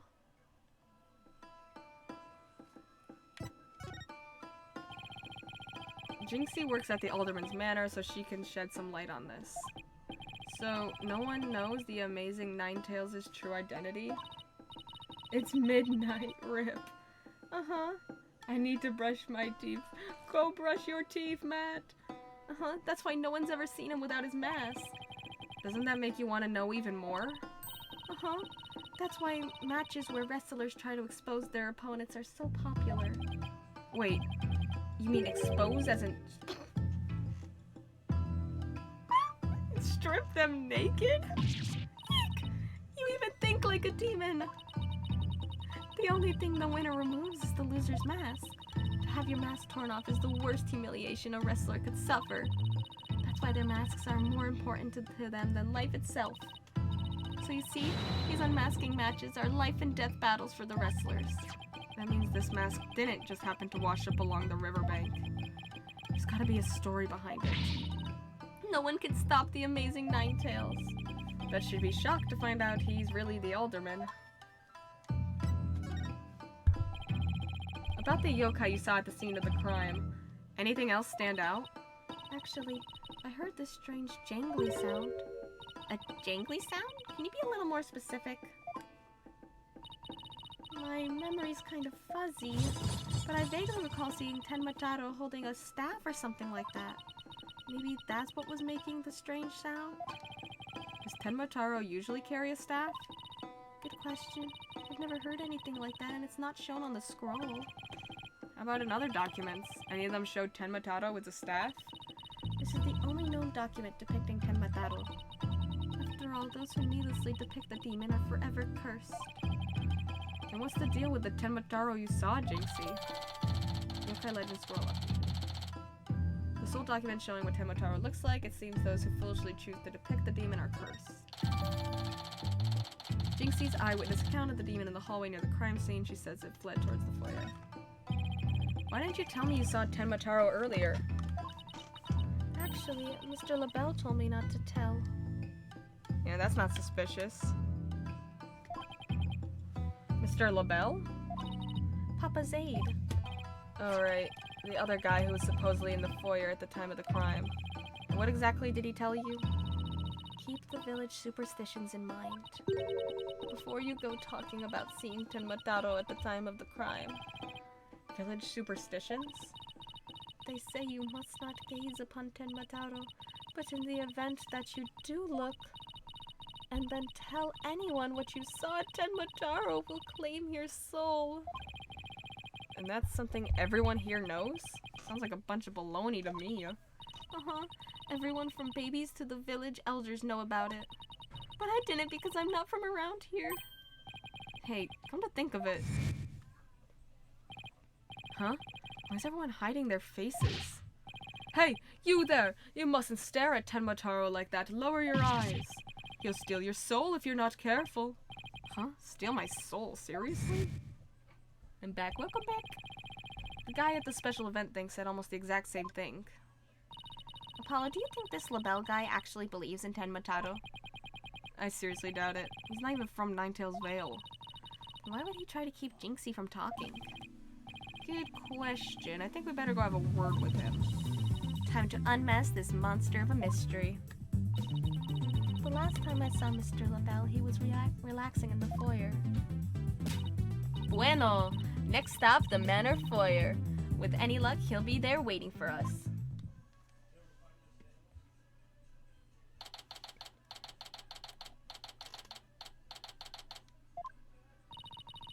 There's no one here. Guess our luck isn't so good when it comes to Mr. LaBelle. Maybe he's out for a walk or something? Somebody left something on the sill of the caretaker's office window. Oh, it's a TV program guide. Tenma-town Pro Wrestling, Howlin' Wolf versus Pretty Boy Vampire. Blow by blow commentary by Timothy Twilight. Oh, sorry.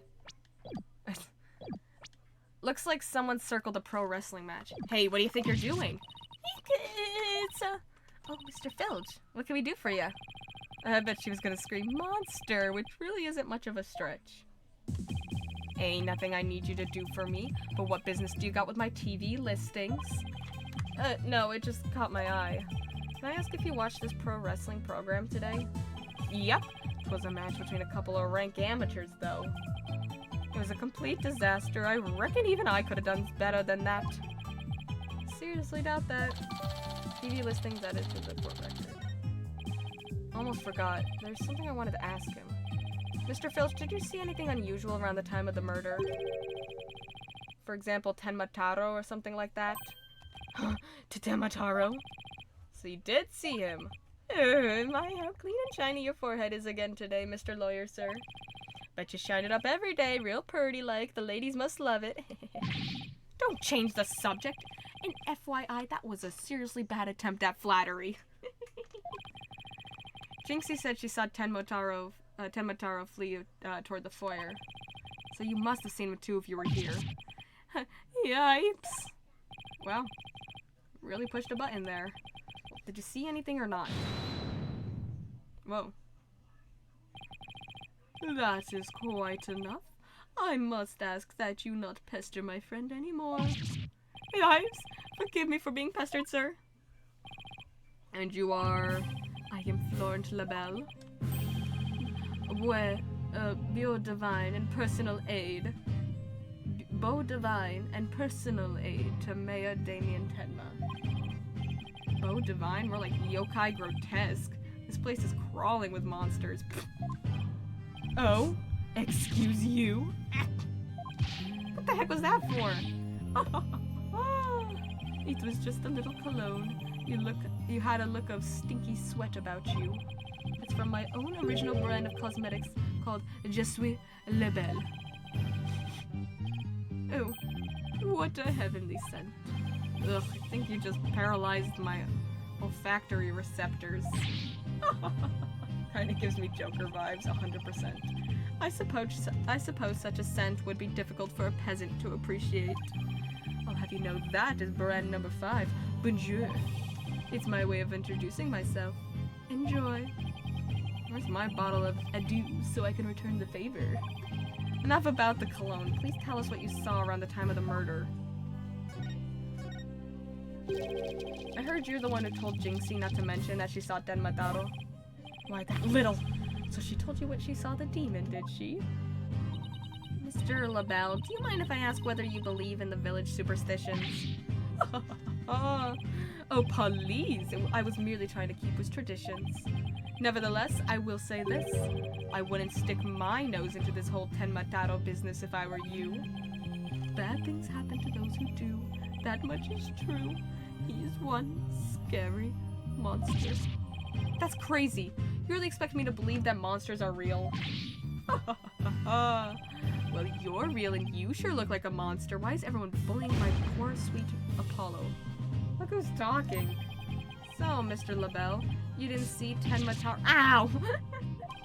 Little Jinxie has an active imagination. Isn't that right, Phineas? That's right, I didn't see nothing, especially not Tenma-taro. As for me, I only see things of beauty. That's why I can barely see you. Got 2 words for this guy. Total freak. Could I ask you what you were doing at the time of the crime? In other words, you'd like to hear my alibi. Hey, you can't bully Apollo. It's Pride Month. Okay? You can't bully him. It's Pride Month. To think you'd suspect me of all people. Oh no, it's just a formality. We ask everyone these questions. Ow! How dare you doubt me? That's an affront to beauty itself. You obviously can't see straight. Wow. Paul's like, how'd you know? Like that spritz really helped. What were we doing, you ask? Go ahead, Filchy, answer the question. At the time of the crime, we were, in this here foyer. Exactly. Good answer, Filchy, good answer. Just repeating what you told. Ow! You've said quite enough. They are the most suspicious people I've ever seen. What is with these two? Great, now he's got me talking like that. Are we quite through here? I am very busy man, you know. Right, well, thanks for your help. So these two were in the foyer, but didn't see Tenmataro. Come along, Filchy. Where are we going? Oh, right. Gotta practice them statements for tomorrow. Yikes! My eyes! You're going to dig your own grave with that big mouth of yours someday. What does he mean, practice statements? Now, if you would excuse me, it's time to touch up my makeup. Alright. Apollo, I know this sounds strange, but Mr. LaBelle seems unusually preoccupied with Tenmataro. Really? How can you tell?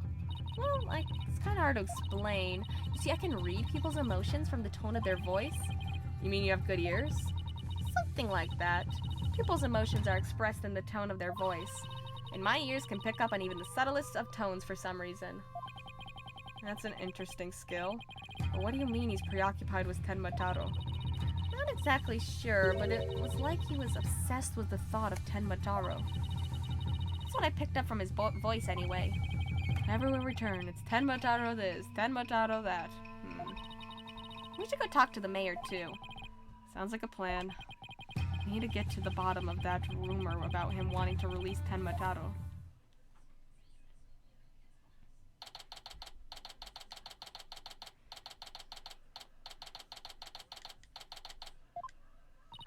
Something wrong, Apollo? Where'd your enthusiasm go? What am I doing asking the mayor if he has ever thought about releasing Tenmataro? At best, he'll think I'm an idiot. At worst... Oh, he's here! It's so nice to finally meet you. I'm Mr. Justice's partner, Athena Sykes. I'm looking forward to working with you, Mr. Tenmataro. Oh, yes, I look forward to working with you too. Glad he didn't mind Athena calling him by a completely wrong name. Apollo, he's just as kind and gentle looking as I'd imagined. Lucky for you after that blunder you just made. There was something I wanted to talk to you about. There are rumors going around about how you want to or did set Tenmataro free. What utter nonsense! Yikes! They always assume the worst of me because of the way I look. But those rumors don't have a shred of truth, I tell you. A little touchy about his appearance, isn't he? What he really needs to work on are his people skills.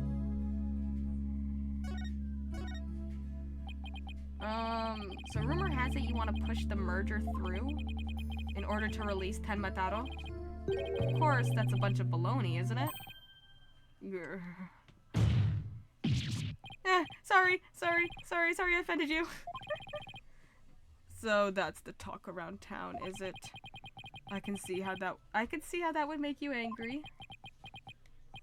What if Jinxie's schoolmates start teasing her about this? Huh? I must break out of here at once! Her tormentors must be taught a lesson! No, wait! First we have to get you a not guilty verdict. Don't try to stop me. This is about a father's duty to his darling daughter. Hold tight, sweet Jinxie. Daddy's coming to save you. Relax. We'll look out for your daughter until we can get you free. Is that so? You don't need me to go straighten things out myself? Hey boy, they probably call him. They probably call in the SWAT team if he showed up at her school. All right, I'm gonna ask about the reason behind the merger. It seems like you were rather forceful in pushing for the municipal merger. Did you really want Ninetales Vale that badly? Yes, well, it's quite an attractive prize in terms of tourism. Oh. Haley! Wait, am I feeling what I think I'm feeling? Sure, I played a bit of hardball, but only when I deemed it necessary. I knew it. My bracelet's reacting. What is it, Apollo? Are we about to learn about your magic power for this game? Mayor Tenma may not be telling the whole truth. Really? How can you tell? People invariably tense up when they lie. That's where my bracelet here comes in. I can sense when the person I'm talking to is feeling tense, because it begins to feel tight on my arm. No way! You can do that? Wait, so you believe me? Just like that? Sure. Each of us has our own special gifts. Oh yeah, Athena has a gift too. Her special sense of hearing. Still, what do you think the mayor is lying about? I don't know, but it's our job to find out. It's been a while since my bracelet last reacted like this. Let's see if I still remember how to do this. First, I touch my bracelet. Why? Right, now let's give it a whirl. Ooh, this is the first time we used the bracelet outside the courtroom. Oh, yes, I remember the feeling of intense concentration. The ability to see the smallest twitch, the slightest frown that no one else can see. Now Mayor Tenma was lying somewhere in that statement he just made.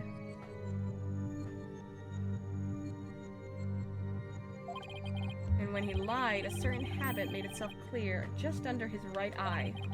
I just have to shift my viewpoint up and focus on that area.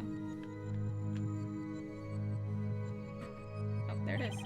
Alright, got him now. His nervous tail should appear when he's trying to pull the wool over my eyes. Gotta pour over every word he says and wait for it to appear. And when it does, I'll perceive it.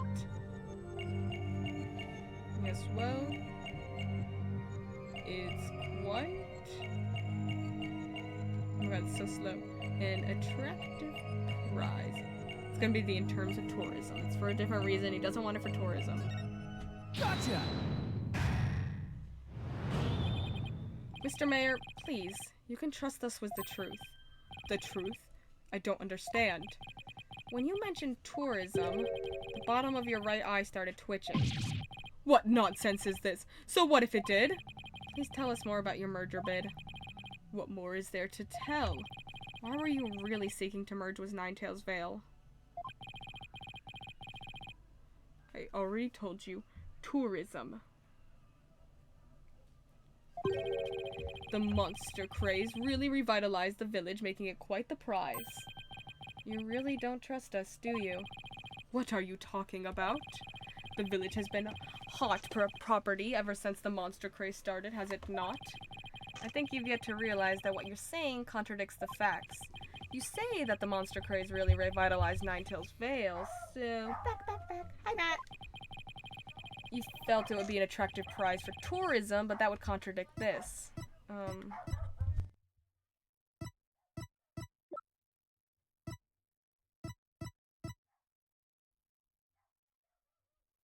Take that! The monster craze in Ninetails Vale is a very recent phenomenon. It was sparked when the amazing Ninetails rose up against the municipal merger. Is the mayor a bad guy? No. At least I don't think so. The village was practically a ghost town before then. Ugh. So you see, you couldn't have possibly seen it as an attractive prize for tourism. What's the real reason behind your push to merge Tenma Town with Ninetails Vale, huh? Well, Are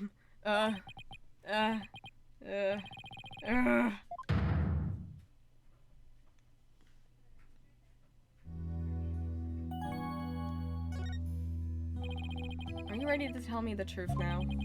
Honestly, I never wanted to pursue the merger in the first place. But I had no choice if I wanted to protect my darling little Jinxie. Protect her from what? I received a threat. It said either I go through with the merger or my Jinxie dies. Oh my god. What? How awful! Who would do such a thing? I don't know. But whoever blackmailed me must be connected to the murder. Wait, so you think the blackmailer and the killer could be one and the same? Alderman Kyubi was immensely popular, so you have to ask who would want him dead. The blackmailer who wanted the merger at all costs had all motive in the world. But why go from blackmail to murder? The merger protest won't disappear just because the alderman was killed. Could it be? What if there was another reason for the murder? Like what? Maybe the blackmailer discovered Alderman Kyuubi's secret identity, and his secret identity was a threat to the blackmailer's murder scheme. What does secret identities have to do with anything, Apollo? I have evidence revealing the alderman's secret identity. Maybe it's time to use it. He's the wrestler. Mayor Tenma, please take a look at this if you would. That's the amazing Ninetales' mask? What is the meaning of this? This mask was almost definitely at the crime scene, and there was some white hair inside. White hair? You say? There was but one person with white hair in the manor that day. What are you saying? You know which man I'm talking about, right?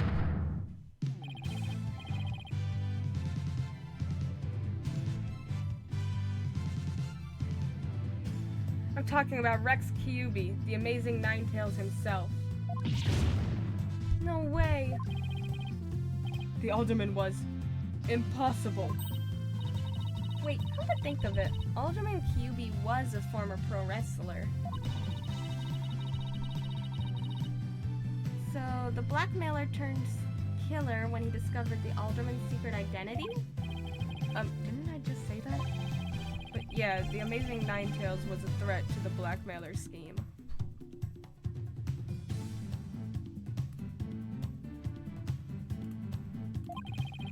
He opposed the merger and as a result, single-handedly sparked the monster craze. Even so, what was the mask doing at the crime scene?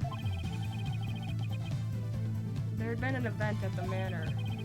Maybe Alderman Kyuubi had taken part in it, if you get my drift. This is absurd! Mr. Mayor, do you have proof of the threat that was made against you? Yes, a blackmail letter. Unfortunately, it disappeared after the murder. I'd been carrying it around in my briefcase, but now it's suddenly vanished. The blackmailer must have taken it with them after they killed the alderman. Well, at least we've clearly established the killer's motive. Mayor Tenma, visiting hours are over. It would appear this meeting is adjourned. Apollo, do you really think the Tenma Taro that Jinxie saw is the killer? I don't know. All I know is there is no such thing as monsters. What about that newspaper article? Could the killer have purposely freed Tenma Taro to do their dirty work? Surely you get more time with your lawyers. Yeah, right? Oh, come on. There wasn't any Tenma Taro to release in the first place. Yeah, but the only suspects the police have right now are the mayor and a yokai. We'll probably be arguing whether there was a yokai involved in court tomorrow. I can already see that look of disbelief on the judge's face. Apollo, are you alright?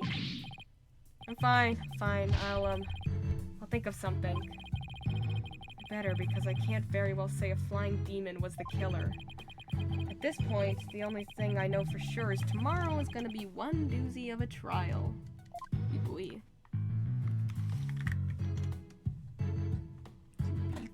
Let's get into the courtroom.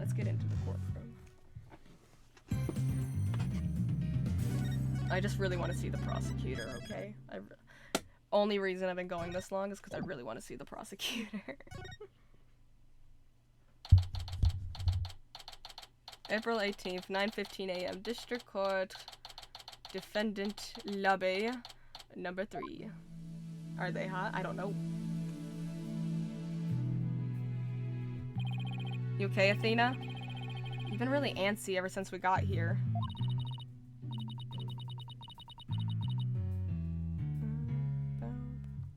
I'm just excited. This is my first real court case after all. I thought you've played this far. Nope, never have. Yeah, real ball of excitement she is. I know just what she needs. Athena! Eek! Didn't you ever learn about indoor and outdoor voices? I'm just trying to show you the best way to relieve your pre-trial jitters. By scaring the daylights out of me? No, I find that shouting, "I'm fine" in a loud voice really relieves stress. It's part of my Cords of Steel voice workout, and a must before every trial. You want me to shout? Here? That's right. Here. I'll go first, then you try. I'm Apollo Justice, and I'm fine. Alright, I'm Athena Sykes.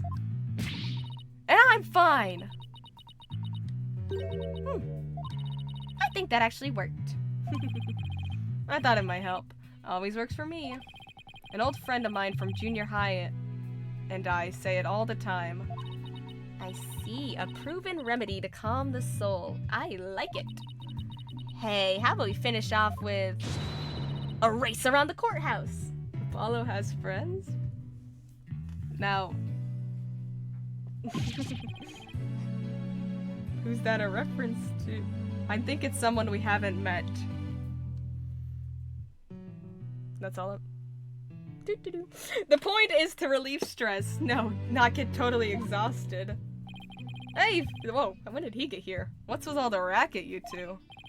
Mr. Wright. Just a little voice workout. Hey, what's with the suit? Boo, references only. La la la la la la la la la. Oh, this? I was thinking about getting my attorney's badge back, that's all. Oh, I didn't- yeah, he doesn't even have it. That's all? That's huge news. But why now? I have a feeling I'll be needed in the courtroom again sometime soon. But we could talk about that another time. Oh, fair. Inquiring minds want to know. But wow. I'm so used to him in his usual laid-back clothes. That suit makes him look like $1 million. By the way, someone told him they're gonna murder someone. By the way, have you heard about the prosecutor assigned to this case? Yeah, he's serving time, but before that, he was a prosecutor. He also uses psychology? That's right. I've heard the rumors about how he was back before his conviction. Using the power of suggestion, he could make even the most stalwart oh my god. Defendants confess! Psychology in the courtroom. Been hearing a lot about that lately. So he must be a pretty scary guy, considering he's a prison inmate and all. So they say. They also say he cut you down if you talk too much. Oh, I knew he was gonna be bad news. It's probably just hyperbole. At least, I hope for your sake. Wait, so is it true or not? Let's just say you should be concise and choose your words carefully. What are the odds he was the top of Athena's class or something? If you like to keep that head of yours attached to the rest of your body, that is. Oh my god, Phoenix. Yikes! Better tone down my cords of steel, too. So, y'all ready? It might be a good idea to check the court record again before stepping into the ring. I got it, I got it.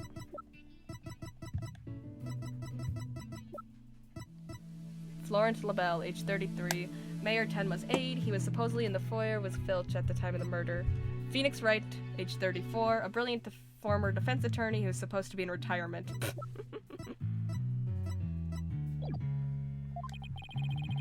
Right, Mr. Wright. But I'm fine. I'll be watching from the gallery. Good luck. Thanks. Okay, let's do this. The odds of pulling this off are ridiculously low, but that's nothing new. Believe in our client. Seek the truth. It's all we can do. Hang in there, Mayor Tenma. Here comes justice.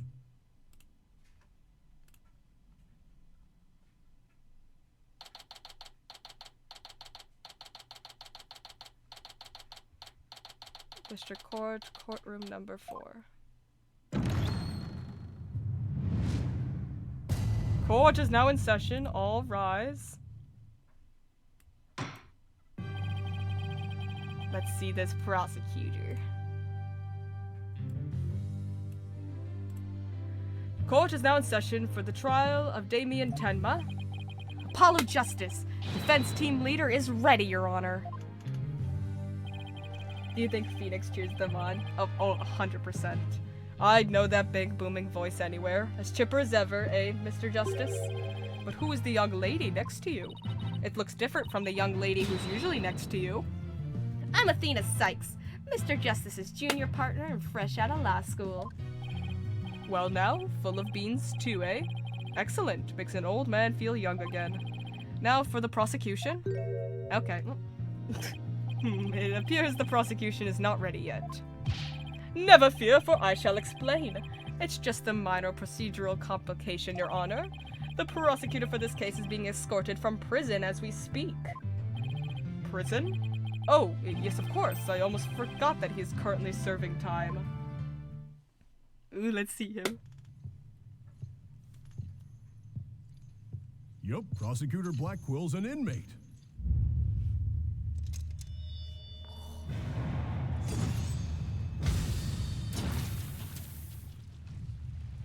Oh. Oh my god.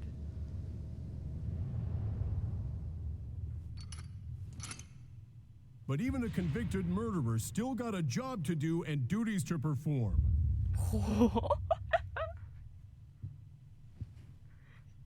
You think that he wouldn't have a job at this point if he was a convicted murderer? But what?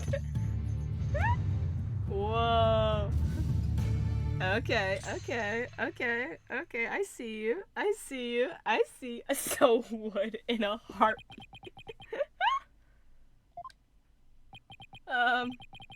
Who's that with his back to us over there? Without a second thought. That's him. I'm sure of it. Prosecutor Blackwell. Is the prosecution ready?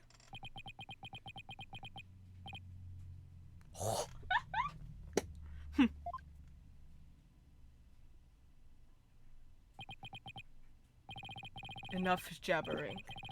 Get on with it already. No, of course, forgive me. Why are all the people related to this case so scary? Very well, Prosecutor Blackwell. Your opening statement, if you please. Oh. What's the matter? He's got the shades. Must we continue to fritter away time like this? It is all right. There, in the indictment, an opening statement would be pointless. Pointless? Well, looks like the cat, or in this case, the prosecutor, has the judge's tongue. He can keep the chains on! But we need an opening statement as an overview of the case at hand. Well then, your baldness, if it's so very important, why don't you do the honors? Who? Me? There's a term for people who whine and fuss about how they need silly, useless things, and then decide they no longer want them once it's theirs. A selfish old fool. Oh my god, I love him. I'm in love. Huh? Wait, was that the prosecution's opening statement? Old dotards such as you are a plague upon the young. Simon Blackwell, age 28, a prosecutor and prison inmate. He has mastered the use of psychological manipulation in courtroom battles. Back up! Sorry, Matt, sorry. I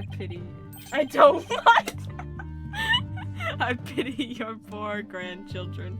Or is it great-grandchildren? Okay, Matt, it's all yours. I'll back up. Don't want you to bite my hand off. All these years, I thought the opening statement was the prosecutor's job. But I suppose I could give it a try. Might be a nice change of pace. What? He actually fell for that? That must have been the power of suggestion Mr. Wright was talking about. I'm taking both defense and prosecutor. The opening statement, huh? I don't care how greedy it is. Let's see here. The victim was one Rex Kyubi, alderman of Ninetails Vale, and the defendant, Damien Tedma, mayor of Tedma Town, is accused of his murder. And why, pray tell, was the mayor arrested? His prints were on the murder weapon. Plus he had a motive, the elimination of the biggest roadblock to the municipal merger. The caretaker and the secretary, other suspects, both have alibis. One second.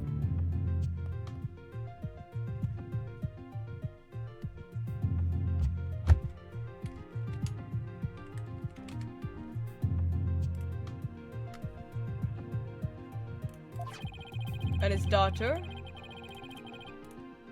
who was also in the vicinity at the time of the incident, has no motive. So in a nutshell, I'd have to say the charges against the defendant are incontrovertible. Bravo, your baldness. Your years of experience shine bright like your head. Ho ho ho! Flattery will get you everywhere. He's playing Simon Says was the judge. Moving right along now. Let's hear from our first witness for today, Detective Fulbright.